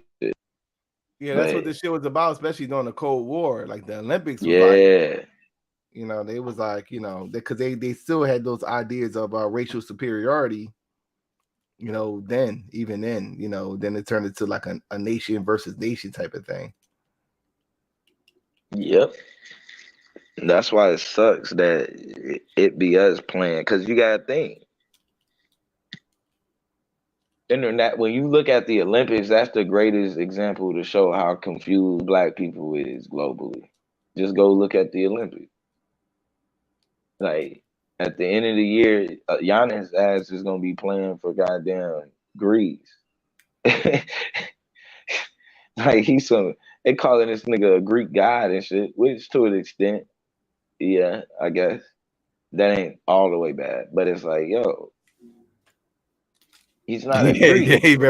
That nigga African in the motherfucker. Yeah. Like, I mean, nigga, your mom's Igbo and your dad is Limba. Yeah. And then you have like, you know, America, you know, they got, you know, us representing America. But then Giannis, like you said, like he and even what's the white boy name? The one that played for Dallas. They go back to their country and shit. They go back to their country when it's time to play play for Luka. Yeah, Luka. And even a motherfucker that played for Denver, they go back to their country and play and shit. Yep. When it, you know, international shit, you know, so that's what it is right there. That shit is embarrassing. So even it's like, nigga, even we the all motherfucker supposed that to played be with on the the Lakers. same What's team. the white boy that played for the Lakers? When Kobe won the championship? Paul Gasol. Yeah, he went back to the French or whatever. He played with them motherfuckers. Spain, whatever. Spain, yeah, him and they still, I think, play in Spain. Well, I don't know if he still do. But it's like, we be looking confused as shit. Like, if you looked at us globally during the Olympics, you talking about you looking at the same niggas on playing for multiple different countries, bro. Like, in all of them countries, like none of them, like we ain't the face or the standard in any of them. It's like, bruh, Giannis ain't so a different team during the Olympics from LeBron. And I ain't saying, and none of them is supposed to be no USA or no Greece and shit. Like, yo, we need our own Olympic team. That's a part of our issue right there. Everybody else do that shit for like morale and shit in the psyche of their country and, you know what I mean, the people, like for propaganda. That should be serious. Like people be getting killed, bro, when they be failing going back after doing that. Like, so we gotta have like some sort of Oh, let me drop the link too. I don't know if y'all know what's in there. But we gotta have some sort of pride globally, yo. I don't want to see Giannis and shit, bro. You know what I'm saying?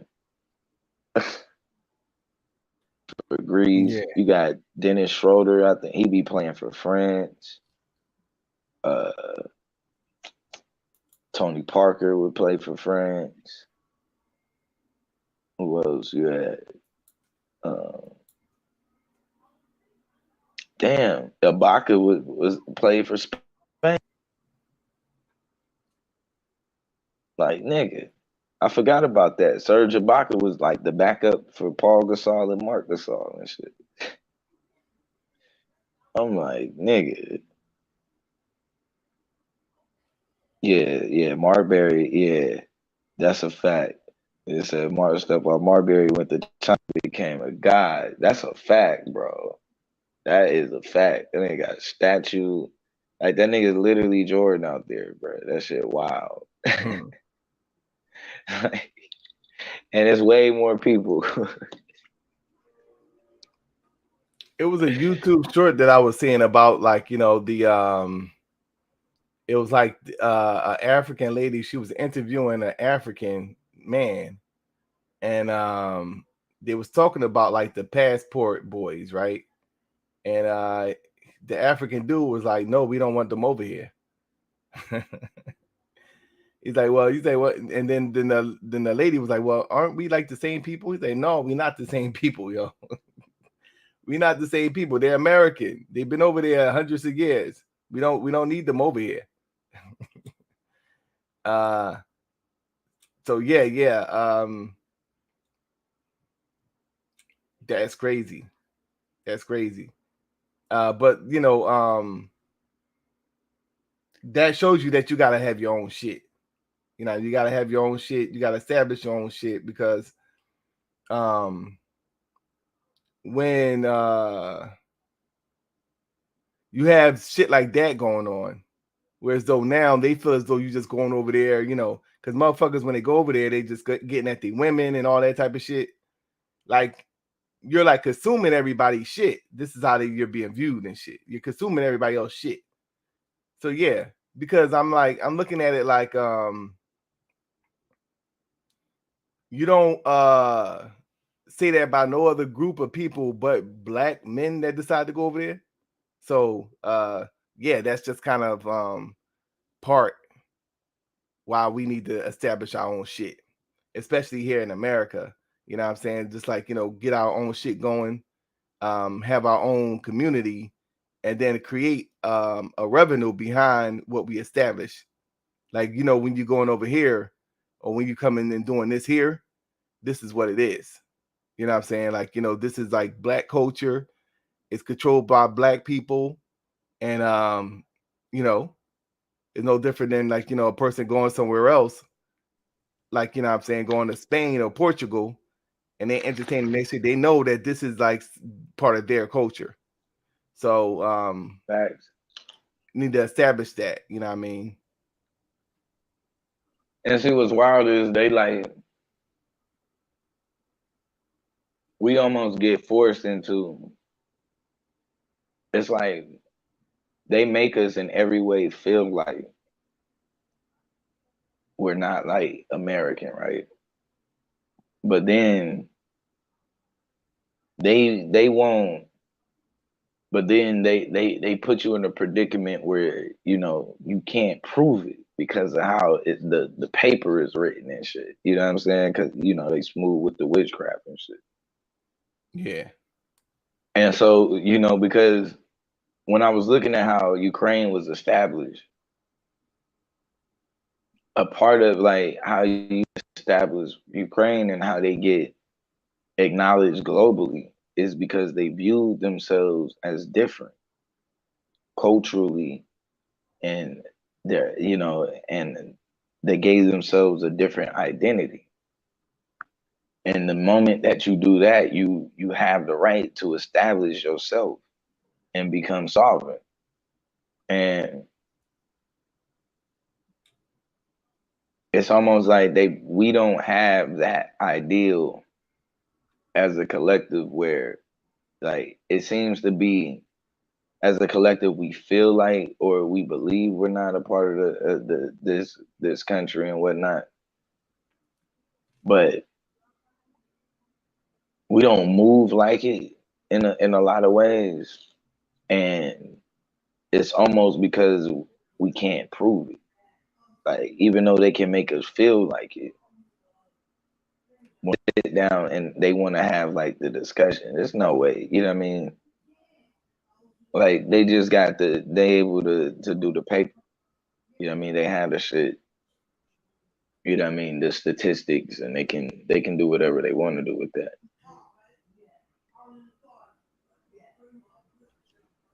I thought you had unmuted. Oh, did I? Damn, hold on. I still ain't put the damn thing in the chat. Hold on, let me put this link in.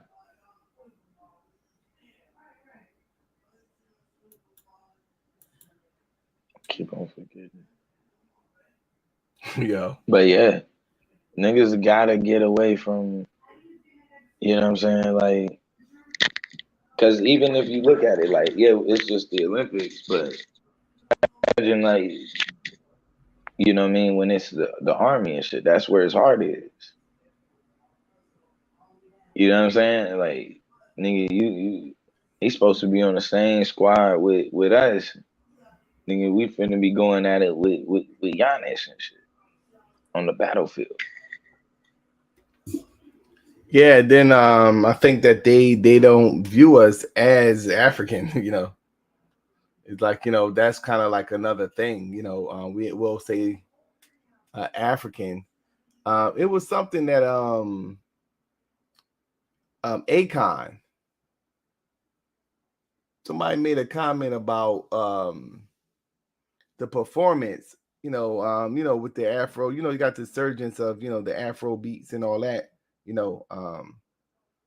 So he was being interviewed and they was talking about the performance, and he says, yeah, well, they African, you know, they're African. They're not like the African Americans, you know, with their pants sagging down, and you know, we do good performances in Africa. So you have, right, you have a motherfucker that you know, when he got put on, he was intermingling with us. You know what I'm saying? Like motherfuckers put Akon on and shit. And he's black. But he is pro-African. You know what I'm saying? Right. So it's just Right. like that's the situation you got. Black people never had a problem with accepting anybody. And it's still our detriment, still to this day.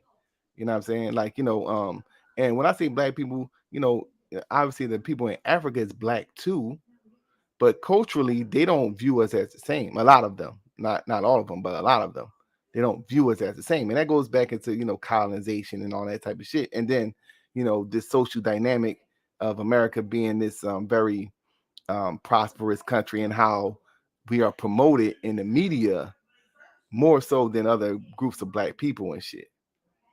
You know what I'm saying? So all that, you know, is kind of like part of why they why is this thing there? Because I mean, like, damn, it was just like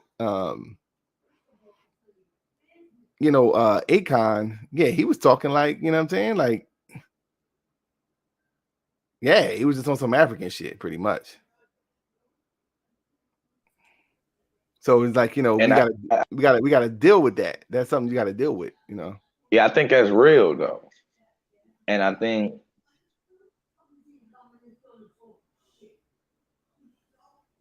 we gotta see ourselves, like we gotta understand we are, to me, I would consider ourselves just our own tribe now.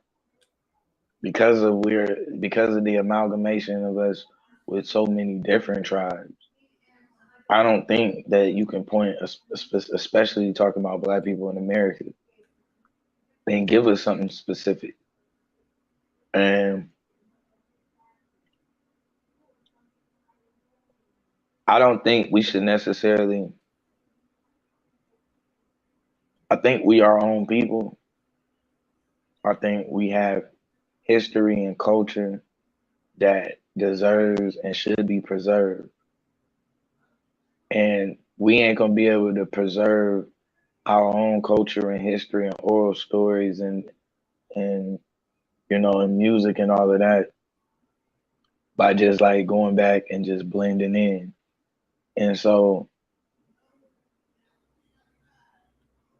I think at some point we gotta come to the conclusion with each other that yeah, though we may not view each other as the same, and we're not, because that's no different than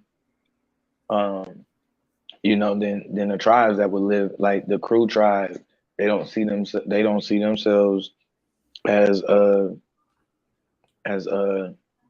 you know, Igbo, or see the Igbo as the same people. And so for us, it's more so tribal, more so than it is about being African. You know what I'm saying? It's like now it becomes like almost the question that they ask here: what tribe are you from? And what language? You know what I mean? And it's like I don't think we need to go where we just go in and blend in. I think we do eventually need to develop our own, you know what I'm saying? Like fully develop our own language. But I think that there's aspects of our culture that need to stay alive. You know what I'm saying? And just for a lot of different reasons. So it's like something's gonna have to shake where, you know, it's somewhere that we can go, because at the end of the day we need a place that not all Black people have to go, but a place that all Black people can go. That's controlled Right. and, you know what I mean, dominated by us. We need at least the choice. Yeah, yeah. And then it's all about, you know, kind of protecting that too, because it's like you'll allow motherfuckers to come in, and then it's like almost like usurp and infiltrate it. That's what you kind of see, like, you know, yeah. So yeah, it's definitely though, like, you know, it need to be a semblance of that, not just, you know, like it need to be like a movement, you know, more than one example of it. But yeah, just like a.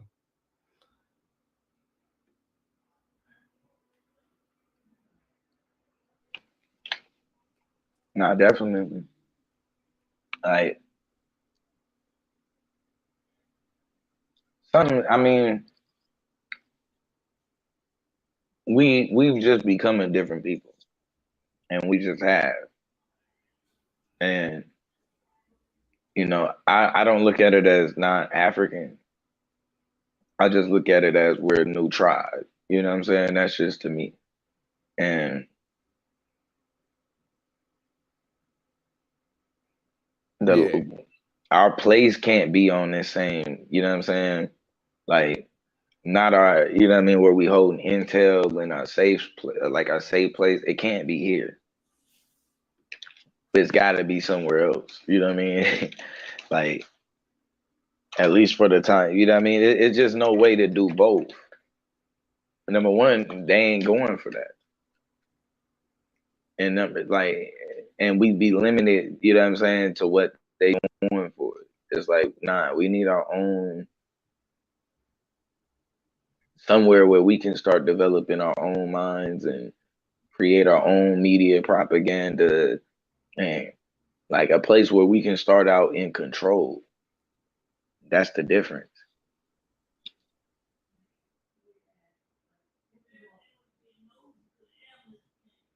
That's all facts right there. That's all facts.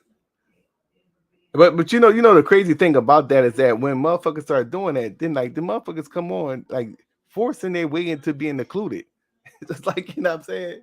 Like they see a bunch of niggas doing their own thing, that will get the attention of motherfuckers, bro. You see that shit all the time, bro. They're coming creep their way in, and that's what you're seeing with the hip hop shit. Once it started popping, motherfuckers begin to, and which is cool, but we just got to think more so along the lines of the business aspect of it. You know, So yeah. Yeah, we definitely gotta. And that's what sucks because it's like you get platforms like YouTube and SoundCloud, just different platforms that allow artists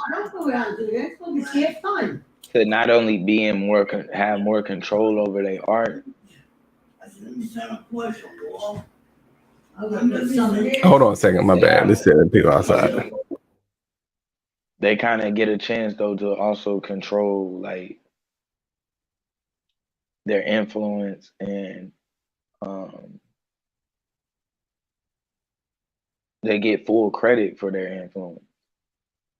And you'll see these people kind of explode and then they'll sign that away. And that's what I be saying. Like, when we talk about doing things for Black people,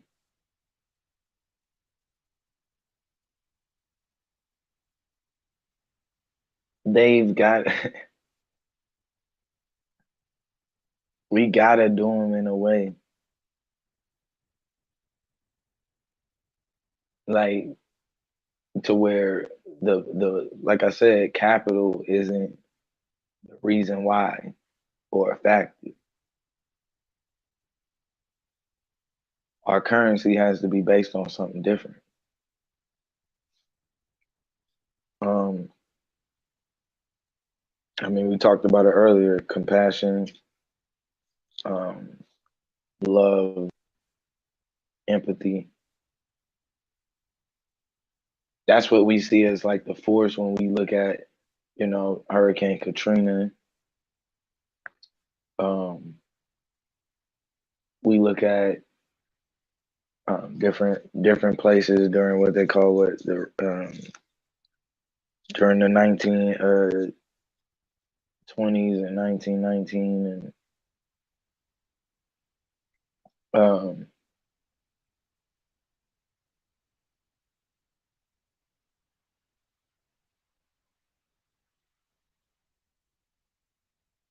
we gotta stop giving up control like so much. Just because you think that they had the ability to maybe push you further or for currency or whatever. The actual power was you in the first place because of your influence. I remember hearing NBA YoungBoy crying about his deal and how they only how much money they had made off of him, but they only paid him $5 million. Locked in for 5 albums for $5 million. He was probably like 2 albums in or so. And they probably had made like, I don't know, 500 million off of him easily. And so you begin to see that.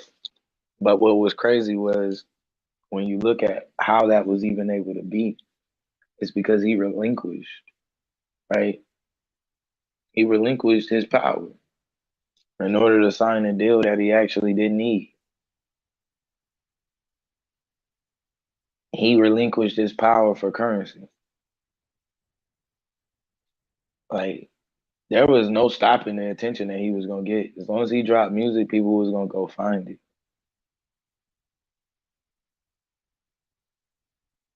But somehow they make you think that you need them and their money. Yeah, they try to control it through the promotion. It was like, you know, that's kind of what making of the band exposed. Like, Puffy was already in the door, and this is what he be trying to say to like those artists. Like, every artist had a problem with Puffy, right? Puffy looking at it like, you got to already take that L because all the promotion of getting your name out there is what you're paying for.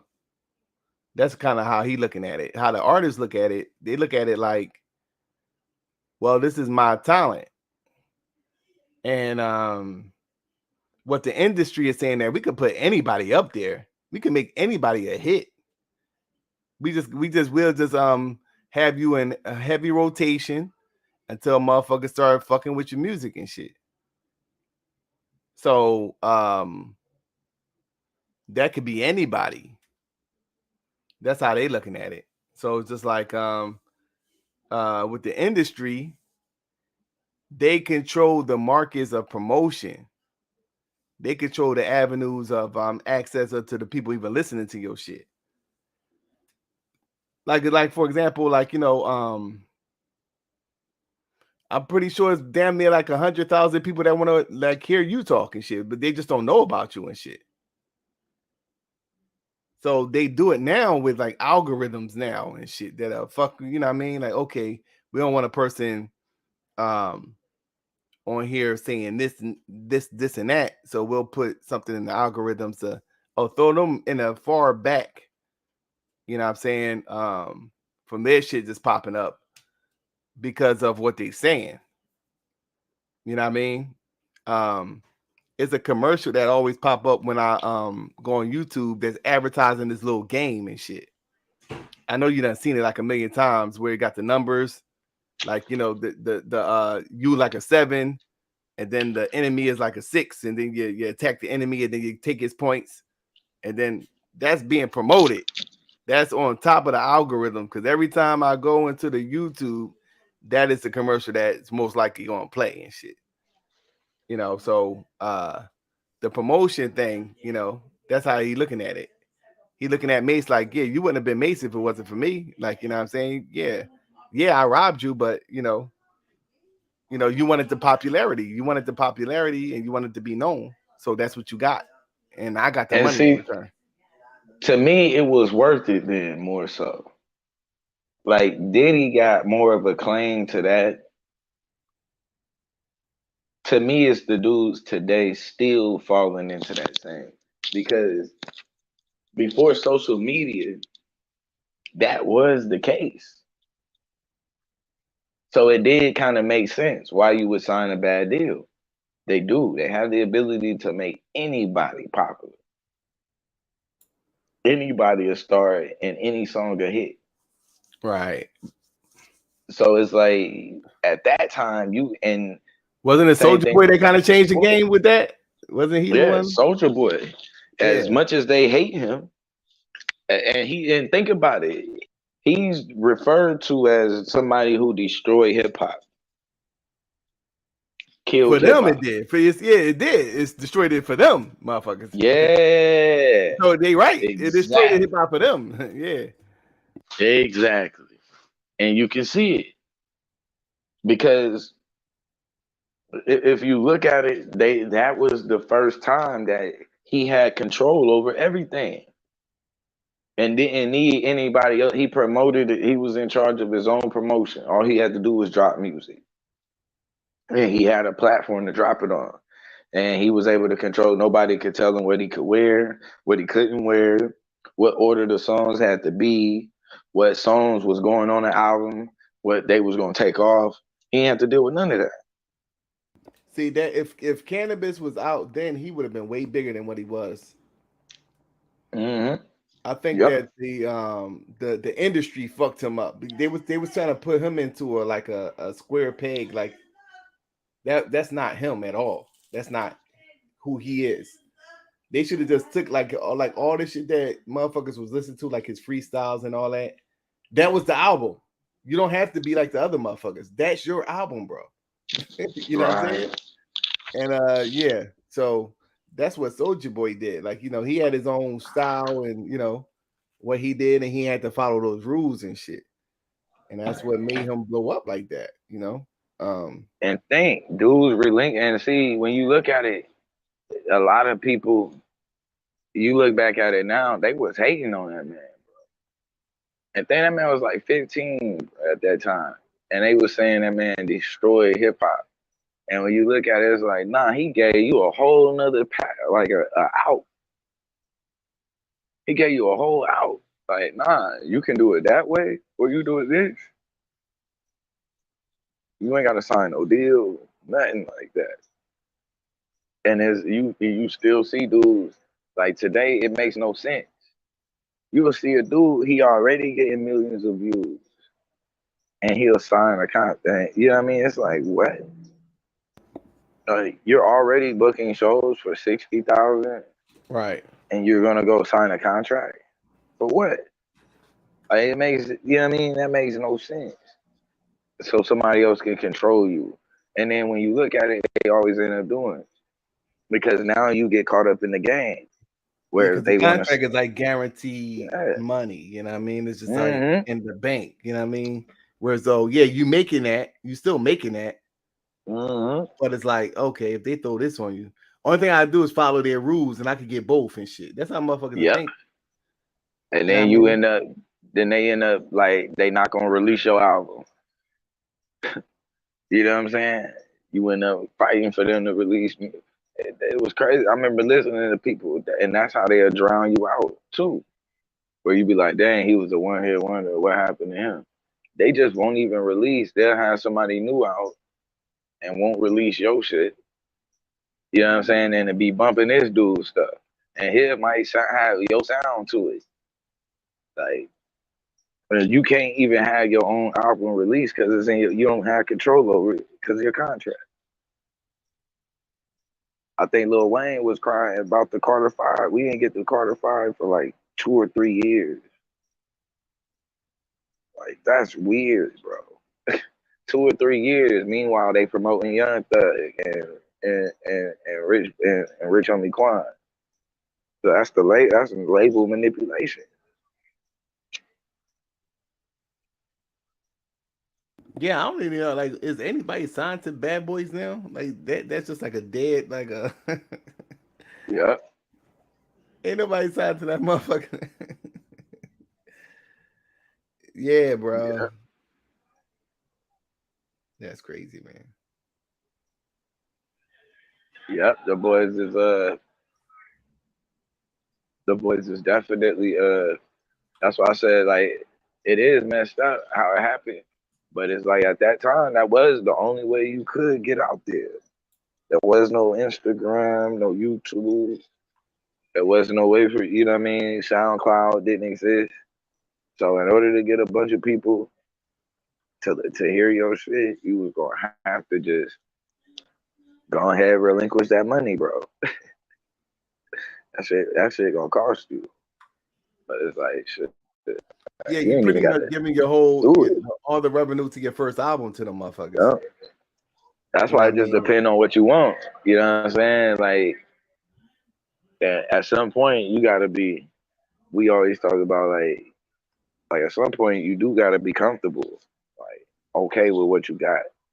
At some point, or just know what you're getting into. Like, yeah, okay, I know I'm gonna take this hit for my first album. So right. All right, I'm gonna make my money with the tours and all that, and all the while I'm working to learn the game, so I won't have to rely on them motherfuckers. You know what I mean? That's kind of what the thing was, and then like all that was kind of designed to make a boatload of money. Even like the CDs, like the CDs, like that's when that real shit about platinum. Like, yeah, I'm platinum and. Because the CD was like, you paying $20 for that damn CD. You know what I'm saying? The motherfucker go platinum. You talking about $20 million. You talking about motherfucker $100 million. You talking about $100 million. You know what I'm saying? Like, so yeah, bro. Is a whole thing with that, bro. And yeah, that changed the game. This new avenue of communication kind of changed the game.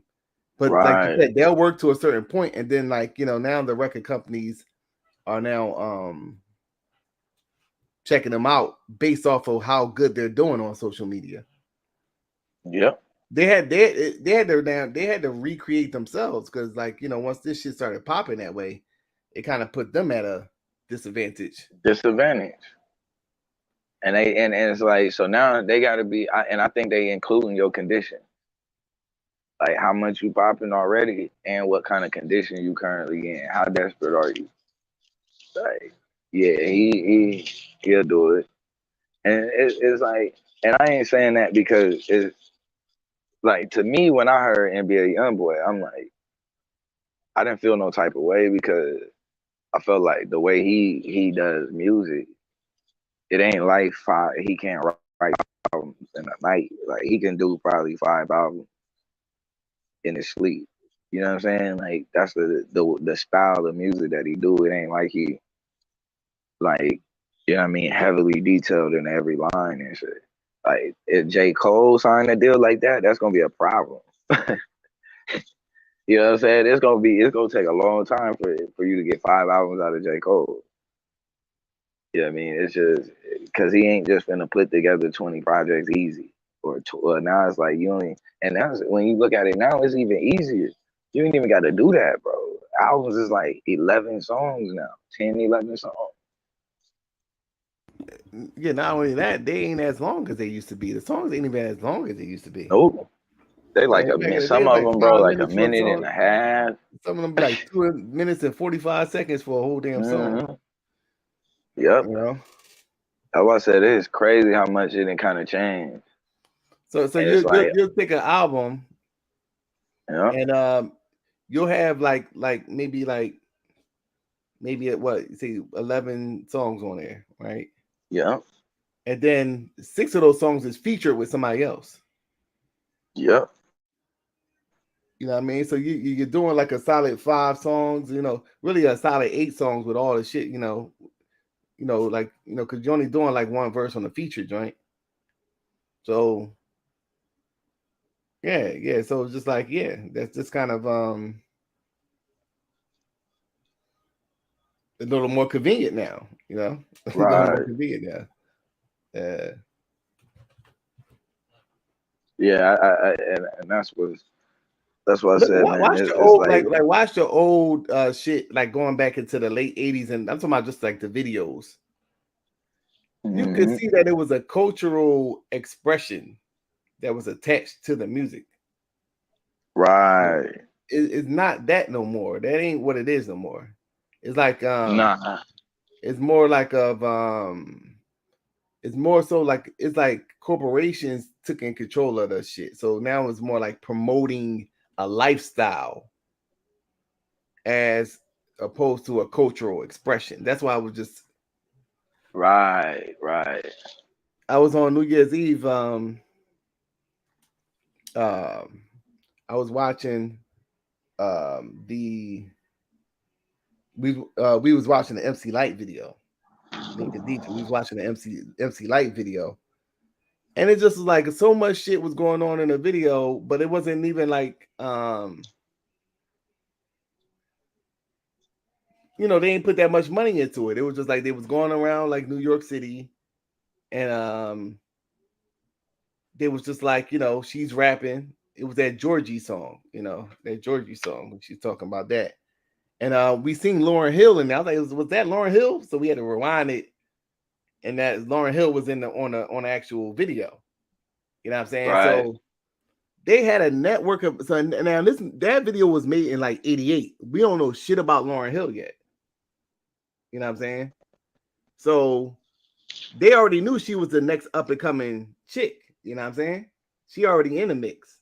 You know what I mean? So it's just like that was how they networked, and that's how they, you know, builded each other up and shit. You know what I mean?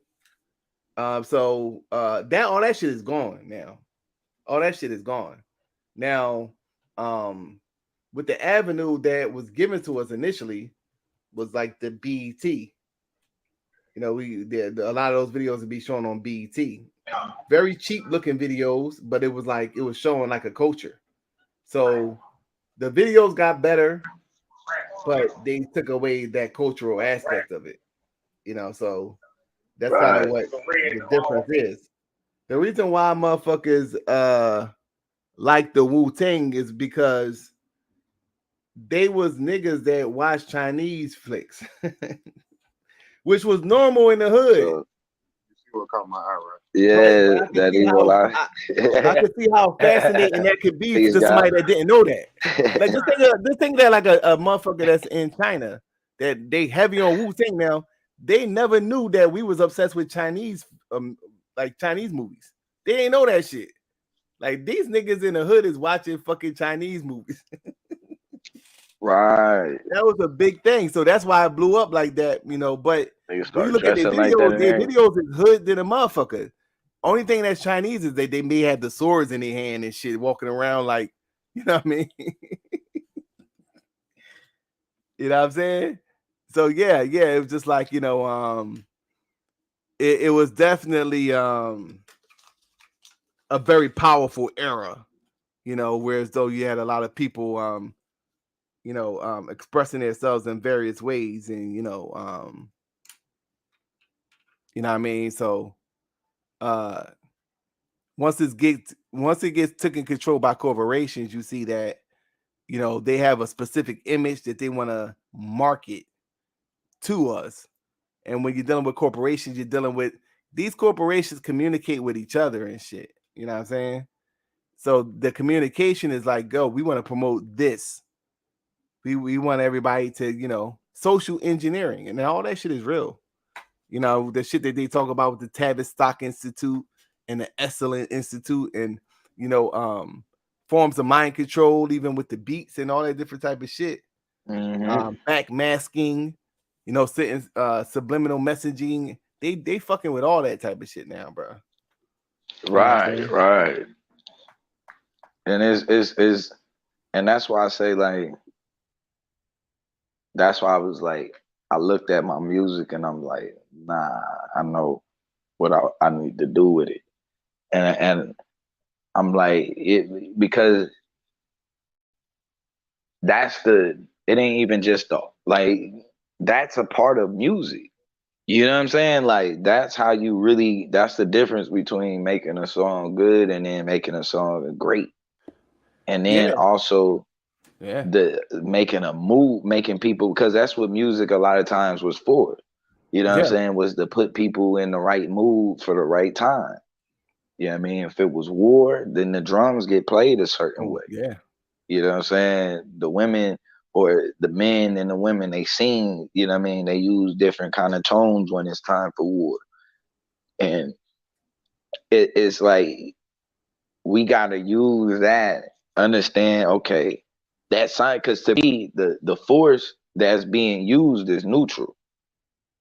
You know what I'm saying? They just going and taking it and manipulating. I'm like, you know what I mean? Like the subliminals, the back mat, you know what I mean? All of that. Like, it's neutral. It's just, look at the message though that they doing. You know what I'm see, like saying? the advertisement what they had with the McDonald's, like they'll put like $1 inside of the lettuce. Right. You know what I mean? So like you said, it's neutral. Like, you know what I'm saying? Like, you know, but when you see that dollar, is it, well, however your thought process is, you know, with the image that you see, and that's why they use certain colors and shit. But even when hip hop, before they even got into that shit knowingly, we were doing this shit anyway. On accident. We wasn't consciously saying, oh yeah, we're gonna make people. No, we just thought we was making music. You know what I'm saying? So these people seen that though, like, damn, we could make people, like, everybody trying to wear their hair like MC Lyte and shit. Oh, we could promote this shit. We could make some money off this shit. So that's when they got involved in it and said, yeah, well, do that thing that you was just doing. You know what I'm saying? And they'll record it, and then, you know what I'm saying, okay, we could take this and let's get rid of all that hood shit and put them in a fancy background. And then we'll dress her up in DKNY. MC Lyte, like, nah, I ain't really fucking with that. Okay, cool, no problem. Oh, we got this new artist, Little Kim, that's willing to do this shit. Yep. So we'll throw DKNY on Lil Kim. She's down with that whole thing. And why don't you just mention it a couple of times in the song? DKNY, oh my. It's all about this Lulu Mafia and Biggie. Yep. Now all the girls want to wear DKNY just because she said it. Yeah, social engineering and shit. That's what that Josie and the Pussycats movie was about. We could promote anything. They got the tools to promote it, but like you said, to take your shit to another level. I was saying this the other day when we was having a conversation about like the difference between like a Jennifer Hudson and a Mary J. You know what I'm saying? She add those elements to her music You know what I'm saying? Right. So she got everything going on from the music that's actually playing to how she's singing the song and shit. Yeah, the tone of her tones, voice. the different tones that she used is a form of voodoo and shit. Now she may not know, she may know and may not know the fuck she doing, but like, you know, on a very basic level, like how they stereotype this shit. You got a bunch of motherfuckers singing, dancing around a fire and shit, right? You know what I'm saying? Or like what they do with the Native Americans. Like that's like some basic shit to like get you in a trance, is what they're trying to say. Yep. Like, you know, this is like a get you in, but they don't say that, but that's the same thing what music does. When she changes her tone of voice and then you got the music playing, that puts you in a certain type of mood while you're listening to the music and shit. Right. You know what I mean? So she's good at that. Because it's God. Think about how gospel, it's certain gospel songs, bro, that can get you into a reflection. You know what I'm saying? That like a lot of people think, you know, oh, they ain't like gospel songs is some of the best songs when you need to self-reflect. You know what I'm saying? Like, and they like they get you there. You know what I'm saying? They actually get you there. It's Kurt almost like, yeah, Kurt. It's a whole bruh. thing, bro. You ever go to like a southern church? When I went to South Carolina, I got that southern church experience. They got the choir in the background, and Jesus, and then he's like, "Yeah, it's your time to come up. Yeah, sacrifice your life to the so." And Jesus gonna send it, and then, come on up. This is your time. We know that you're poor, yeah, bro. They say something that hit home because he's shooting at the dark. He really shooting at the dark to see if he's gonna hit something. You know what I'm saying? Oh yeah, he just shooting. Maybe you're looking for that new job. Damn, I was just looking for a job the other goddamn day.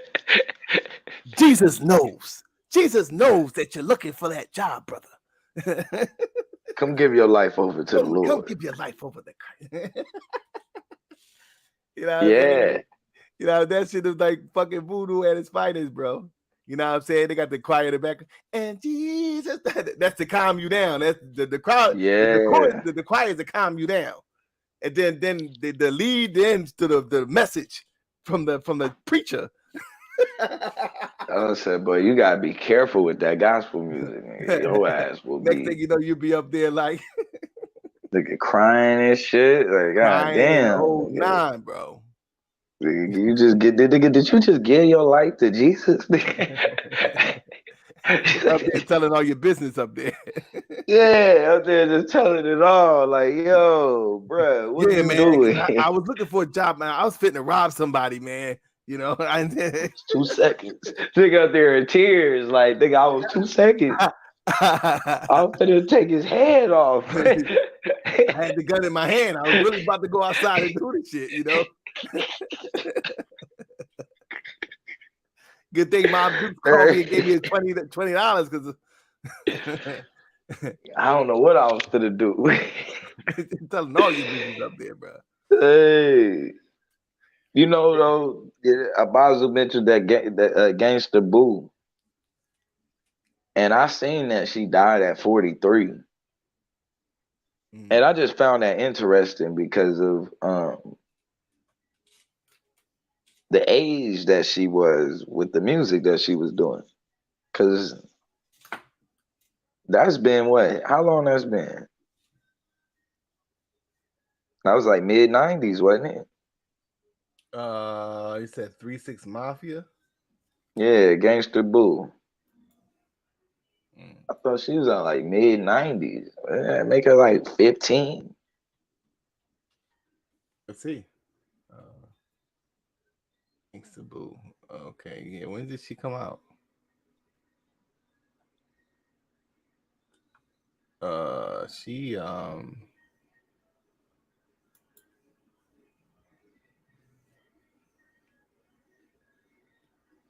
She was born 1979. Yeah, it was 98. Yeah, well, she was out You know, featuring other people's shit like 95. Right. Yeah. That's what I thought. She Like came out with her 95. own So album in yeah. 98. So yeah, but 95 though, she was already on the scene. Yeah. So how old? Let me see. 95. She died at 43. Well, yeah, it said 43. I think she died at 43. I'm not sure. Yeah, she was born in 79. So yeah, 43, yeah. Yeah, she was born in 79. August of 79. She died in January. Oh, damn, she died yesterday. Yeah, yesterday. So she would have been like, what, 15? Mm-hmm. Yeah, well, yeah, 95 should be like, yeah, 15, 16, 95. Yeah, that's awkward. That's awkward. You know what I'm saying? Just the style of music and, you know. I found that awkward. She just seemed kind of, I never really thought about how old she was until I seen her when she died. I'm like, damn, you was kind of talking about some stuff kind of early there. Yeah, look, she jumped off the porch early. Hell yeah. Like, for real. She must have been out there. Because I don't see, you know what I'm saying, the people whose song she was on and shit. How you even get into that mix? You know what I mean? At that age, that's kind of, it's crazy too, because you look at like the Roxanne story, it's a lot of similarities in that. Yeah. Which, you know, they dropped that, they had dropped that movie recently. What was it? On Netflix, yeah, the Roxanne. That was an interesting dynamic. And it was especially we you know, talking about the gender wars and this and that. But it was like, you know, what she was allowed to do at her age. She was in a lot of, you know, dangerous, you know what I mean, some crazy ass situations and shit. And you talking about like doing business, you know what I mean, happening to make business decisions at this time.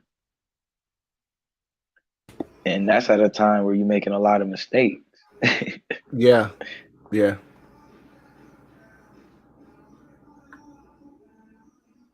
Yeah, they come out to be powerful. Like, you know, I mean, it's benefits to jumping off the porch early.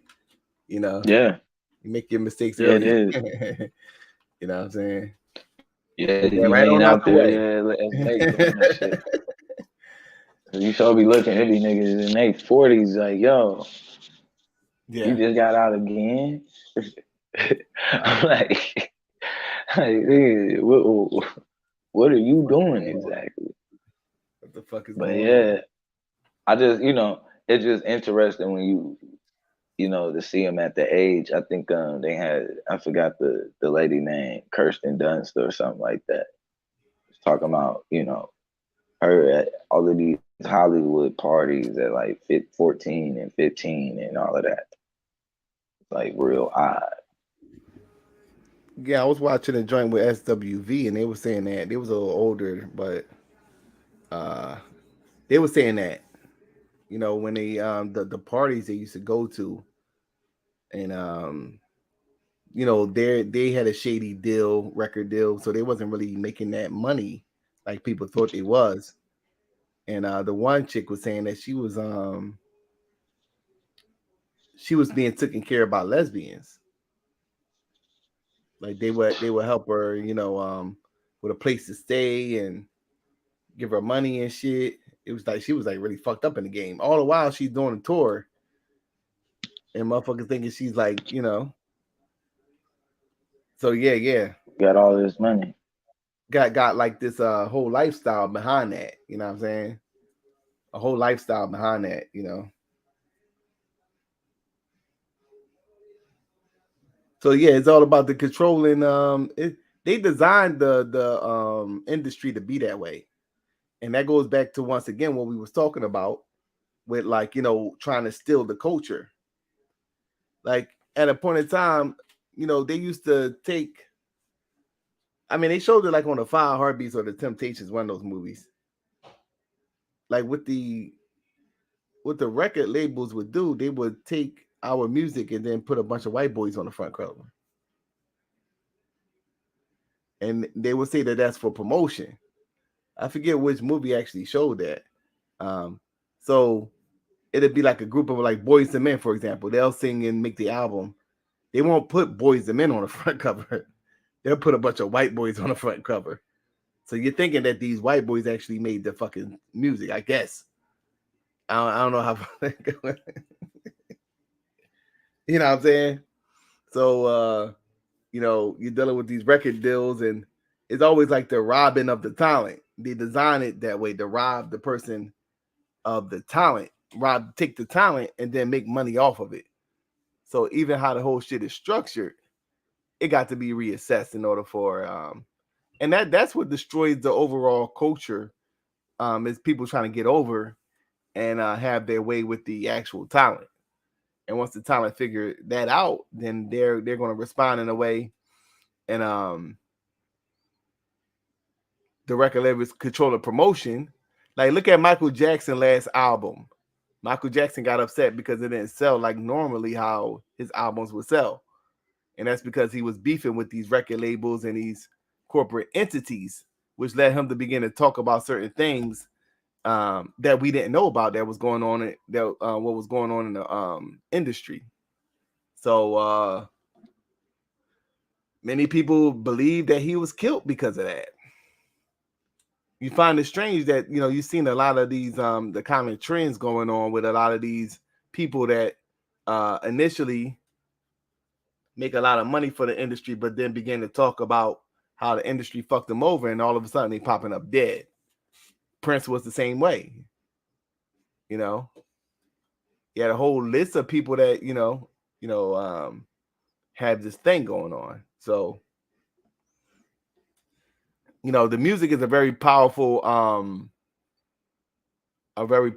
thing for the consciousness of the people on a much deeper level. I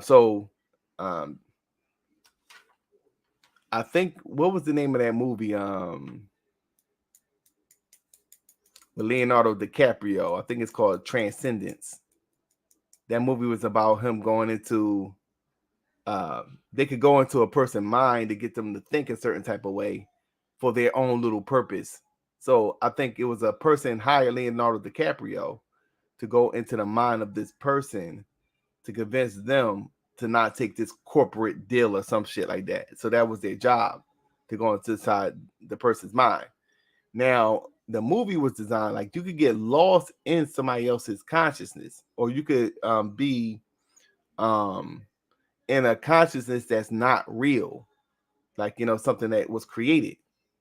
So he would have little things that he would do to let him know that, okay, this is reality and this is not reality, because he did it so much that he couldn't tell the difference between the two. Like, so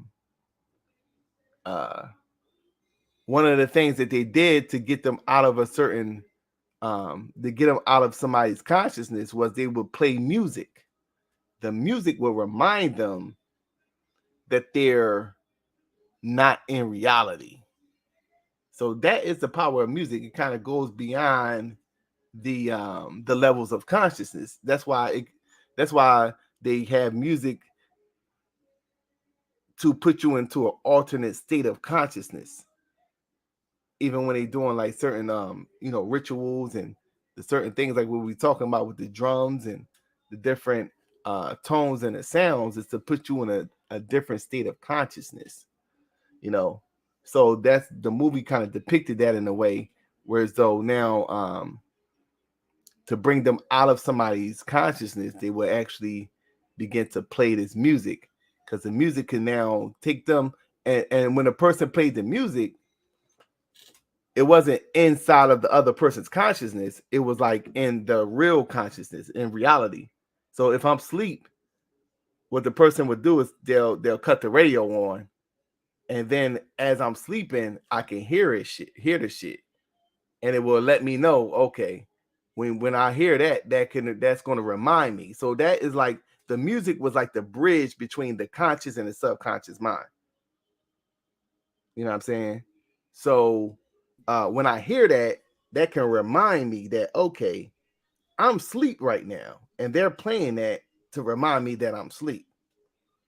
So it was a very interesting movie, but that goes back to what you were saying, Blue, about like the power of the music and how it can put you in an altered state of consciousness. Right. Different tones and vibration, and they use this. I was talking about this last time. The CIA was using it to raise like the left and the right brain and merge them together, and they was finding that when you was able to merge these two together through vibrations, like they was able to like they kind of had access to like knowing shit. They you know what I mean, and they could see, I think, the future and all kind of shit. It was wild. But you know, of course, they was trying to use it. It was like a weapon of, you know, war. But they could like read thoughts and all kind of stuff. And yeah, it was, you know, still, you know, even in unconscious states, they was able to see how people was able to pick up, you know, remember different conversations around them and all of that. Yeah, because what is sound? Think about sound in itself. What is that shit? Like you can't Just touch a it. vibration. You can't really see it. It's like, you know, so that transcends like, you know, physical, you know what I'm saying? Like, you know, yeah, physical and trapped bodies that you live in. It's just like that's one of the tools that is used to, you know, get you out of that get you out of the mundane. It's like really designed for that specific reason. You know what I'm saying? That's why, like, before words, it was sound. Like, like a lot of mammals communicate just through sound. Like they're not really saying a word. They just like, sound is kind of how they're communicating. The different tones will let you know. Right. And we still kind of do it. Like I'm using a certain tone as I'm talking now. And if it's like, like, you ready to go? I could be like, yeah, you ready to go? Yeah. And then he's like, well, Solar, are you ready to go? I'm like, yeah. I said, yeah, but now you think like, oh, like the way he said that, like, yeah, like, yo, what's up? You like, might need a second. Everything good? Like, yeah. Like, so you by the sound, what the person's actually feeling, And then you gotta think like 90-95% of communication is nonverbal anyway. Right. So it's a bunch of shit you catch, and it's a bunch of shit you communicate to people that you don't even have the time to know you doing it. You just kind of, you know what I'm saying, without even speaking. Right. Yeah, and that's like, the nonverbal communication. Yeah, that's that's a whole nother can of worms. You reading into how a motherfucker saying shit. Without the tone, just like how they looking, how they communicate. Yeah, crazy. So it's like, it's almost like yo, in a way, if you can read, like you can still read that language. It's almost like the body almost still does it. You know what I mean? Still speaks that shit. That's like almost like an original language and shit. Because you look at it like a baby already know what to do to tell you that it's hungry in a way. Like start reaching out its mouth. You know what I'm saying? Like it's gonna give you the signal to let you know. Like from day one, I'm gonna start chewing on his hand or something. It's like, right, I'm hungry. You know what I'm saying? So you signals and shit is there from the beginning on how we communicate with each other. It's Yeah, just like yeah, what and, we and choose. it's like, you know, it goes back to the psyche, which is having an impact on the expression. And then once everything hit the fan, I'm just gonna start crying, you know, yelling, you Right. know, just like, you know, if you don't get the point by now, shit. Like you ain't gonna get it. They ain't gonna never get it. Yeah. That's for real. That's why it is. It's odd, man, and it's crazy too because I mean, especially watching babies, they like what they do with their faces and shit. Like they almost are practicing it, like you know what I'm saying, how they should hold their face at certain moments and shit. So, you know, that's what make a baby funny because sometimes their face expression don't be matching their emotions and shit.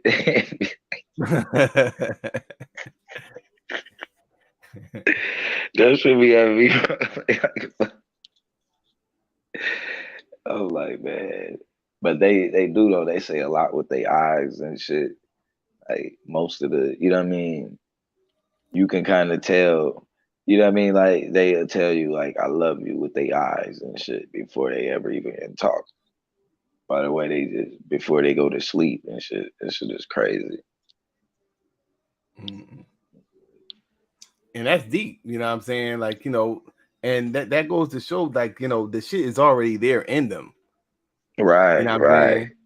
So that goes back to what you were saying before about is neutral, but the shit as you begin to get programmed is now manipulated. Like it always had the capacity to love and show you that it loves you, you know, but now it's like, no, this is what love is. Now you're being told that this is what love is, and this is how you like, you know. So now you're being programmed, you know what I'm saying, to like, you know, express it a certain type of way when you see certain things. Yeah, that's deep. And that's It's wild like, you know, because to the it said like baby, I made the ways simple for you. It says something like that in the Quran, like I made the ways simple for you. So all those things that you're saying is like neutral, but you make it more difficult than what it's supposed to be and shit. You know what I'm saying? right. Yeah, Yeah, it says something they like don't that. get that. I give this to you as a mercy. Like this is like a mercy that to give y'all this and it'll make y'all more it'll make y'all living together more easy. It's like a mercy. Like I could have just made y'all just angry all the time at each other, but I created this just to make y'all arrangements a little more convenient. But now that could be manipulated though. You know, that could be manipulated to become like a problem, you know. Yep. And usually and that's what's crazy because yeah, if you look at where the connection is, it's like it's the comfort. You know what I'm saying? It's like the comfort, feeding them. You know what I mean? You know what I mean? All of that type of stuff. And so it's like then as it begins to get manipulated, it begins like you start wanting shit. And you look at what like it be based off of the shit that was like that's been programmed into you like in society and shit. Yeah, like, oh, that's like what this is comfort. love looks like. This is comfort. Yeah. Like, you know, first comfort was Blue holding his baby, you know, like that was comfort for the baby.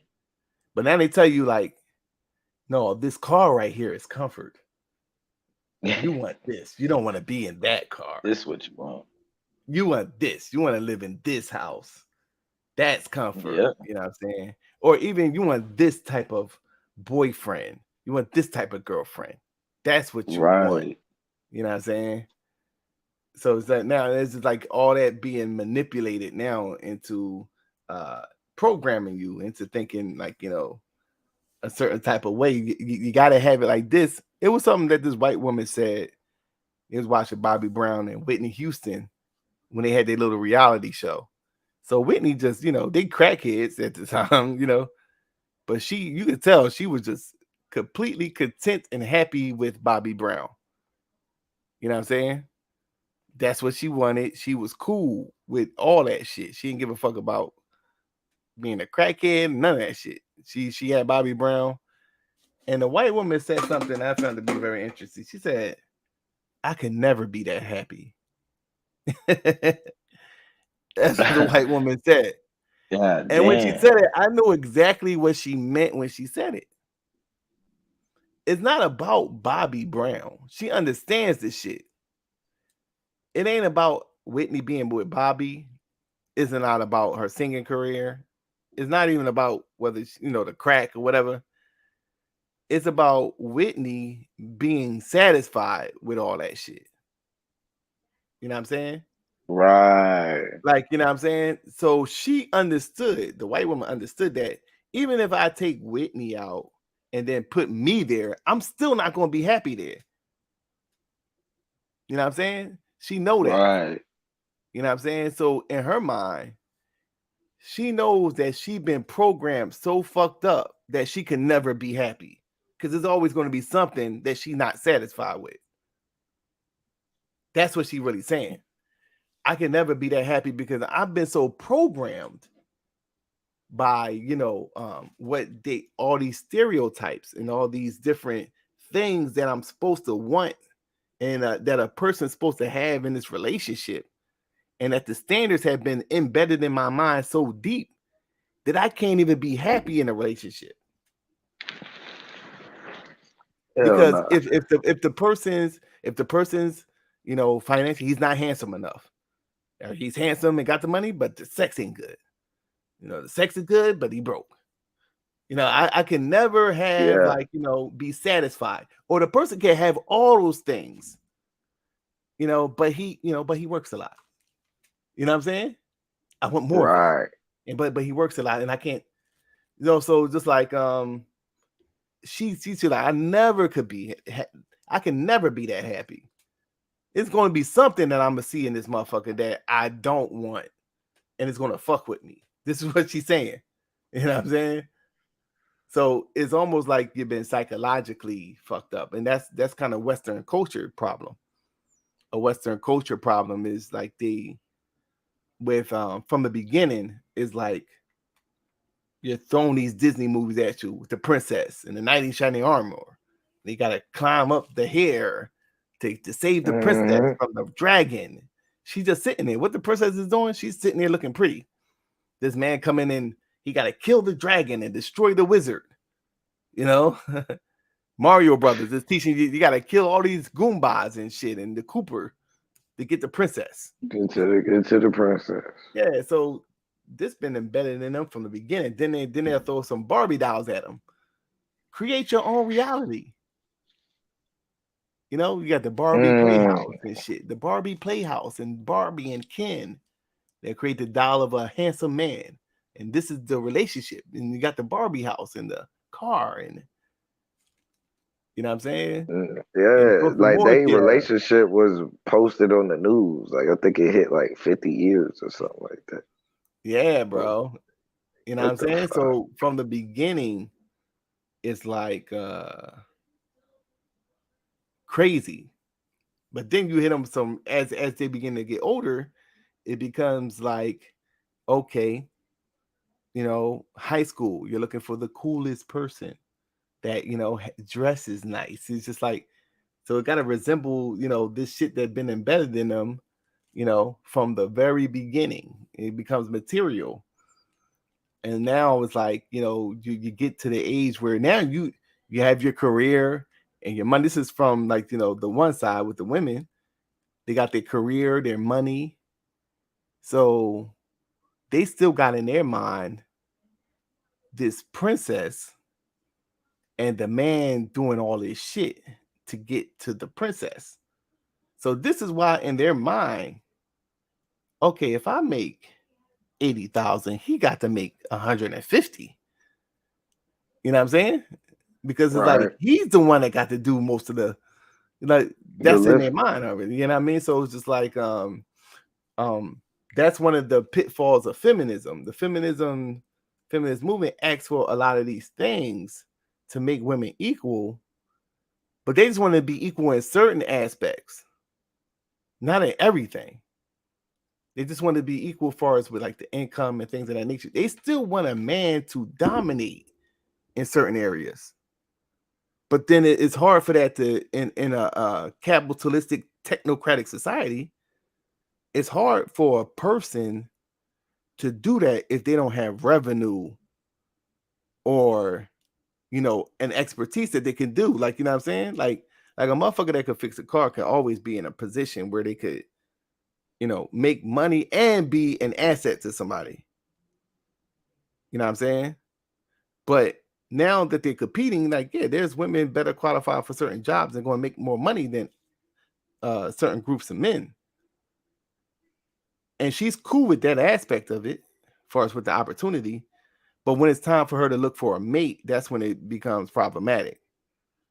Because she's looking for a man that's going to be in a position to take care of her. She still has that in her mind, that the man has to take care of her. So now she runs into a guy that she likes, but he just doesn't make enough money. So he's really incapable of taking care of her. You know what I'm saying? In her mind. So that becomes a problem for her. Like, you know, she can't really cope with that. Certain women. So it's just like, you know, it's a big thing on social media now that, you know, where there's not no good men out here. But you passed up like 50 good men and shit because they didn't fit this thing that's been put into your mind. That's what a man's supposed to be. You know what I'm saying? So yeah, it's just like a crazy thing. Now she can never be happy though, as a result of that. Even if she finds the man with the money, don't you know it takes a lot of, like, you know, work ethic and a lot of hard work to get to that point. So you got a certain type of dude as a result of that. And a lot of times he don't really care too much about your feelings. He ain't really caring about all that. Once he gets to the point where he's making all this money, he know what he had to do and what he had to go through to get to that point. And from his standpoint, he's not trying to put up with no goofy shit when it comes to who he picking, because he could pick anybody. And they'll call that dude an asshole. You know what I'm saying? So yeah, it's a crazy dynamic when it comes to that. You know what I mean? So yeah, that's a wild thing right there.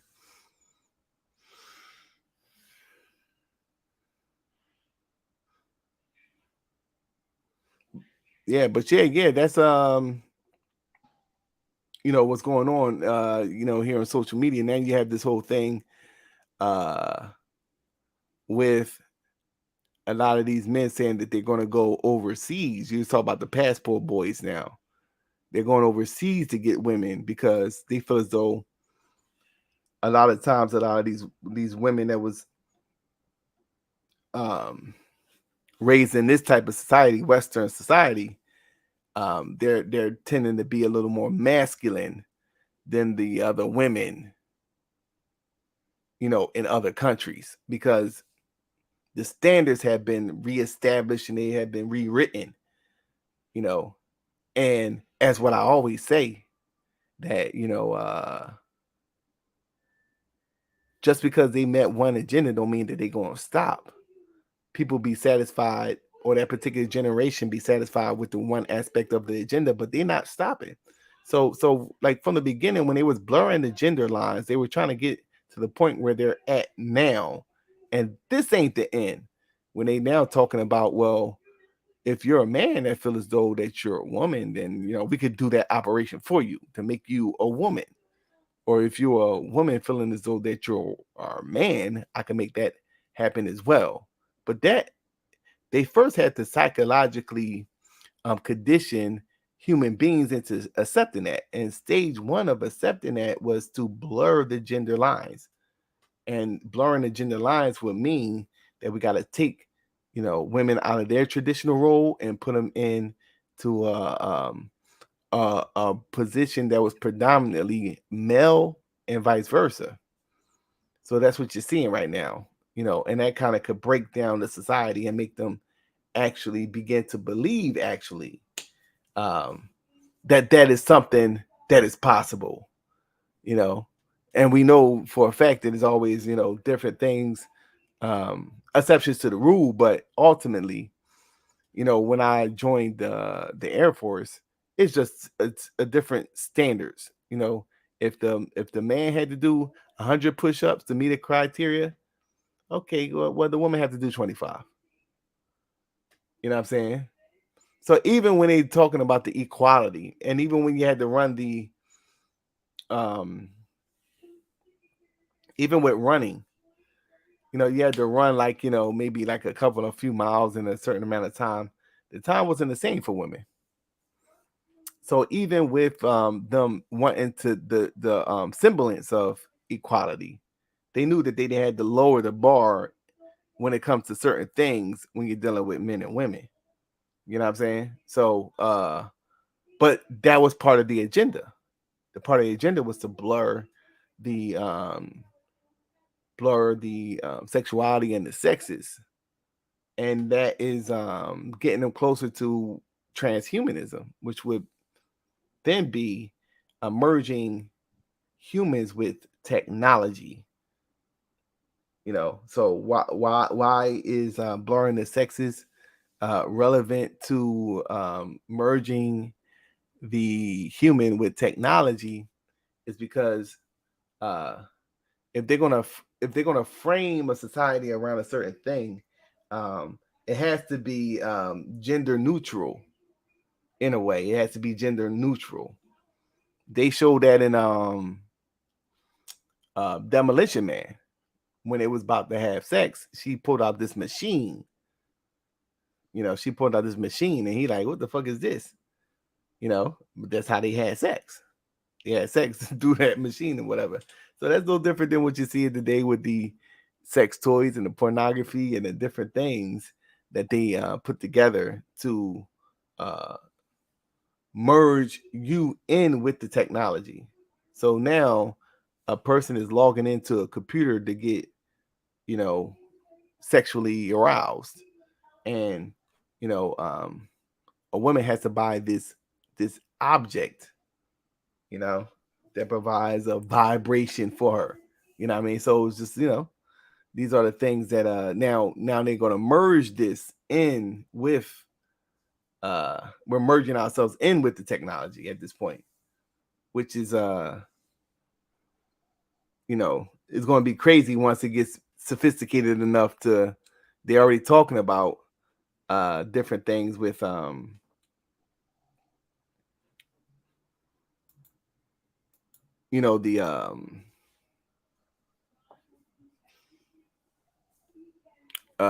they got the dolls and all the different type of shit that's more human like, so by maybe 2030 2040 you're going to see that on a whole nother level, you know what I'm saying, with the AI, artificial intelligence, and then also creating an alternate matrix, so it's a deep thing. But you read about this with Aldous Huxley, and that was their goal from the beginning, was a form of transhumanism. So I don't know where Blue went. Blue dropped off. You there, Blue?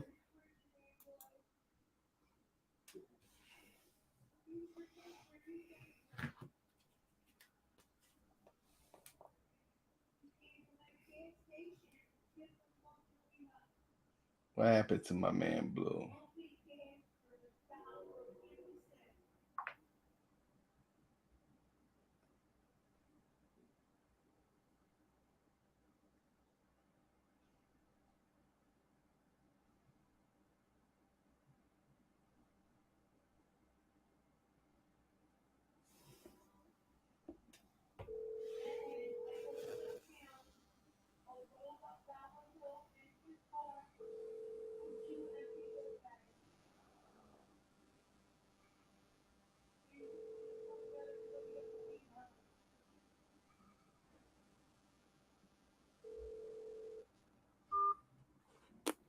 Yeah, he must have dropped off. So I don't know. I'm right here, my bro. Are you back? Oh, okay. Yeah. Hell yeah. Hell yeah, man. Shit. What you finna get into, though? Nothing, man. I'm about to just go ahead and I'm about to go to the laundromat, man. This is my last day off, so That's I'm crazy. chilling. That's Gotta go exactly back what to I'm fucking finna work do. and shit. I still got tomorrow off, but I think I'm gonna get ahead of the laundry so I can just go ahead and chill. So I might go ahead and knock that out. And shit, I might go ahead and crank back up another stream and shit for real. No doubt. I'll be looking out for that joint. Yeah. I gotta set up the date with you and Yanga too. Okay, cool. Okay, cool. So you already know it. Y'all can call. We'll get that together. Hell yeah, man. Appreciate this though, God. You already know it. All right, no doubt. Peace.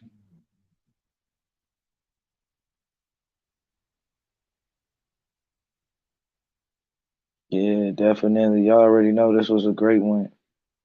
I think we got a lot off. Man, y'all already know how we dipping out. Just know that everything behind me soon to pass away. Balling on our own island, no castaway. I was trying to learn the craft, I can't masquerade.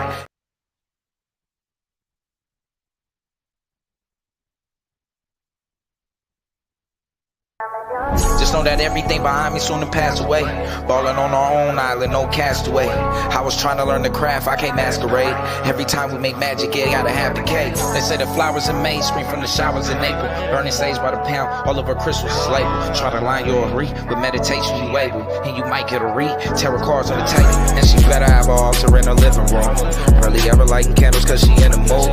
Not to mention love spells, she was sending through. Temptation too old soon if you feeling blue. It feels strange to find a guide on a voyage. No, you ain't the same, I can feel it in your aura. Came on point like the horns of a Taurus. Say you won't change, better take that thing to oil. Have to think the constellations for the day they made you. Shit, ever since a minor, I've been playing major. Call me Private Ryan, I was trying to save you. See the stars is all the line and they designing greatness. So I be racing when we only chasing soul ties. You finna be the centerpiece of my soul drive. No twin flame soulmates from an old life. So I'm thinking Maurice and you know why. That girl blind, that girl blind.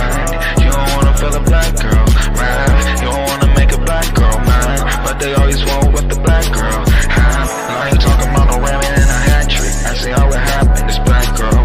Magic. I ain't talking about no rabbit in a hat trick. I say all it happens is black girl. Magic. And she gotta have an altar in the living room. Really never like cameras cause she ain't a fool. Not to mention love spell, she was sending through. Temptation to her soon if you feeling blue. They say the flowers in May, spring from the showers in April. Burning sage by the pound, all of her crystals is labeled. Try to line your re with meditation, you able. And you might get a read, tarot cards on the table. That girl blind, that girl blind. You don't wanna feel a black girl, right? You don't wanna make a black girl mine, but they always want with the black girl. I ain't talking about no rabbit in a hat trick. I say all it happened is black girl. Magic. I ain't talking about no rabbit in a hat trick. I say all it happens is black girl. Magic.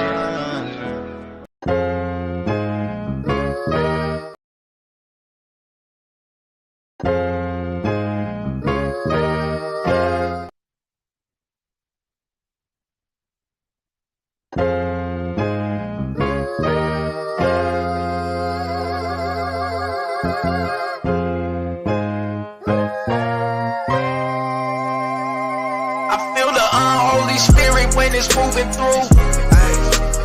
Dark side, clearing up all the lies and the rumors too. Dark side, you say you want my life, you gotta fight me first. Dark side, come outside round here, there's nothing like church. Dark side, come and get this life work. They talked about Jesus, give them something to Babylon. Just know my whole team is battle tested and battle strong.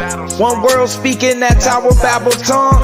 Cole Hammurabi thinking ancient Babylon. No pun intended, Reaganomics had us under avalanche. We took off like a rocket, they was praying we could never launch into the upper echelon. You can never be yourself. Every day is Comic-Con, fast money Ramadan. Who collected Condom? Cold check my vital signs. Motel 6 float. Woke up with the brightest mind. Out of sight, out an idle mind. They hate it when you idolize. We living in the final times. Guess you Ellen Keller blind. Spirit when it's moving through. Dark side, dark side. Clearing up all the lies and the rumors too.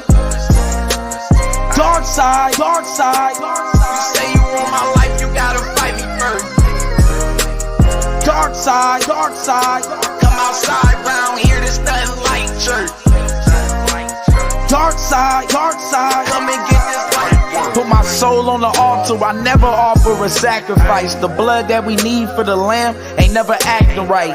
I take my path tonight, knowing that I might have to fight. I probably grab a knife and a 9. I guess I'm packing light, focus on the now, just as much as the afterlife. I recognize the spirit is only taking up half the fight.